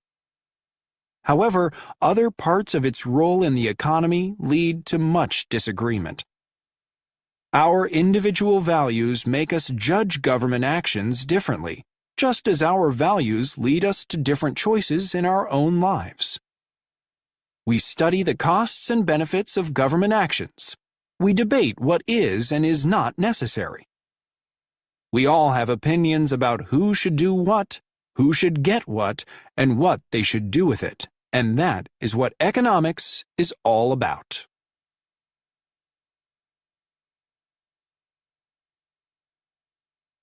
Passage 2. Supply and demand. Introduction. The most basic laws in economics are the laws of supply and demand. Demand means how much of a product or service people want to buy. Supply means how much of that product or service is available for sale or can be produced. Understanding these laws is essential to understanding how markets work. That's because almost every transaction between a buyer and a seller is the result of how these two laws affect each other. Setting prices. The laws of supply and demand explain how prices for goods and services are set. When demand is high, producers see an opportunity for profit. They can charge high prices as they're producing goods to meet a demand. So if many consumers want fresh strawberries, for example, growers have reason to increase the supply. That's the law of supply at work. However, the law of demand says that when the price of something goes too high, fewer consumers will buy it. So if strawberries get too expensive, some shoppers will buy another fruit instead, and the demand for strawberries will drop. When the demand for strawberries is low, or when people aren't willing to pay a good price for them, growers reduce production. The goal of producers is to set a price low enough to bring in the number of sales they need, but high enough to make a profit. That price, the point where the quantity that consumers want to buy equals the quantity that sellers want to produce, is called the equilibrium price. It's the point where there's a balance between supply and demand. Notice in the diagram that as the cost of a box of strawberries rises, the supply goes up. But the demand for strawberries increases only as the cost drops. The point where the two lines cross is the equilibrium price. Imbalances between supply and demand. Two other important terms are surplus and shortage. When the supply is higher than the demand, producers have more of a good or service than consumers want. In that case, the difference between the supply and the demand is called a surplus. A surplus can mean anything from extra strawberries that no one is buying to extra workers that no one is hiring. When the opposite happens, the difference between supply and demand is called a shortage. A shortage means there isn't enough of something to meet the demand. For example, imagine a company producing a new toy, one that quickly becomes more popular than expected. It flies off the shelf. The company can't produce enough to keep up with the demand, and stores run out. The result is a shortage of the toy, and some unhappy children. Other factors affecting demand. The example of the popular toy brings up another point about demand. Many factors other than price can play a role in how much of a demand there is for a product or service. How did this particular toy get to be so popular? Perhaps there was an especially effective ad on TV that sparked demand, or word of mouth might have done the trick. Then, as demand increased, the toy became scarce. When something is scarce, it often seems more attractive, which further drives up demand. We know that a change in price can affect demand, but other factors influence how much effect it will have. In the case of fresh strawberries, shoppers might easily change their minds about buying them if the price goes up $1. After all, there are close substitutes for strawberries. Other kinds of fruit are available too. On the other hand, we can assume that a $1 increase in the price of gas will make little difference in demand, as people will still need to drive to work or school or the doctor's office, and there's no close substitute for gas. Some drivers could use public transportation instead, but many could not or would not. Here we see another significant factor in how much a change in price will affect demand. Is the demand for a necessity, something people must have, or a luxury, something expensive you buy for pleasure? For most drivers, gas is a necessity. The demand for a necessity is less likely to rise or fall in response to a change in price than the demand for a luxury like fresh strawberries or expensive toys. Conclusion. To sum up, the law of demand says that if the price for a good or service goes down, people will buy more, and if it goes up, people will buy less. The law of supply says that if the price goes up, producers will produce more, and if it goes down, they'll produce less. However, these two laws don't tell the whole story. Nothing about economics is that simple.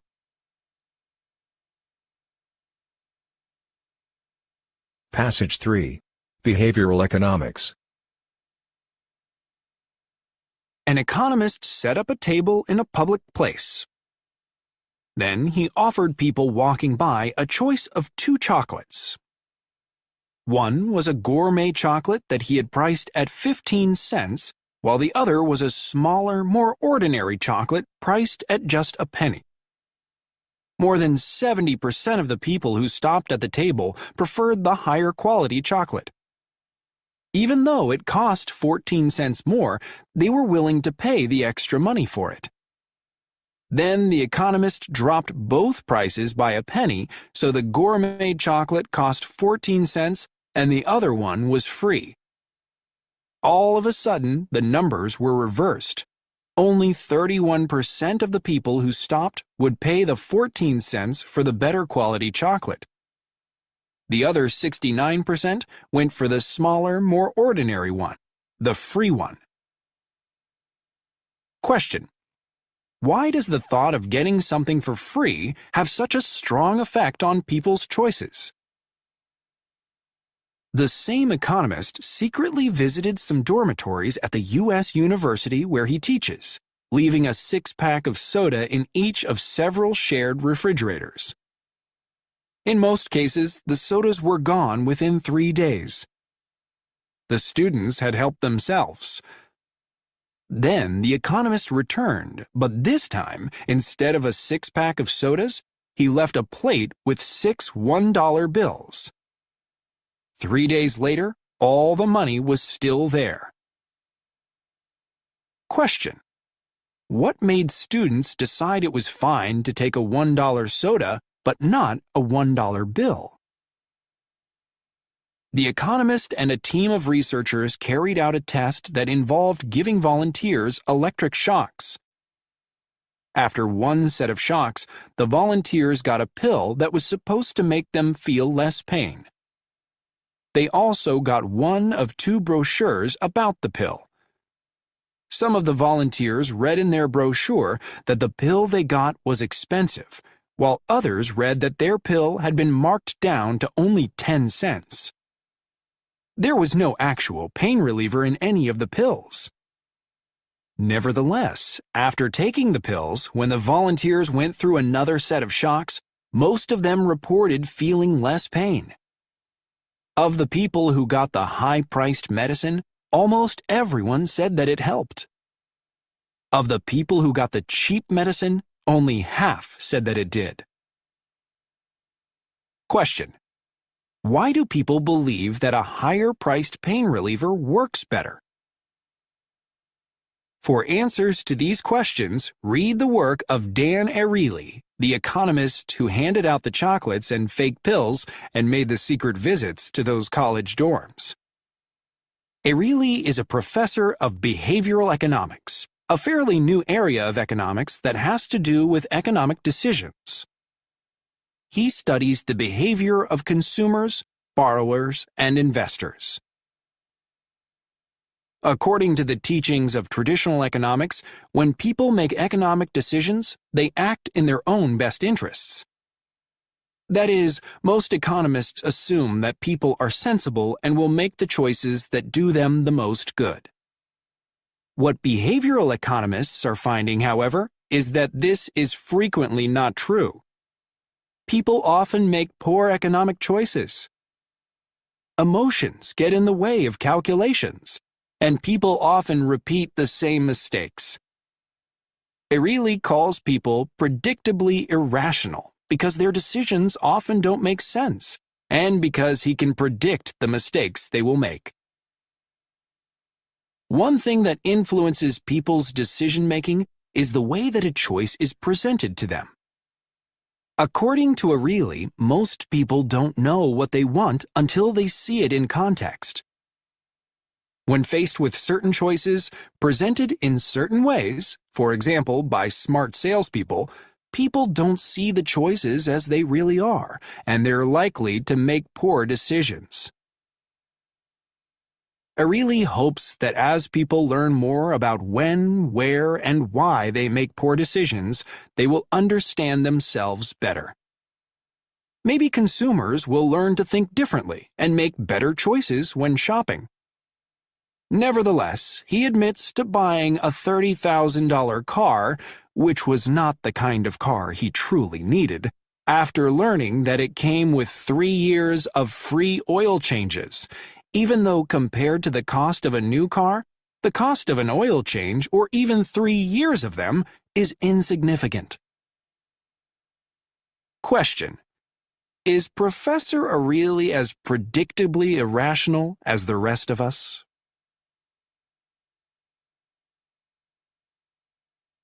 Passage 4. The Economics of Happiness. People often think of economists as focusing on money, production, and the cold, hard facts of what happens in the marketplace. It may therefore come as a surprise to think of an economist asking, "How happy are you?" However, some economists very much want to know. Richard Easterlin is an economist who has studied national happiness for years. In 1974, he presented a new theory. He said that a nation's economic growth doesn't always lead to its people becoming happier. Poor people do become happier when they get enough money for basic needs, but beyond that, he said, more money does not mean more happiness. Easterlin pointed to Japan as an example.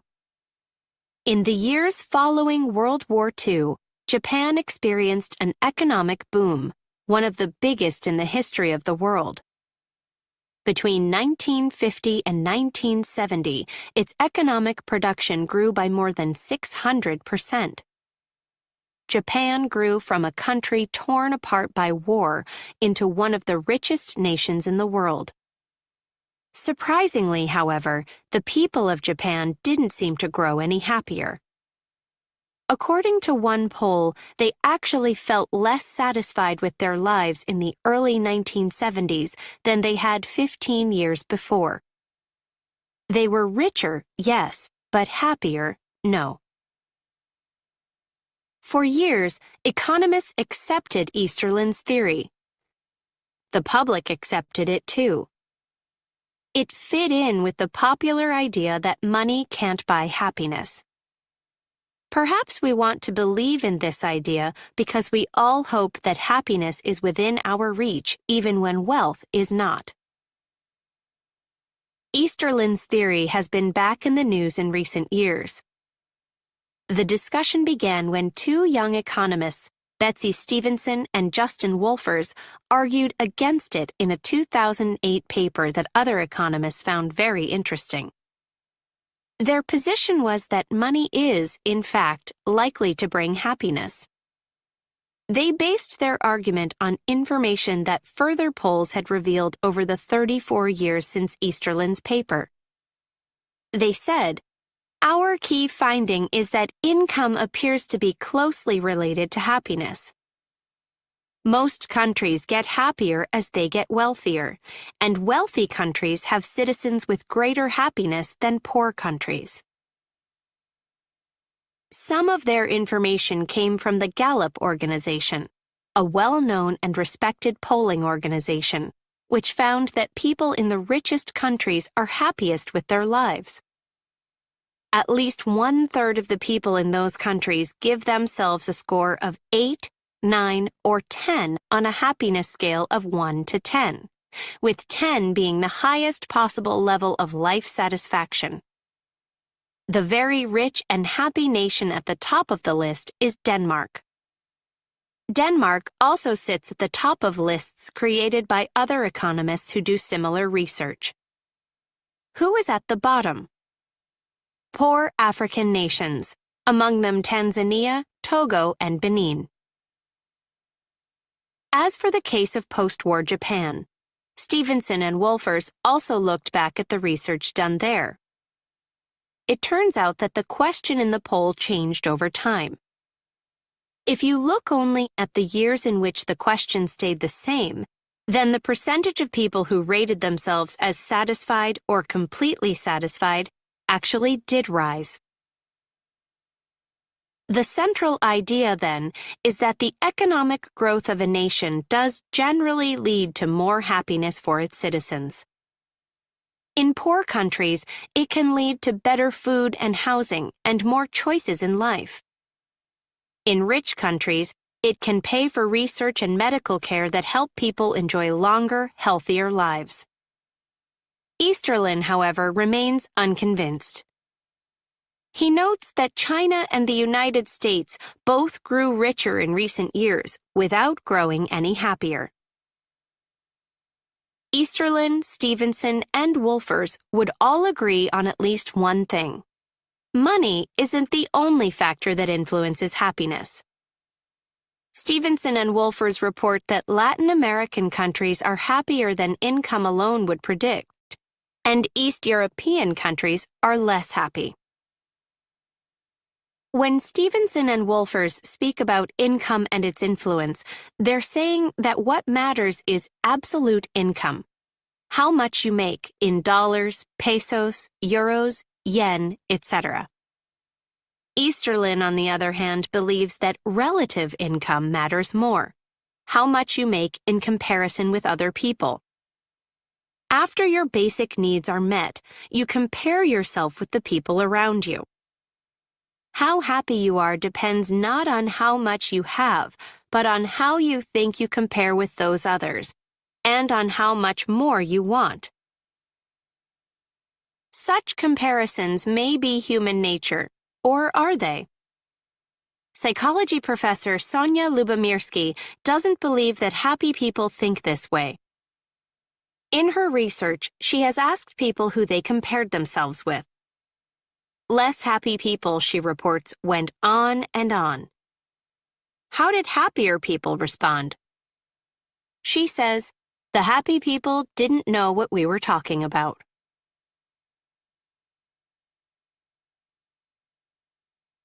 Part C, Advanced Level. Lesson 11, Arts. Passage 1, Anime. Anime is a special style of Japanese animation. You can immediately see the difference between anime and other styles of animation. This is because of the high quality of the artwork and the style of anime, such as characters with large childlike eyes. In addition, you will see that anime is strongly influenced by Asian and especially Japanese religious and cultural traditions. Specifically, in anime you can see the influences of Shinto, a Japanese religion, Zen Buddhism, another religious tradition that is practiced throughout Asia, and the martial arts, such as karate and judo, that have been an important part of Japanese culture for a very long time. You could say that anime provides a window into Japanese culture. Anime is closely related to Japanese-style comic books, which are called manga. Many anime television shows and videos got their start as popular manga. Just as anime is different from American animated films and television shows, manga are quite different from American comic books. Manga usually include fewer words, but more complex drawings than American comic books. Such complex drawings can tell the stories themselves without very many words. Manga are also much more popular among adults in Japan than comic books are in the United States. In fact, manga is a multi-billion-dollar business in Japan, and more than one-half of all printed material sold there is manga. Like manga, anime is popular with Japanese of all ages. In fact, a large percentage of manga and anime is made for adults only. Their popularity helps explain why the quality of anime is so high. Anime and manga are big business. A recent anime film reportedly cost $45 million to make. Some of Japan's most talented artists and musicians are involved in creating manga and anime. But it is not just the quality of the artwork that makes anime so popular.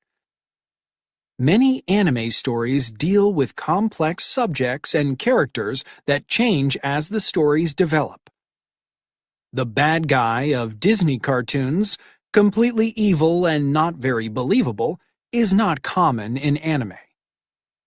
Rather, in anime, it is not always clear who the good guys and bad guys are. Also, death is shown as a natural part of life much more often in anime than in Disney movies and cartoons. If your only experience with animation is Disney, anime might surprise or even shock you at first. However, many people soon become fascinated by this Japanese form of animation. Some of the most interesting anime deal with modern technology. In this type of anime, the differences between machines and people, males and females, and good and evil are not always clear. Anime often looks at the challenges of life and culture in a world of rapid technological change. The characters in this type of anime deal with deep moral questions, such as the possible negative effects of technology on human relationships. This is very different from the simple way that Hollywood films and cartoons usually deal with the same subjects. With the beauty of the artwork and the complexity and originality of the stories and characters, it should not be surprising that the popularity of anime is growing rapidly all over the world. Anime has also had an influence on Hollywood. Some animated films made in the United States today are more complex than they were in the past, and are fascinating not only to children, but also adults.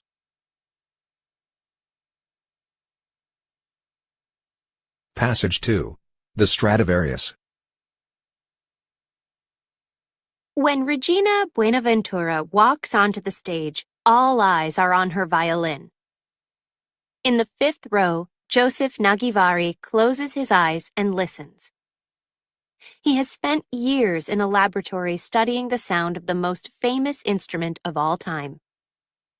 Nagivari believes that he has finally solved the centuries-old mystery behind the remarkable sound of the Stradivarius violin. This young musician holds the result of Nagivari's scientific efforts under her chin, the Nagivarius. She begins playing, and the violin makes a clear, brilliant, heavenly sound. Creator Nagivari opens his eyes. Could this be the magical Stradivarius sound? For 150 years, violin makers, musicians, and scientists have tried to solve the mystery of the Stradivarius. Antonio Stradivari lived in Cremona, a small northern Italian city.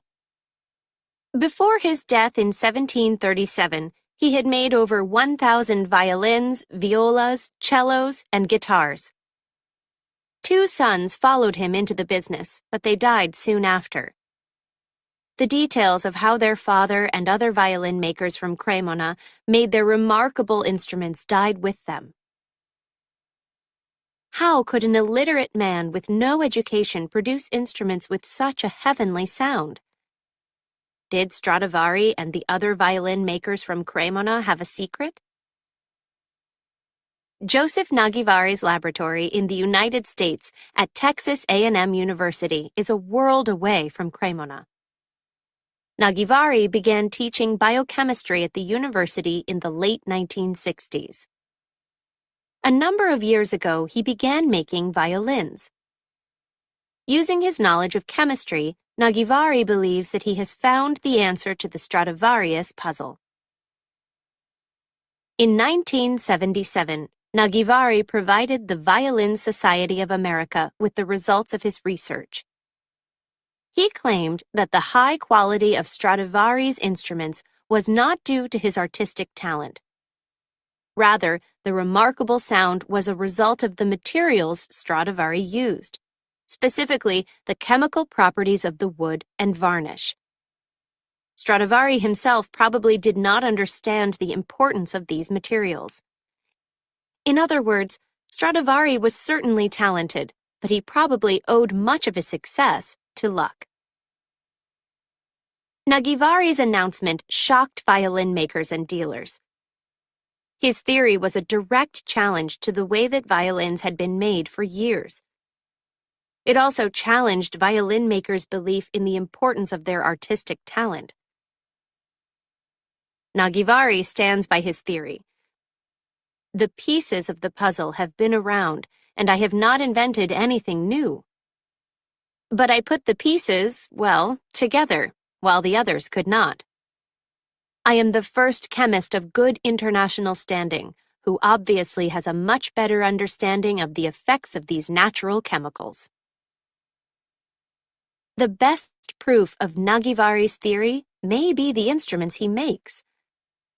By using what he has learned from his research, Nagivari claims to produce violins with a sound quality very similar to that of a Stradivarius. This is demonstrated in The Stradivarius Puzzle, a 13-song CD recorded by well-known professional violinist Zina Schiff. On it, Schiff plays both a Nagivarius and her 1697 Stradivarius, reportedly worth $3 million. Schiff says, "I sent the Stradivarius puzzle to a friend of mine who is a conductor, and he had no idea. He just could not tell. The truth is, I would rather be playing on one of Dr. Nagivari's instruments." Isaac Stern, one of the most respected violinists of the 20th century, is quoted as saying, "Dr. Nagivari's knowledge makes his work of special value to us all today." So why do violin makers and dealers refuse to even discuss Nagivari's theory? Nagivari's website suggests that because many violin makers consider themselves artists, they have a personal interest in focusing on the art, not the science, of violin production. And Schiff believes that violin makers and dealers feel threatened by the fairly low cost, $10,000 to $25,000 of a Nagivari instrument. Shiv came from a poor family, so she feels very strongly that people who cannot afford Stradivari violins should still be able to have high-quality instruments. According to Shiv, Dr. Nagivari's violins have made this possible without having a negative effect on the beauty and value of a Stradivarius.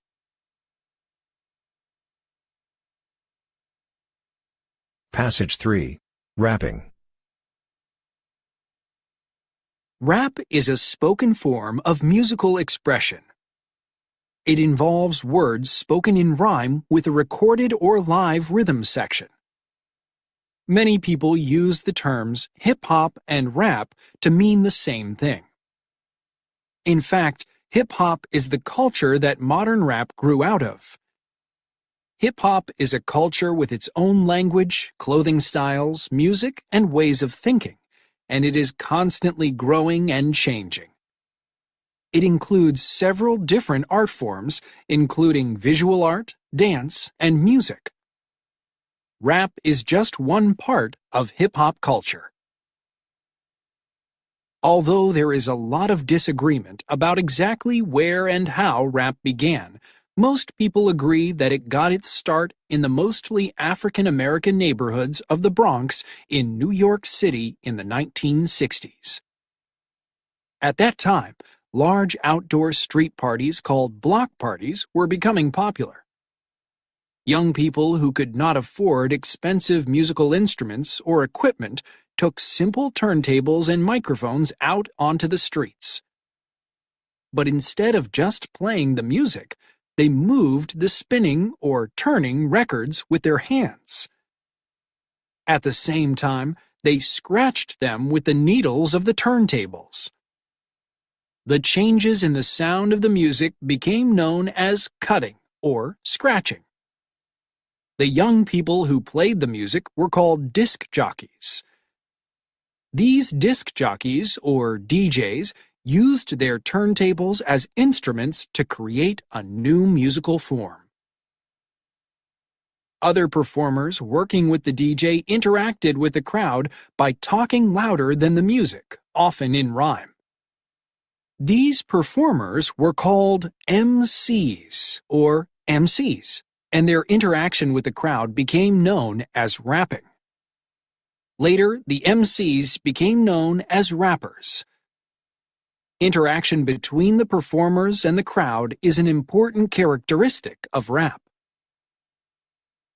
Among the many people who contributed to the development of rap, artist Grandmaster Flash stands out. The techniques or methods that he invented have become an important part of hip-hop culture. Flash was one of the first DJs to begin using a turntable as a musical instrument, rather than just a piece of equipment that played records. First, he would find a short section of a song that he liked. This was called the break. Then he would use 2 copies of the same record and 2 turntables to invent creative ways to play the break over and over without stopping. In the 1970s and 1980s, rap's popularity grew, and the rhymes became more complex and clever as the performers competed with each other. The music that they rapped to included recordings of famous African-American musicians and breaks from popular disco and rock music of the time. Many rappers also performed with live musicians. Today, hip-hop culture is popular all over the world, and young people everywhere listen to rap. There are many reasons for rap's popularity. It offers young people the chance to express themselves freely. It is an art form that can be performed without a lot of money, training, or equipment. Rapping involves verbal skills that many people already have or can develop. You can rap slowly or you can rap fast.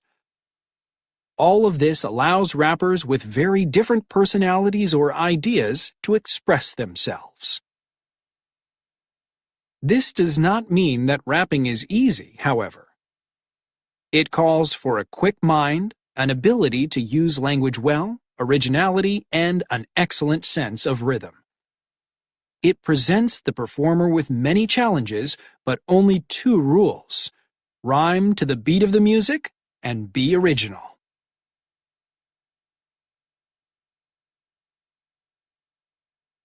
Lesson 12, The Youth. Passage 1. Gifted Child.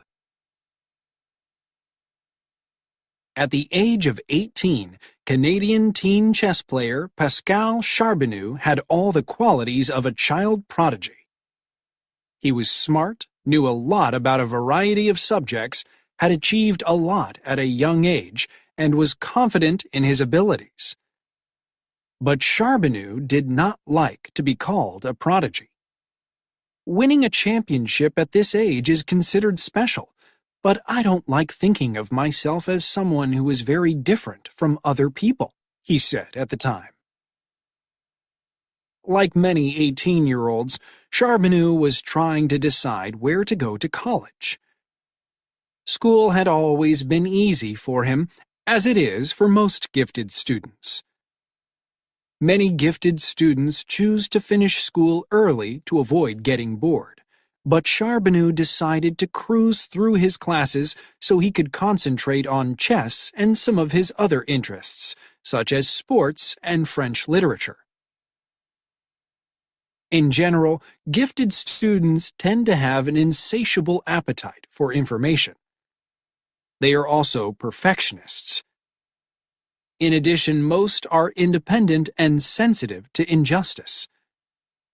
Other characteristics include specific ability in one area along with the ability to concentrate on it for a long time, excellent reading ability, a large vocabulary, originality, rapid mastery of new skills, and an ability to see connections between ideas.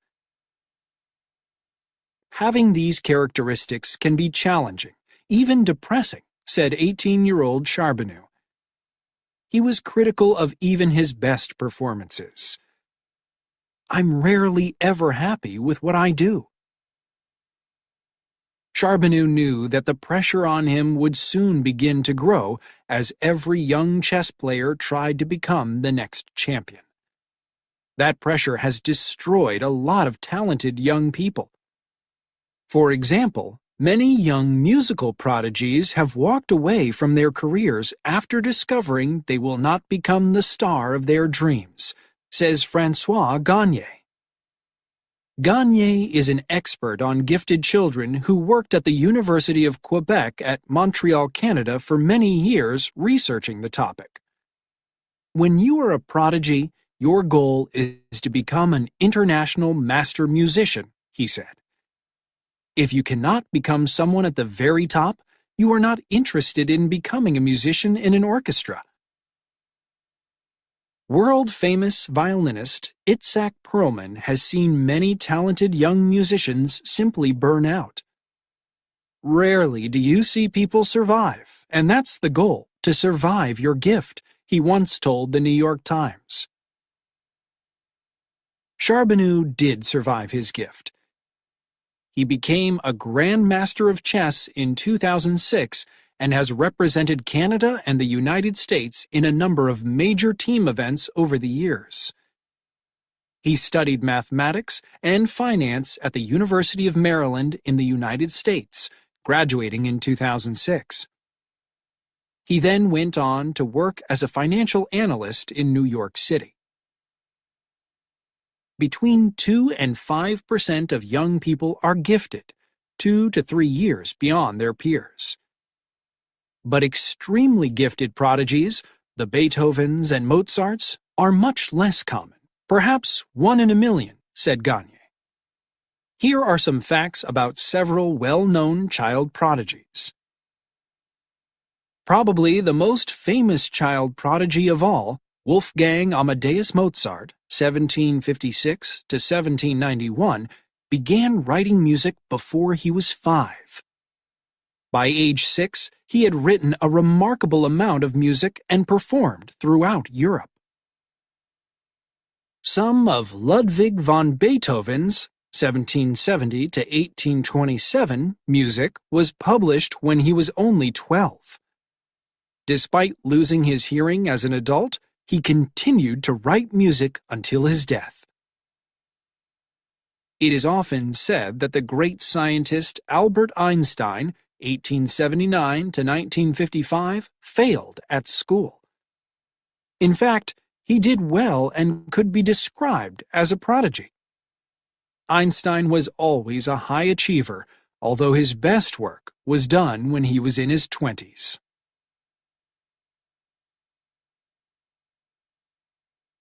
Passage 2. Bullying in schools. A middle school student is regularly threatened and beaten by his classmates. A 15-year-old girl drops out of school after she receives hundreds of text messages telling her that she is stupid. These are just two examples of an ugly side of school life: bullying. Dr. Dan Olveus, an expert in bullying from Norway, studies aggression in schools. On his website, bullying is defined as aggressive behavior that is intentional and that involves an imbalance in power. Most often, it is repeated over time. Notice that the definition includes the word aggressive rather than violent. That is because not all bullying is physical. Often, it is emotional. In a recent report on bullying in the United Kingdom, 44% of students from 13 to 20 years old reported that they had been bullied at least once a week. In studies conducted in the United States, 25% of students reported that they had been bullied. Who are the bullies? They can be male or female, and they are often popular among their peers. They do not have low self-esteem or anxiety. Instead, they have a strong need for power and domination. According to Dr. Olveus, too little love and care in childhood and too much freedom are conditions that strongly contribute to the development of bullies. Bullying is not affected by a family's economic situation. Bullies come from both rich and poor backgrounds. And the victims? Based on his research, Dr. Olveus claims that the typical victim tends to be more anxious and less secure than his classmates and usually has a negative attitude toward violence. In surveys, parents of male victims report that their sons are often cautious and sensitive at an early age. In addition, often they are not physically strong. This makes it easier for bullies to pick on them. There are several types of bullying. First, there is physical bullying. Physical bullying involves violence. There is direct contact between the victim and the bully, such as hitting, kicking, and scratching. Both girls and boys can be victims and aggressors, but physical bullying more often involves boys. Second, there is verbal bullying. Verbal bullying involves face-to-face insults. The bully often says he is just joking, but his goal is humiliation. Both girls and boys are involved in verbal bullying, but some research shows that it is more harmful to girls. Third, there is social bullying. Social bullies do not interact with their victims face-to-face. Instead, they talk about them behind their backs and do not include them in social activities. Girls are often the victims. This is probably because, according to research, girls are more sensitive to their social position. If we examine the data, we see that social bullying and physical bullying are equally harmful to the victim's emotional health. Finally, there is cyberbullying, which is the newest form of bullying. It involves the use of social and electronic media such as text messages, instant messaging, and gaming websites. Cyberbullying is indirect, and the bullies are often anonymous. Because cyberbullying is new, there is not much data on its long-term effects. There are several differences between cyberbullying and traditional bullying. First, cyberbullying is usually anonymous. Second, it is not limited to a particular place, such as school. This means that the victim has no safe place. The cyberbully can always find him or her. Third, the messages that the cyberbully sends are almost impossible to remove from the internet. Fourth, the number of people who can see those messages is unlimited. Fifth, victims are unlikely to ask for help. There is a lot of interest in cyberbullying. Studies show that the effects of cyberbullying are similar to other forms of bullying. Victims tend to have low self-esteem and higher rates of depression and anxiety than those who have not experienced bullying. Interestingly, cyberbullying does not appear to have created a new type of victim. Victims of cyberbullies share the same characteristics as victims of more traditional bullying. On the other hand, some studies show that cyberbullying has created more bullies. This is probably because cyberbullying is indirect and anonymous. It is easier to hurt someone who you do not see and who does not see you.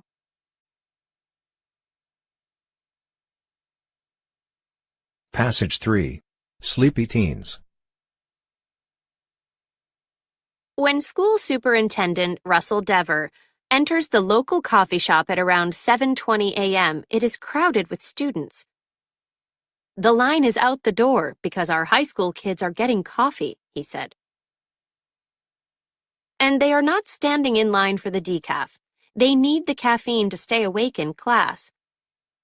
Talk to American high school students and you hear the complaints about how late they stay up, how little they sleep, and how early they must be in class.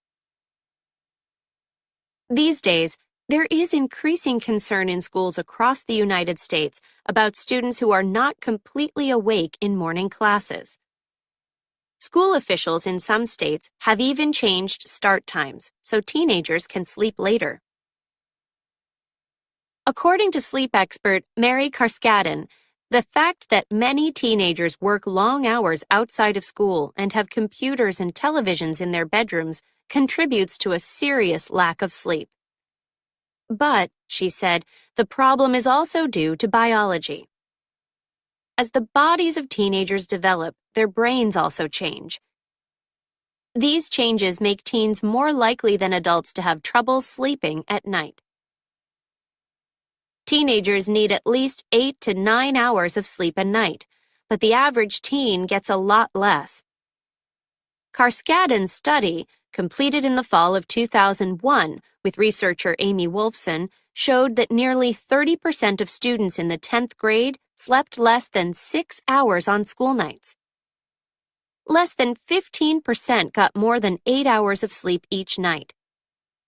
8th graders averaged 8 hours of sleep a night, although that age group, she said, needs at least 9 hours a night. Even more remarkable are the results of a 1997-1998 school year study. In that study, 12 out of 24 U.S. high school students who were part of an experiment at a sleep laboratory had brainwave patterns similar to those of someone with narcolepsy, a serious condition that affects sleep. What's going on is that at 8:30 in the morning, these kids would normally be in school sitting in a classroom, but their brain is still in the middle of the night, said Carskadden. Parent Dawn Dow says her son just cannot go to bed before 10 p.m. Last year, he was trying to put himself to bed at 8:30 and was coming in at 9:30 and 10 o'clock in tears saying, "I just can't go to sleep." It is not a case of children wanting to be up late. It is a change in his chemistry. So, would letting teenagers wake up later make a difference? Kyla Wallstrom of the University of Minnesota in the United States studies the effects of changing school start times. She has looked at students in Edina and Minneapolis, two cities in Minnesota, where public school officials have moved high school starting times past 8:30 a.m. In Minneapolis, the middle school begins at 9:30 a.m. She said the later starting times have reduced student absences. They have also lowered dropout rates by 8% over 4 years. In addition, she said, teachers report that students are not sleeping at their desks during the first 2 hours of class anymore. She said 92% of parents from Edina reported that their teenagers were easier to live with. The students reported that they were feeling less depressed and were getting better grades. Big changes in school start times may not be possible in some areas. However, Wallstrom said her research shows that even small changes can contribute to a solution to this serious problem.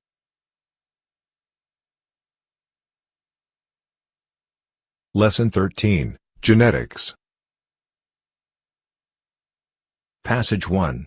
Genetics Science. Who are we? Where did we come from? How are we related to each other and to other living things? The written record of the search for the answers to these questions goes back at least 2,500 years. At that time, Pythagoras, the famous Greek mathematician, believed that children got all of their physical traits from their fathers. Later, Aristotle, the Greek philosopher, realized that children inherit characteristics from both of their parents. However, he incorrectly believed that a child was the direct product of the mixing of the mother's and father's blood. Modern genetics, the science that helps us to understand how and why we get traits from our parents, was not born until the 19th century. The father of modern genetics was Gregor Mendel, an Austrian scientist. Through 8 years of experiments on pea plants, Mendel proved that characteristics from the mother plant and characteristics from the father plant are not mixed together when the two plants cross-pollinate and produce the next generation of plants. Rather, the characteristics that are dominant, stronger, will come out in the first generation. The characteristics that are recessive, weaker, will only appear in the second generation.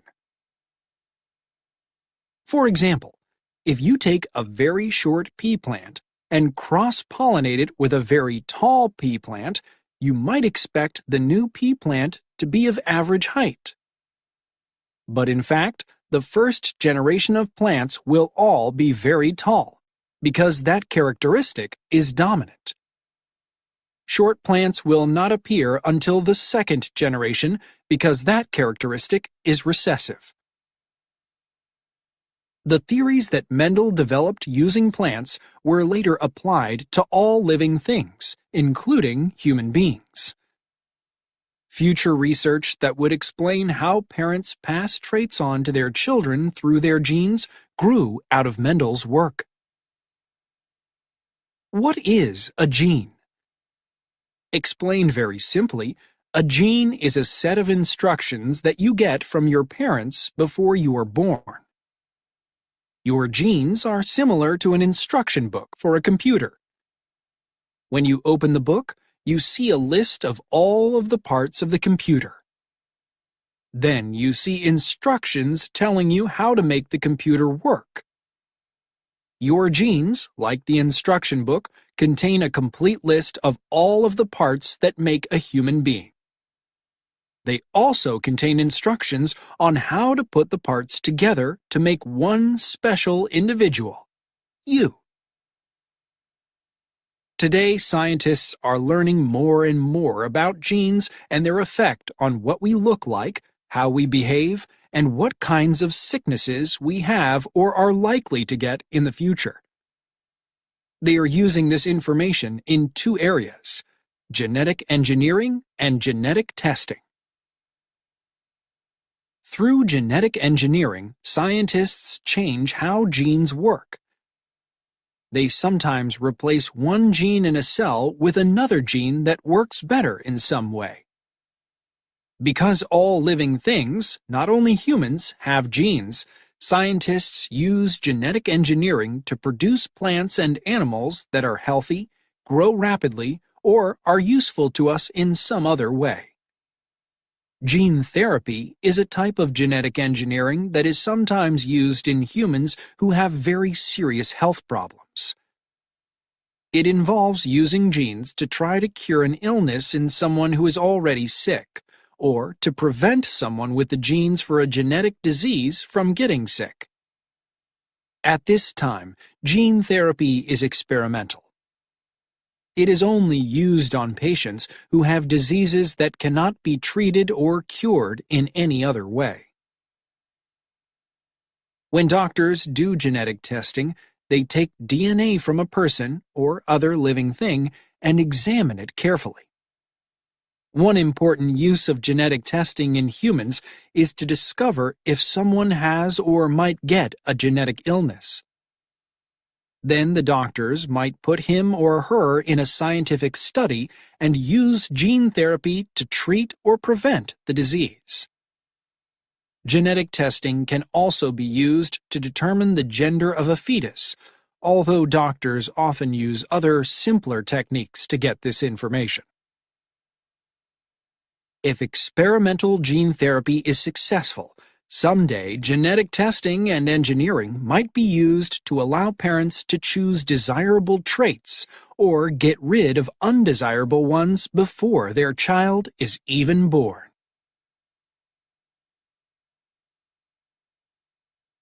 Passage 2. A Terrible Inheritance. If you had a risk of developing a genetic disease, would you want to be tested for it? What factors would affect your decision? If there were no way to prevent, treat, or cure the disease, would you still want to be tested? As gene research progresses, these are questions that a growing number of people are facing. As many are discovering, there are no easy answers. Meet Catherine Moser. Moser is an occupational therapist at Terrence Cardinal Cook Healthcare Center, a nursing home on the Upper East Side of Manhattan. In 2002, Moser's maternal grandfather died at Cook. He had Huntington's disease, a severe genetic illness that attacks the brain.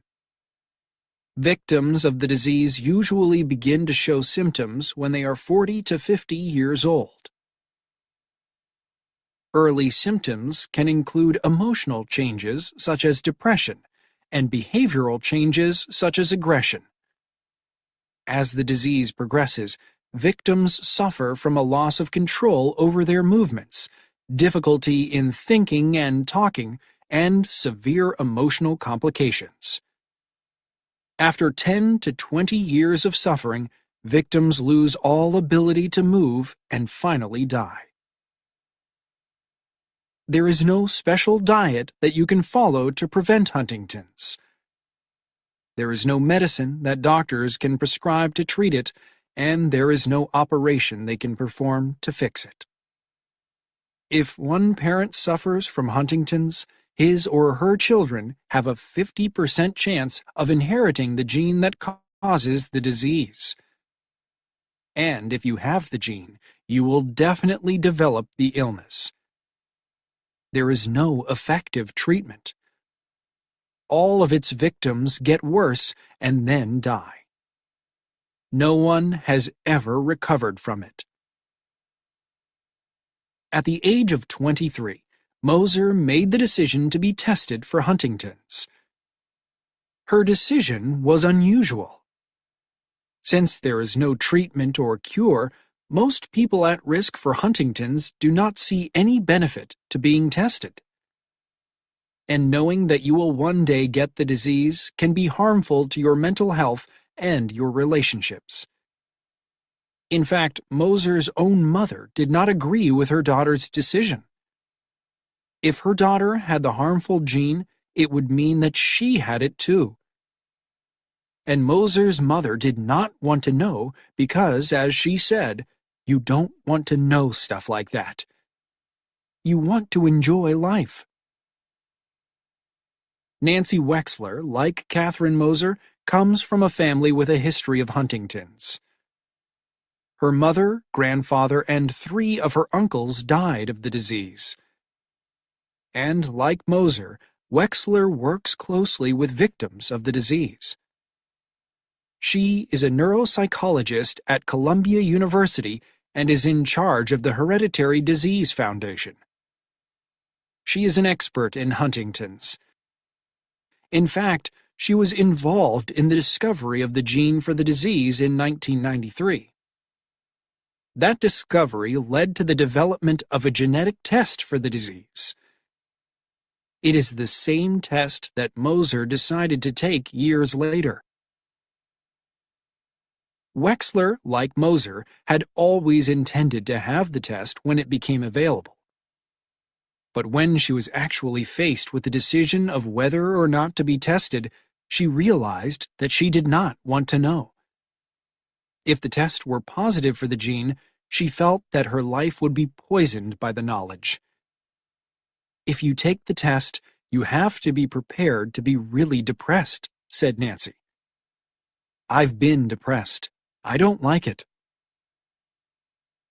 Moser had the test in 2005. It was positive for the deadly gene. However, she says that she is not sorry that she was tested. I'm the same person I've always been. It's been in me from the beginning. At first, it was difficult for her to be around the Huntington's patients at work. However, she now finds strength and purpose in working with them. She is also involved in raising money for research on Huntington's disease. Mostly, she is busy living her life. I have a lot to do, and I don't have a lot of time. Sadly, Moser's mother has not spoken to her daughter since she found out the results of the test. In an interview, her mother said, "It's a horrible illness. Now he, my husband, has a wife who has it." Did she think of him? Did she think of me? Who is going to marry her? Wexler has never been tested, but it seems that she has been more fortunate than Moser. She is now in her 60s, past the age when symptoms of the disease usually appear. As Wexler continues her research, Moser goes on with her life. She is working, playing tennis, going to church, learning to ride a unicycle, spending time with her best friend, traveling, and hoping that the work of Wexler and others will lead to a cure soon, before it is too late for her and thousands of others.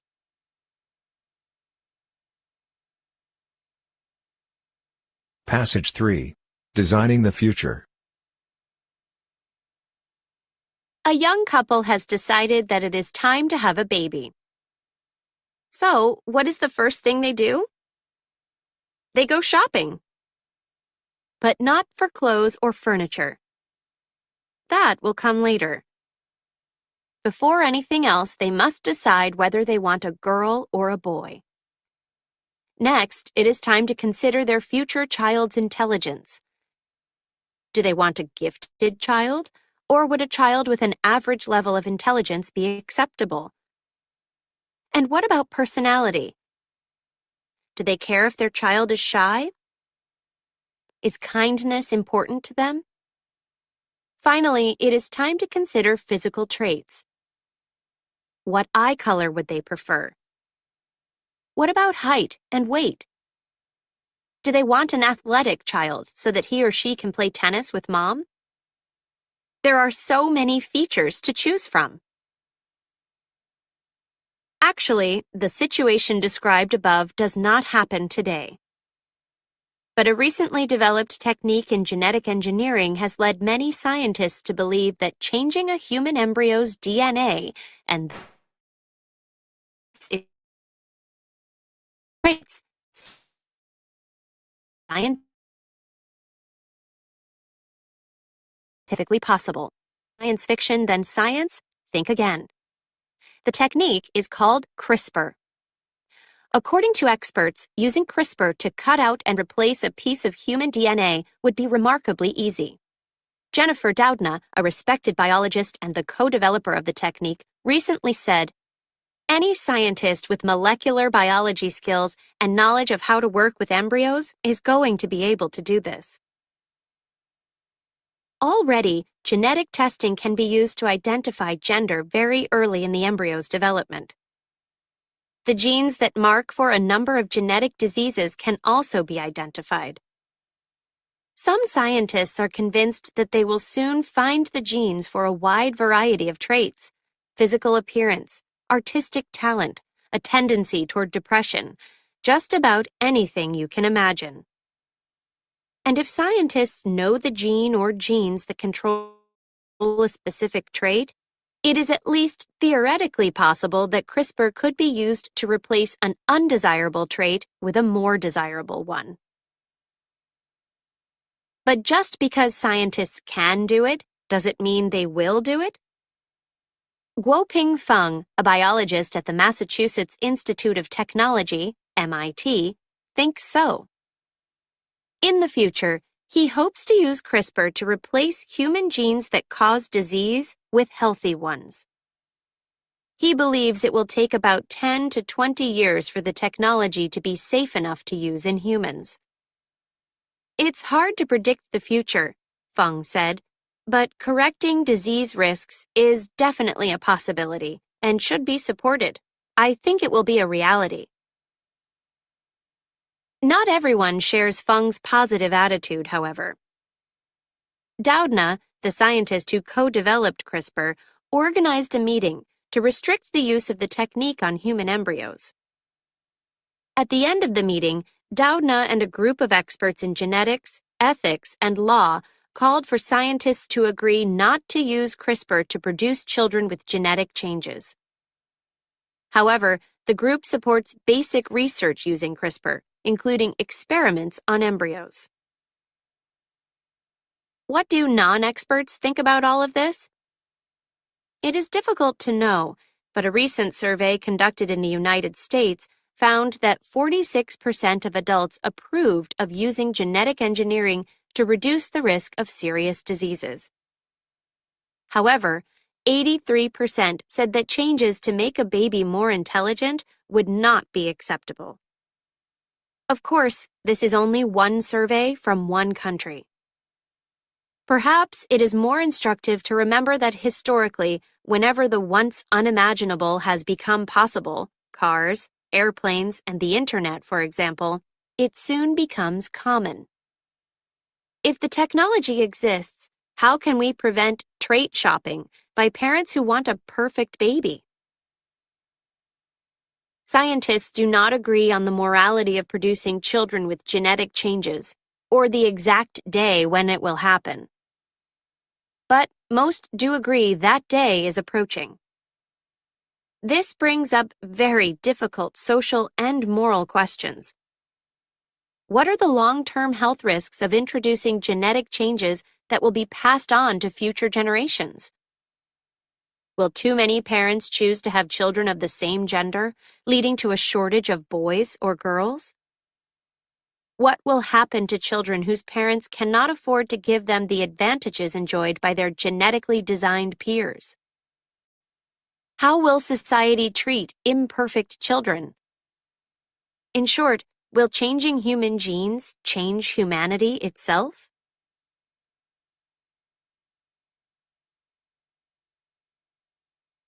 Lesson 14, Emotions. Passage 1. Expression of emotion. In the northwest of Canada, there is a group of people called the Utquisikalingmut, or Utku. According to anthropologist Jean L. Briggs, author of the book Never in Anger, the Utku have no real word in their language for anger. And even more remarkable, adults rarely seem to get angry. The word that they use to describe the angry behavior of foreigners translates not as anger, but rather as childishness. Similarly, the Ifaluk people of Micronesia seem to rarely get angry. However, in contrast to the Utku, they talk about anger all the time and have many words to describe it.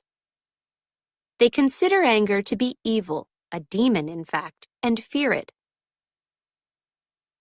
The expression of grief and gratitude is central to the Kaululi culture of Papua New Guinea.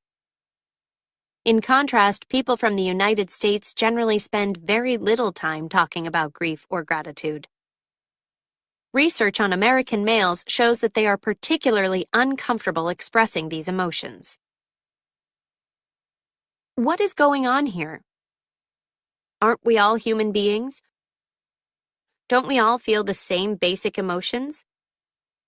This is a topic that philosophers, scientists, religious leaders, and anthropologists, among others, have been arguing about for centuries.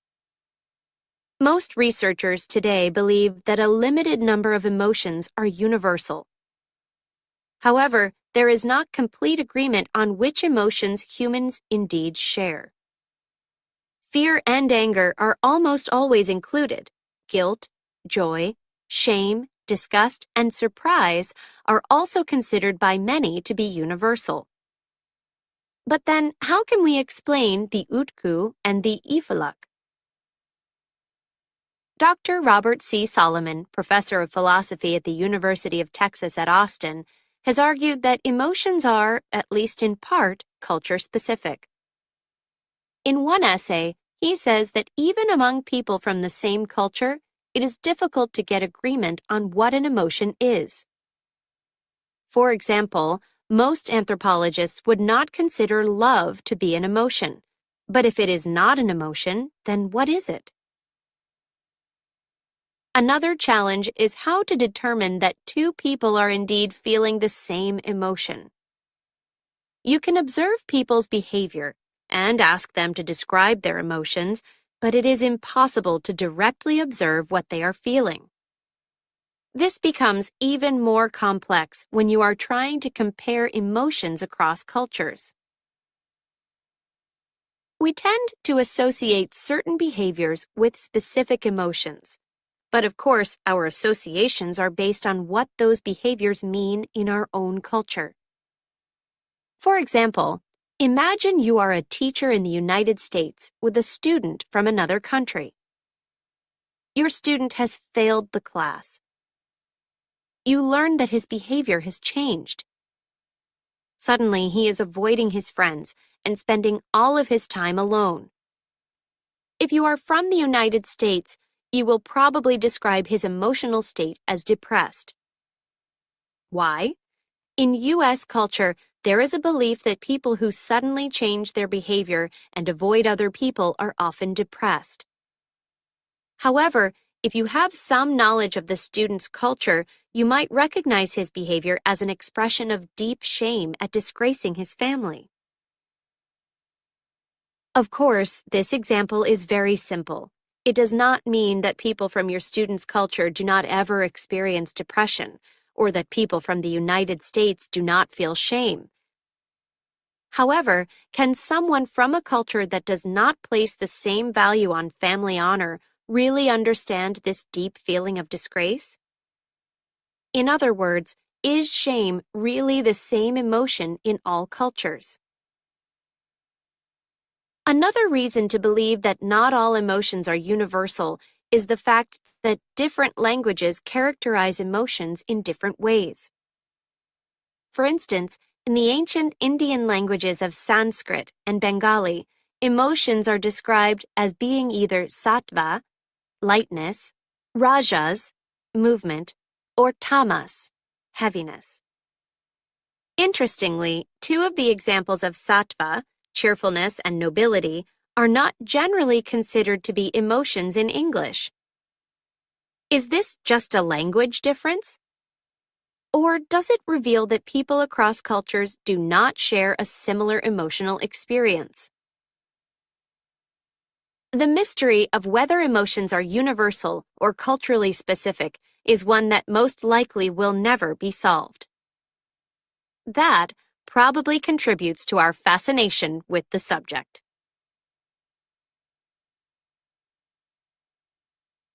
Passage 2. Catching other people's emotions. You wake up one day with a fever and a bad cough. Should you go to work? In the past, many employers would likely have said yes. Going to work even when you were sick showed your commitment to your job and was considered a virtue. Missing work for any reason was frowned upon. Nowadays, however, employers would probably agree that the proper decision in this case would be to stay at home. After all, it is better for one sick employee to miss a day or two than to pass the illness on to everyone in the office. But now imagine this situation. You wake up in a bad mood. Should you be concerned about passing your mood on to your coworkers? According to psychologist and writer Daniel Goleman, the answer is yes. In his recent book, Social Intelligence, The New Science of Relationships, Goleman explains that our brains are social tools. That is, the human brain was designed for social interaction. Research shows that the human brain contains cells called mirror neurons. According to Goleman, these neurons allow us to sense both the move another person is about to make and their feelings, and instantaneously prepare us to imitate that movement and feel with them. Goleman goes on to say that mirror neurons link brain to brain. If you put a person in a meeting who is either purposely upbeat or downbeat, it changes the whole group's collective mood for better or worse. One example of passing one's emotions on to others is through laughter. One person starts laughing out loud, and even though we have no idea what the person is laughing at, we begin to laugh as well. When people are alone, on the other hand, they rarely laugh out loud, even when they read or hear a very humorous joke. This suggests that laughter is meant to be shared. When someone laughs out loud, it is easy to recognize his or her emotional state. But most emotions are not expressed in such an obvious way. How are we able to recognize them? Brain research has shown that our ability to sense others' emotions is in our genes. We may not be conscious of it, but we are particularly good at reading others' facial expressions. Even the most reserved people reveal some emotion on their faces. For example, a movement as small as a raised eyebrow can communicate a world of information. Psychologist Paul Ekman is considered the world's leading expert on facial expressions. He has spent years identifying the muscle movements that make up the thousands of facial expressions that we use to communicate our emotions. Interestingly, Ekman's research has revealed that our facial expressions are not only a mirror of what we are feeling. Sometimes, just making a facial expression can cause us to experience a particular emotion. For example, if you are in a bad mood but put on an artificial smile, you will start to feel better faster. In other words, sometimes the facial expression actually starts the emotional process rather than the other way around. So if you greet someone with a cheerful expression on your face, both of you will be more likely to feel cheerful. Now let's return to our worker who wakes up in a bad mood. What should he do? The decision might depend on the workplace. If the atmosphere is generally positive, he should get up and go to work. It is more likely that he will catch the positive mood of others than that he will pass on his negative mood. And if he smiles despite his bad mood, he will have an even greater chance of recovery. On the other hand, if the workplace atmosphere is negative, it might mean that he's already caught the negative feelings of his coworkers. In that case, it might be a good idea for him to start looking for another job. And now that he understands how emotions are passed from one person to another, he should be more choosy about where he works. He should look for a healthy workplace where he is unlikely to catch negative feelings from his coworkers. At the same time, he should be more conscious of the effect that his own emotional state has on his coworkers. As Goleman says, mirror neurons make us far more neurally connected than we ever knew. This creates a pathway for emotional contagion. If you really care about people, it gives a new spin to the term social responsibility. What emotional states are you creating in the people you're with?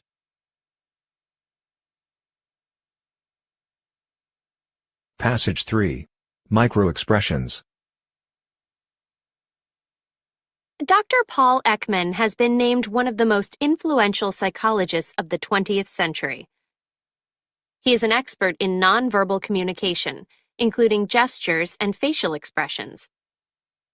One of his many achievements was the discovery of microexpressions. Microexpressions are facial expressions that flash across the face and then disappear in less than a second. Microexpressions cannot be consciously controlled, and they happen so fast that most people do not even see them. Dr. Ekman was also involved in developing a tool for identifying the range of human facial expressions, the Facial Action Coding System, FACS. While all of Dr. Ekman's work is fascinating, one area has received a lot of attention: using facial expressions to detect lies. Many of us believe that we can tell when someone is lying. However, research shows the opposite. Most of us are very bad at it. According to Ekman and other experts, only a very small percentage of the population, less than 1%, is gifted at identifying liars. Researchers working with Dr. Ekman have developed 3 tests to determine a person's lie detection abilities: an opinion test, a crime test, and an emotion test. For each test, the researchers made short videotapes of people either lying or telling the truth. The test taker then watches the recordings to see if he can identify the liars. In the opinion test, half of the people were lying about their opinions. In the crime test, half were lying about stealing $50.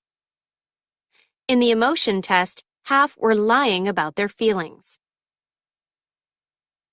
To be considered gifted or a wizard, the term used by Ekman and other researchers, the test taker must score at least 90% on the opinion test and at least 80% on the other 2 tests. After testing approximately 20,000 individuals over more than 30 years, researchers have only identified about 50 wizards. And what about the other people who took the tests? Most people scored 50% or lower, almost the same result they would get if they were guessing. However, a small percentage of individuals scored 80% or higher on at least one of the tests, while doing poorly on the others. The test that they scored highly on was almost always related to their profession. For example, more police officers scored well on the crime test, while a higher percentage of therapists did well on the emotion test. This is understandable. After all, experience in a profession should lead to the development of skills related to that field, shouldn't it? Surprisingly, however, most people did not even score well on the test related to their profession. So, how do the wizards do it? According to Dr. Ekman, when people are hiding the truth, their faces leak information. That is, their facial muscles move in ways that a wizard or someone with special training can detect. For example, anger is an emotion with a characteristic feature, a tightening of the lips. However, the micro-expression for anger flashes so quickly across the face that you can easily miss it. Also, people often smile when they attempt to hide anger. This makes it even harder to catch that brief tightening of the lips before the smile. Wizards, however, are able to identify and interpret these micro-expressions immediately. That is how they can tell when someone is lying. Imagine how useful this information could be to the police.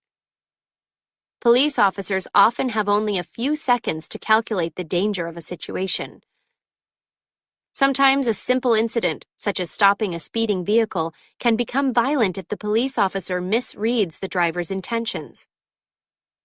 During this type of incident, an officer's ability to recognize the difference between a real smile and one that hides rage is extremely valuable.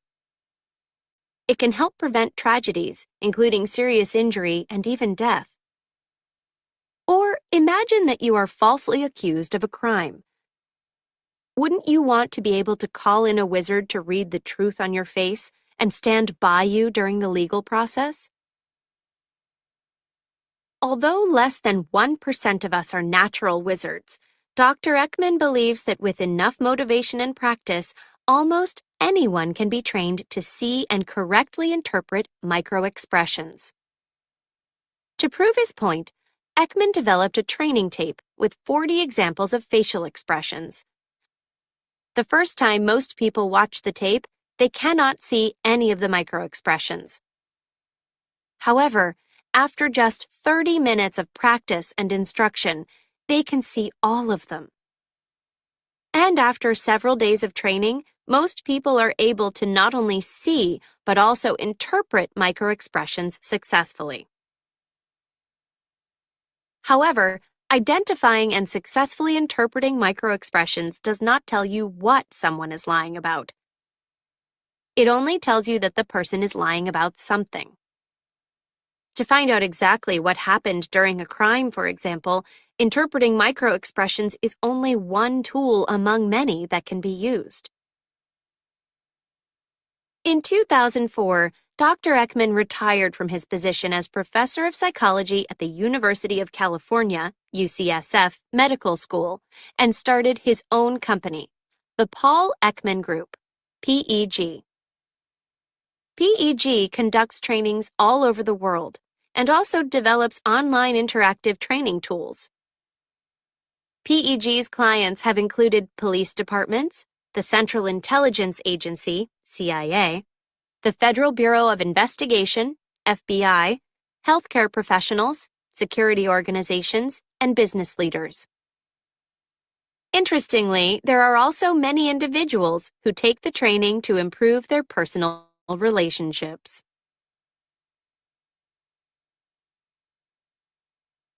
Lesson 15, Animals. Passage 1. Animal music. It has long been said that music is universal, but now science is proving just how deeply true that statement really is. Like most people, scientists cannot define exactly what music is, but they know it when they hear it. One group of scientists has shown that human appreciation of music may be shared by whales, birds, and even rats, that it is remarkably ancient, and that studying why animals and humans appreciate music may help us better understand how the brain works. In research published in the journal Science, several scientists have shown that in very basic ways, other species share music appreciation, and that this appreciation may be one of humanity's oldest activities. Through such research, scientists hope they may come to understand the human mind better. Perhaps they will even learn key information about how to deal with damage to the auditory system. Yella Adama is a biologist and co-author of one of the science papers. Like several of the researchers involved in the science papers, Adama is both a scientist and a musician. In addition to his work in biology, he plays the flute. He has carefully made exact copies of ancient bone flutes in order to play them. He wants to determine the kinds of sounds that early humans may have made. Do musical sounds in nature reveal a profound bond between all living things? Asks one of the papers. There is a lot of evidence that perhaps it does. For example, the general structure of whale music is remarkably similar to that of human music. Indeed, the songs of one type of whale follow many of the same precise rules that are nearly universal in human music. The two species share a similar tonal scale, and their songs involve the introduction and variation of a central theme. Many species of birds sing in ways that also follow the rules of human song. They use note scales similar to those used by humans, even though an endless variety of such scales is possible. Among some species, songs are passed from one generation to another or are shared by a group of peers. And some birds even intentionally look for objects that can be used as instruments and then play them. For example, one type of bird uses a hollow log as a drum, beating on it with a small stick it breaks off from a tree. There is also evidence that music played an important part in early human history.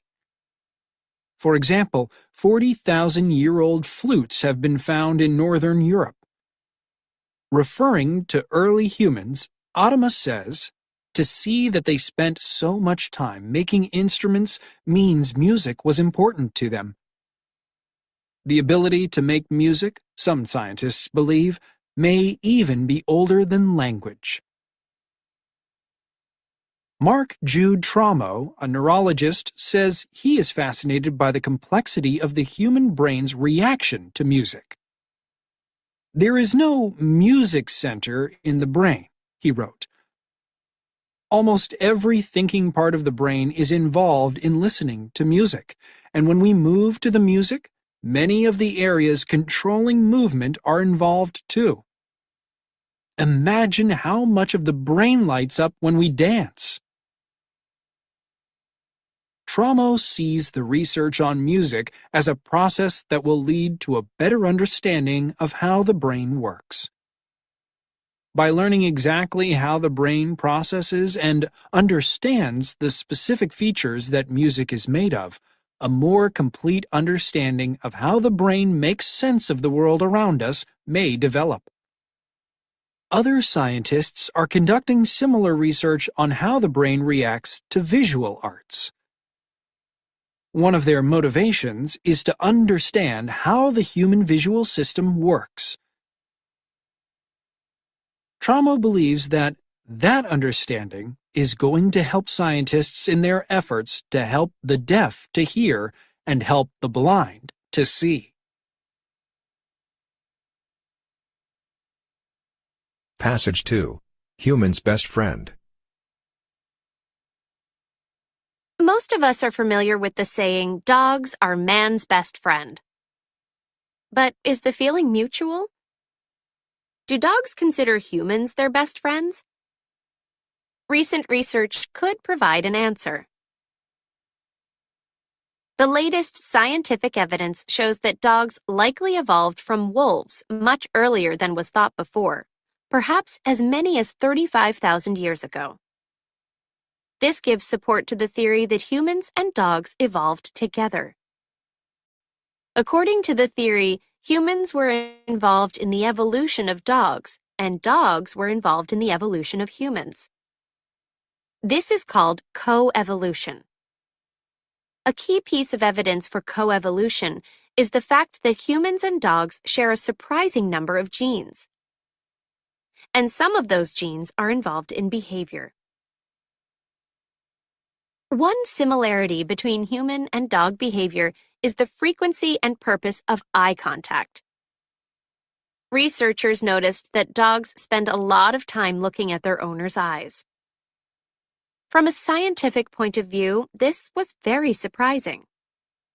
Why? Direct, sustained eye contact signals aggression in most animals, including wolves, dogs' ancestors. For dogs, in contrast, gazing into their owner's eyes does not lead to aggression. Rather, it appears to signal a close, trusting bond with their human companions. But why would dogs' behavior be so different from that of other species? Researchers thought that it might be related to the hormone oxytocin. Oxytocin is often called the love hormone. Why? It is released when people hug or gaze deeply into each other's eyes, and it produces pleasurable feelings. The connection between sustained eye contact and the production of oxytocin is particularly important to the establishment of a strong bond between human parents and their newborn babies. To test this idea, scientists measured the levels of oxytocin in dogs and their human companions before and after they gazed at one another. They found an increase in oxytocin in both the dogs and the humans. And the longer the dogs and humans looked at each other, the more oxytocin was produced in both. Scientists then performed this same experiment with wolves that were raised by and lived with humans from birth. Interestingly, they found that the wolves did not gaze back at the human parents who had raised them, and there was no increase in oxytocin production. This difference between wolves and dogs was striking. For a long time, researchers believed that dog behavior resembled the behavior of their genetic ancestors, wolves. Is it possible that due to coevolution, dog behavior is actually closer to human behavior? To answer this question, researchers turned to another area of study: the ability to read body language, including facial expressions. In an experiment at the University of Veterinary Medicine, Vienna, scientists taught dogs to distinguish between happy and angry faces. After training, the dogs could very easily tell the difference between pictures of happy and angry people that they had never seen before. This is evidence of another similarity in human and dog ability and behavior. Yet another experiment shows how similar dogs are to human children. Researchers found that dogs perform tasks better when their owners are in the room with them. This is similar to the way that human children behave. In the experiment, dogs played with toys under 3 conditions: when their owners were present and talking to them, when their owners were present but silent, and then when their owners were not present. The dogs played with their toys much more when their owners were present, regardless of whether the owners spoke or not. However, when their owners were not present, the dogs were much less likely to play with their toys. They did not seem to be interested in performing for strangers. The conclusion? Similar to human children, dogs are much more likely to perform tasks successfully for their human parents, their owners, than for strangers. What can we conclude from all of this research? The fact that humans commonly refer to dogs as man's best friend reveals the human point of view. However, is the feeling mutual? Based on the evidence available at the moment, the answer appears to be yes.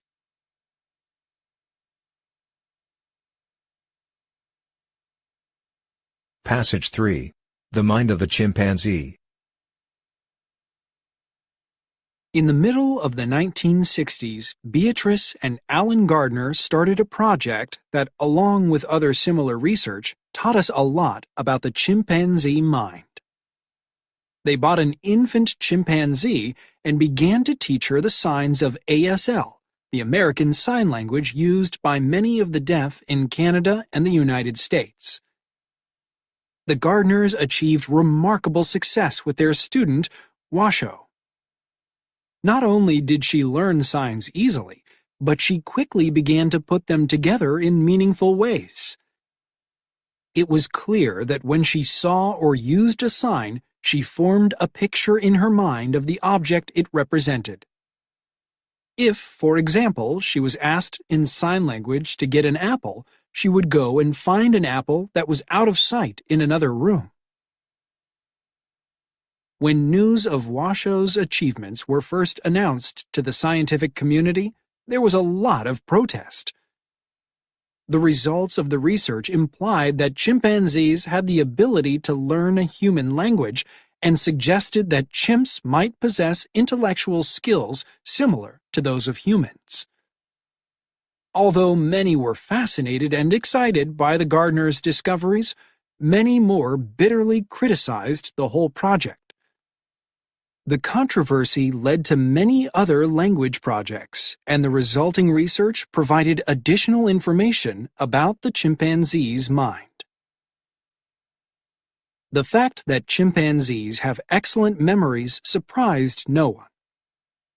So it was not particularly remarkable when Washoe gave the name sign of Beatrice Gardner, her surrogate mother, after a separation of 11 years. Actually, it was no greater an achievement than the memory of dogs who recognize their owners after separations of almost as long. Chimpanzees also possess pre-mathematical skills. They can, for example, easily tell the difference between more and less. They can put things into specific categories according to a particular characteristic. Therefore, they have no difficulty in separating a pile of food into fruits and vegetables at one time and at another dividing the same pile of food into large and small, even though this calls for putting some vegetables with some fruits. Chimpanzees who have been taught a human language can combine signs creatively in order to describe objects for which they have no sign. Washoe, for example, puzzled the people taking care of her by asking many times for a rockberry. Eventually they discovered that she was referring to a sweet type of nut that she had been given for the first time a short time before. Another language-trained chimp described a cucumber as a green banana, and another referred to an Alka-Seltzer as a listen drink.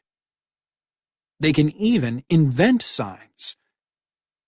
One chimp had to be put on a leash when she went outside.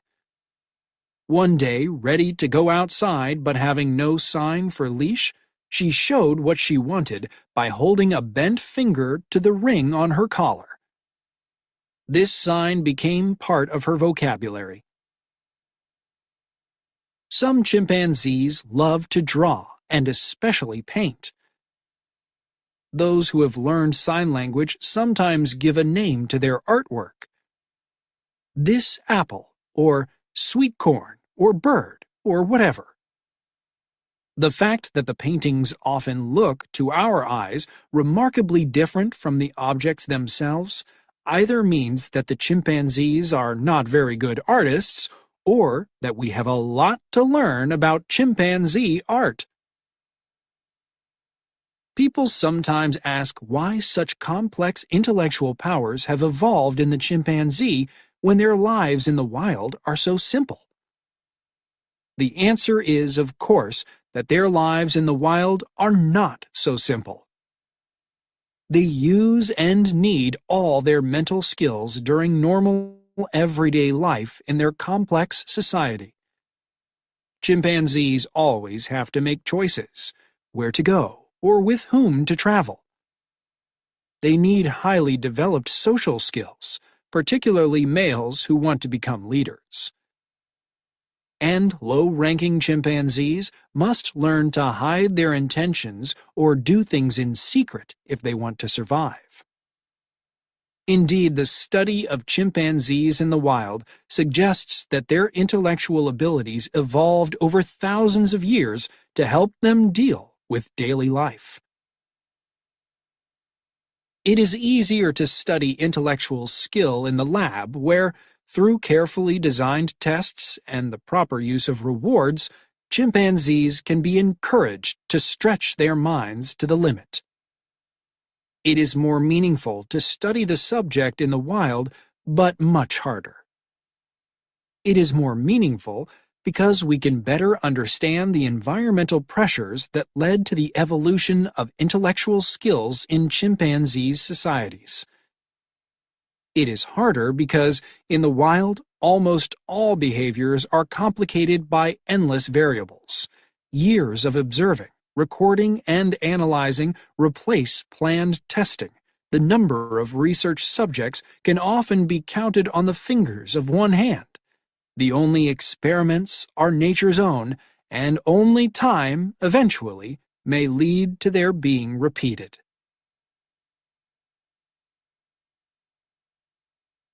Lesson 16, Scientists. Passage 1. The Life of a Scientist. The attractive, well-dressed woman holds up a pair of gloves. There seems to be nothing remarkable about them. But there is a story behind these gloves. It involves a war, a little girl who wanted to be a housewife, a determined mother, a talented student, 3 prestigious universities, and a unique ability to see the big picture. Jung-hwa Choi was born in 1946 in Seoul, Korea. The only girl in a family of 4 children, Choi lost her father in the Korean War. Her mother went to work as a nurse to support her family. In Korea at that time, it was unusual for a woman to work outside the home, and as a child, Choi was very sensitive to her mother's absence. Although an excellent student, she resisted her mother's attempts to interest her in a career in medicine. She knew exactly what she wanted to do with her life, and it did not involve medical school. Choi's dream was to be a stay-at-home wife and mother. Choi's mother, however, was determined that her children attend university. Choi agreed, but with one condition: she would not study medicine. She would study home economics. Choi entered prestigious Seoul National University and did very well in her studies. Her professors encouraged her to go on to graduate school, but with no intention of having a career, Choi was not interested. Fate, however, had different plans. While Choi waited for a suitable husband to appear, she took a job with the government as a child welfare worker. But after she had been at her job for only 6 months, one of her former professors offered her a job as an assistant in the Department of Home Economics. It was an interesting opportunity, and she accepted. Choi spent almost 5 years in the department. While she was there, she learned a lot about clothing and textiles. Reading through international publications, she became fascinated by a field that did not even exist in South Korea at that time: clothing physiology. Clothing physiology is the study of the biological function or work of clothing, specifically how clothing can contribute to or interfere with the healthy functioning of the human body. Although she had always dreamed of being a wife and mother, Choi accepted the fact that perhaps it was not her fate to marry. She therefore began to look for a graduate program where she could study clothing physiology. Japan seemed to be the best choice. She taught herself as much Japanese as she could by reading textbooks and looking through Japanese fashion magazines, and in January 1973, left South Korea for Japan. Choi expected that it would be at least a year before she would be ready to take the demanding Japanese university entrance exam. To her surprise, however, she passed after only 2 months of study. In March 1975, just 2 short years after her arrival in Japan, Choi graduated with a degree in clothing physiology from prestigious Nara Women's University. She then went on to get a PhD from the School of Medicine at Kobe University in Kobe, Japan.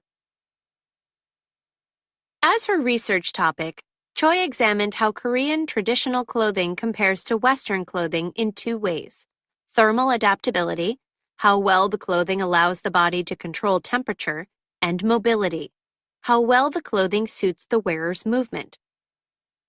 Choi's research confirmed that Korean traditional clothing, while beautiful, did not perform very well on a physiological level.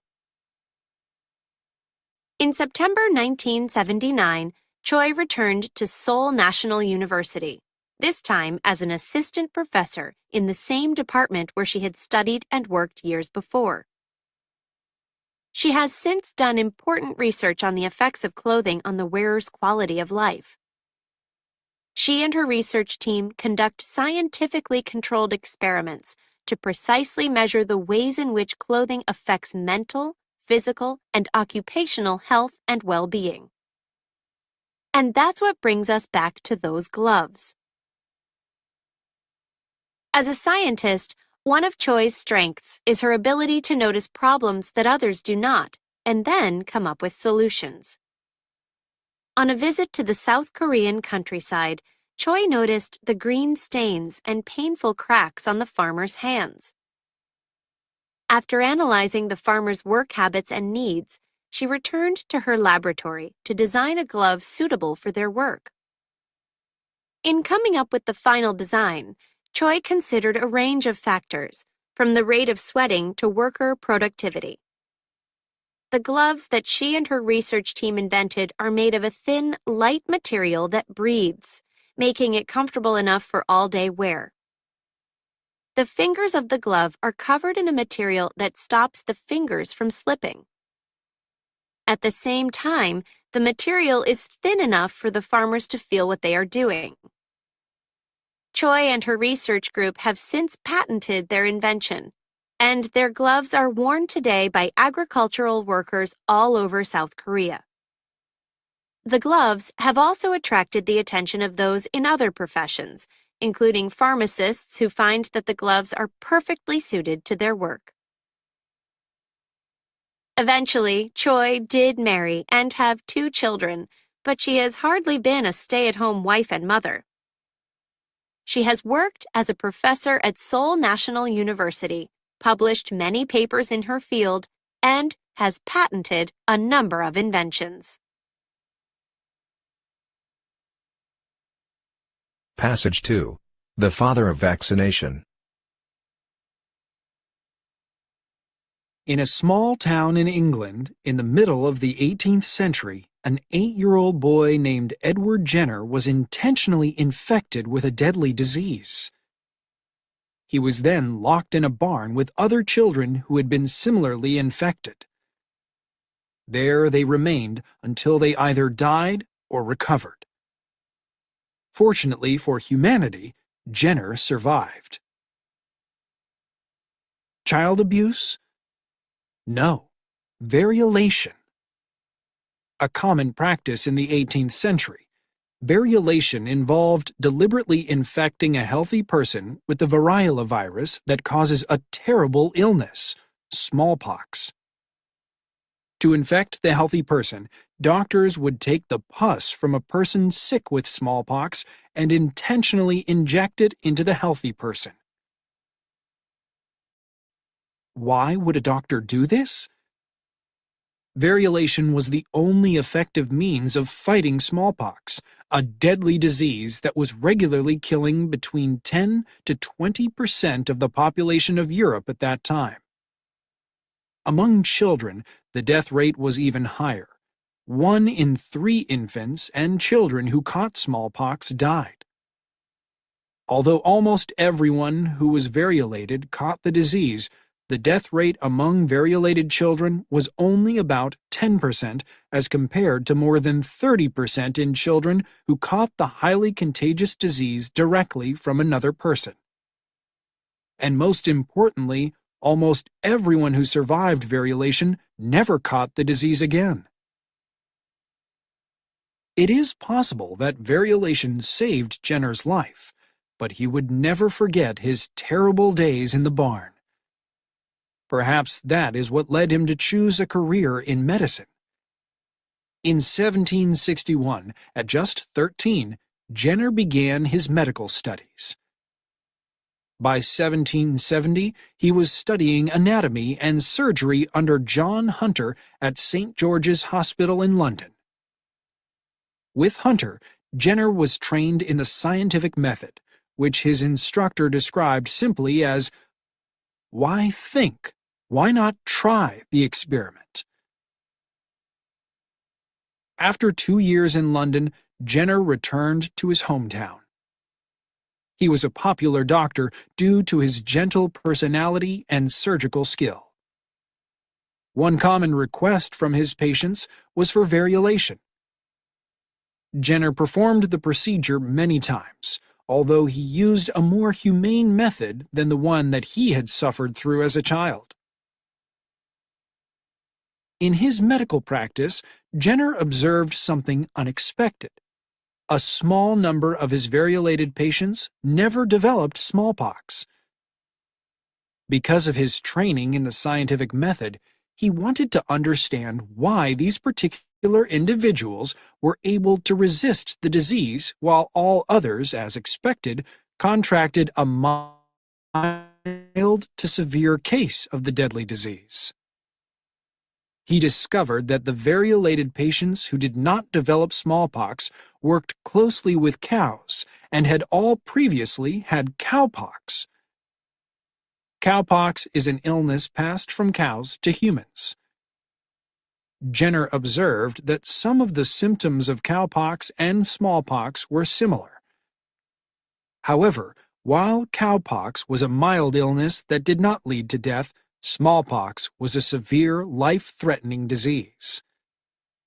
He was also aware of a common belief that people who had had cowpox never got smallpox.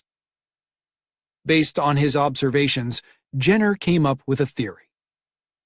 He believed that cowpox not only protected against smallpox, but could be passed from one human being to another as a deliberate means of protection from the disease. In May 1796, Jenner got the chance to test his theory. He learned that a young woman from a local farm, Sarah Nelms, had cowpox. Jenner asked the parents of an 8-year-old boy named James Phipps for permission to conduct an experiment on their son. Jenner chose James because he had never had cowpox or smallpox. Jenner removed pus from Sarah's hand and spread it on scratches he had made on the boy's arms. As expected, the boy developed cowpox, but recovered rapidly. Jenner was now ready for the second, riskier stage of his experiment. On July 1, 1796, Jenner variolated Phipps with pus from a smallpox patient. Jenner and other scientists and physicians waited anxiously for the results. In fact, James Phipps never caught smallpox. This was clear evidence to support Jenner's theory, but more data were needed. Jenner experimented successfully on 13 more patients and, at the end of 1796, wrote a report describing his work for the Royal Society. However, it was turned down for publication. According to those who reviewed it, Jenner's theory was too much of a challenge to the accepted medical beliefs of the time. Jenner ignored the criticism and continued experimenting. In 1798, he published his own book based on 23 cases in which vaccination, named for the vaccinia virus of cowpox, resulted in lasting protection against or immunity to smallpox. Although many people continued to criticize Jenner, some well-known London physicians were starting to vaccinate their patients. By the beginning of the 19th century, the practice of vaccination had spread throughout the world. Eventually, Jenner's contributions to science were formally recognized. However, he never made an attempt to get rich through his discovery. Instead, he spent much of his time working without pay to spread the good news about vaccination. In 1977, the last known victim of smallpox recovered. No new cases appeared, and in 1980, the World Health Assembly announced that the world and its peoples were free of smallpox. Passage 3. A Nose for Science. In 1791, Marie Antoinette escaped Paris with her husband, Louis XVI. Dressed as simple travelers, they left for Austria. But before they arrived, they were caught.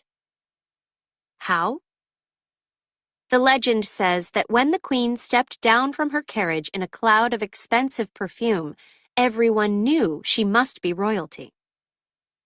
No ordinary person could afford to wear anything that smelled so heavenly. The Queen eventually paid for the mistake with her life. This is just one of the many perfume tales that scientist Luca Turin enjoys telling.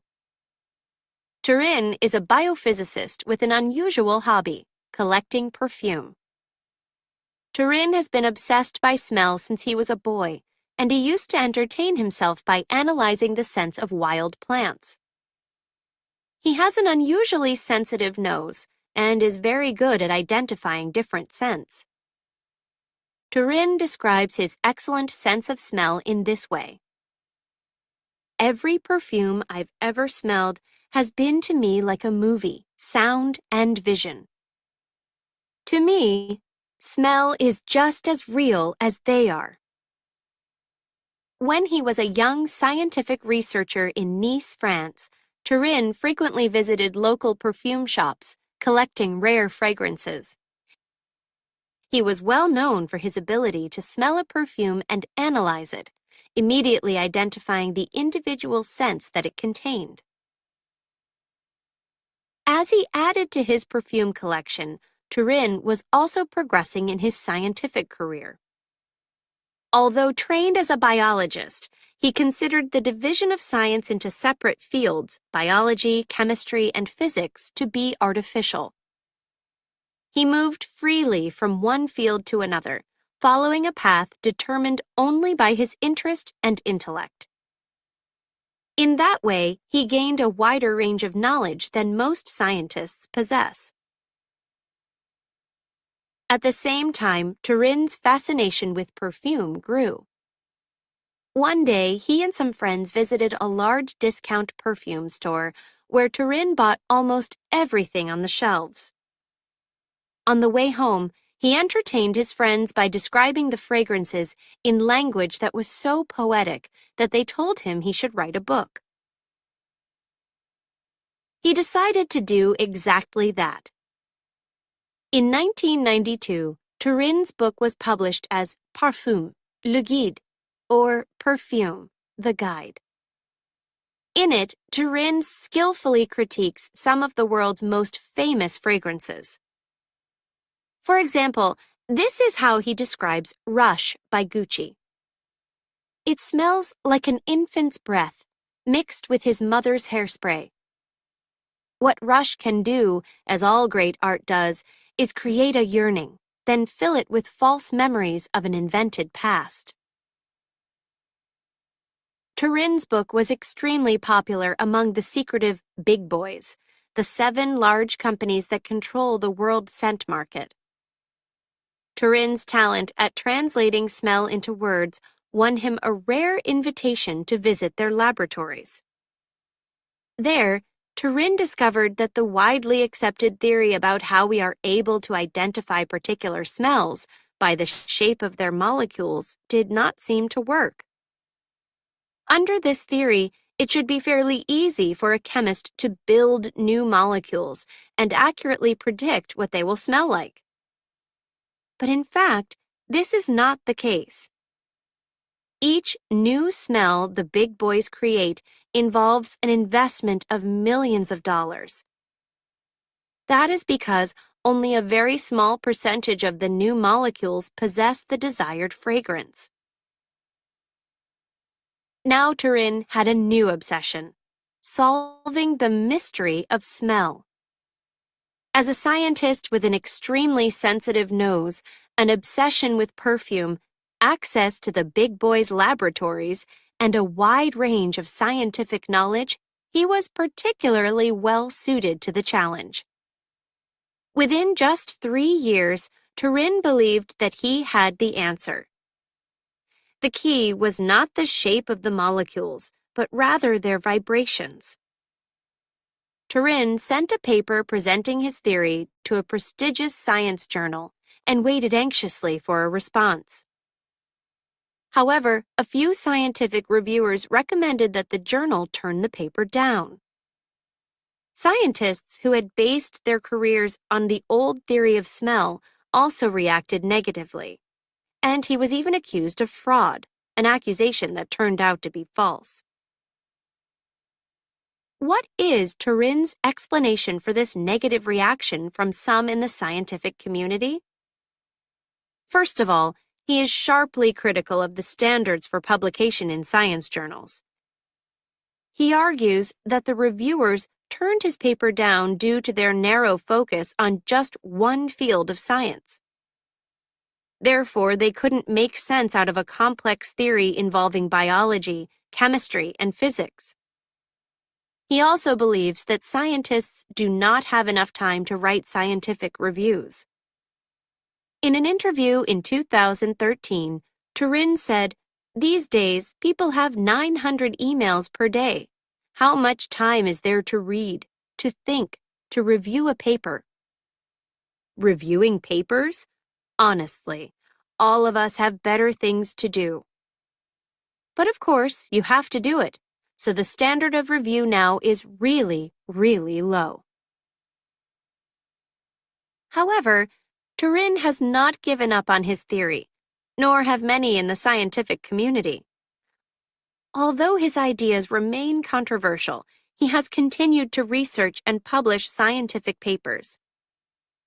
For 9 years, he used his theory to create scent molecules to sell to companies that use scent in their products. He has also worked as a visiting professor at prestigious American and international universities and research institutes. He has conducted research for the Defense Advanced Research Projects Agency, DARPA, a U.S. government agency, on an artificial nose that would be much more sensitive than the human nose. Such a nose could be used in a wide range of fields, including medicine, where it could be used to identify cancer cells.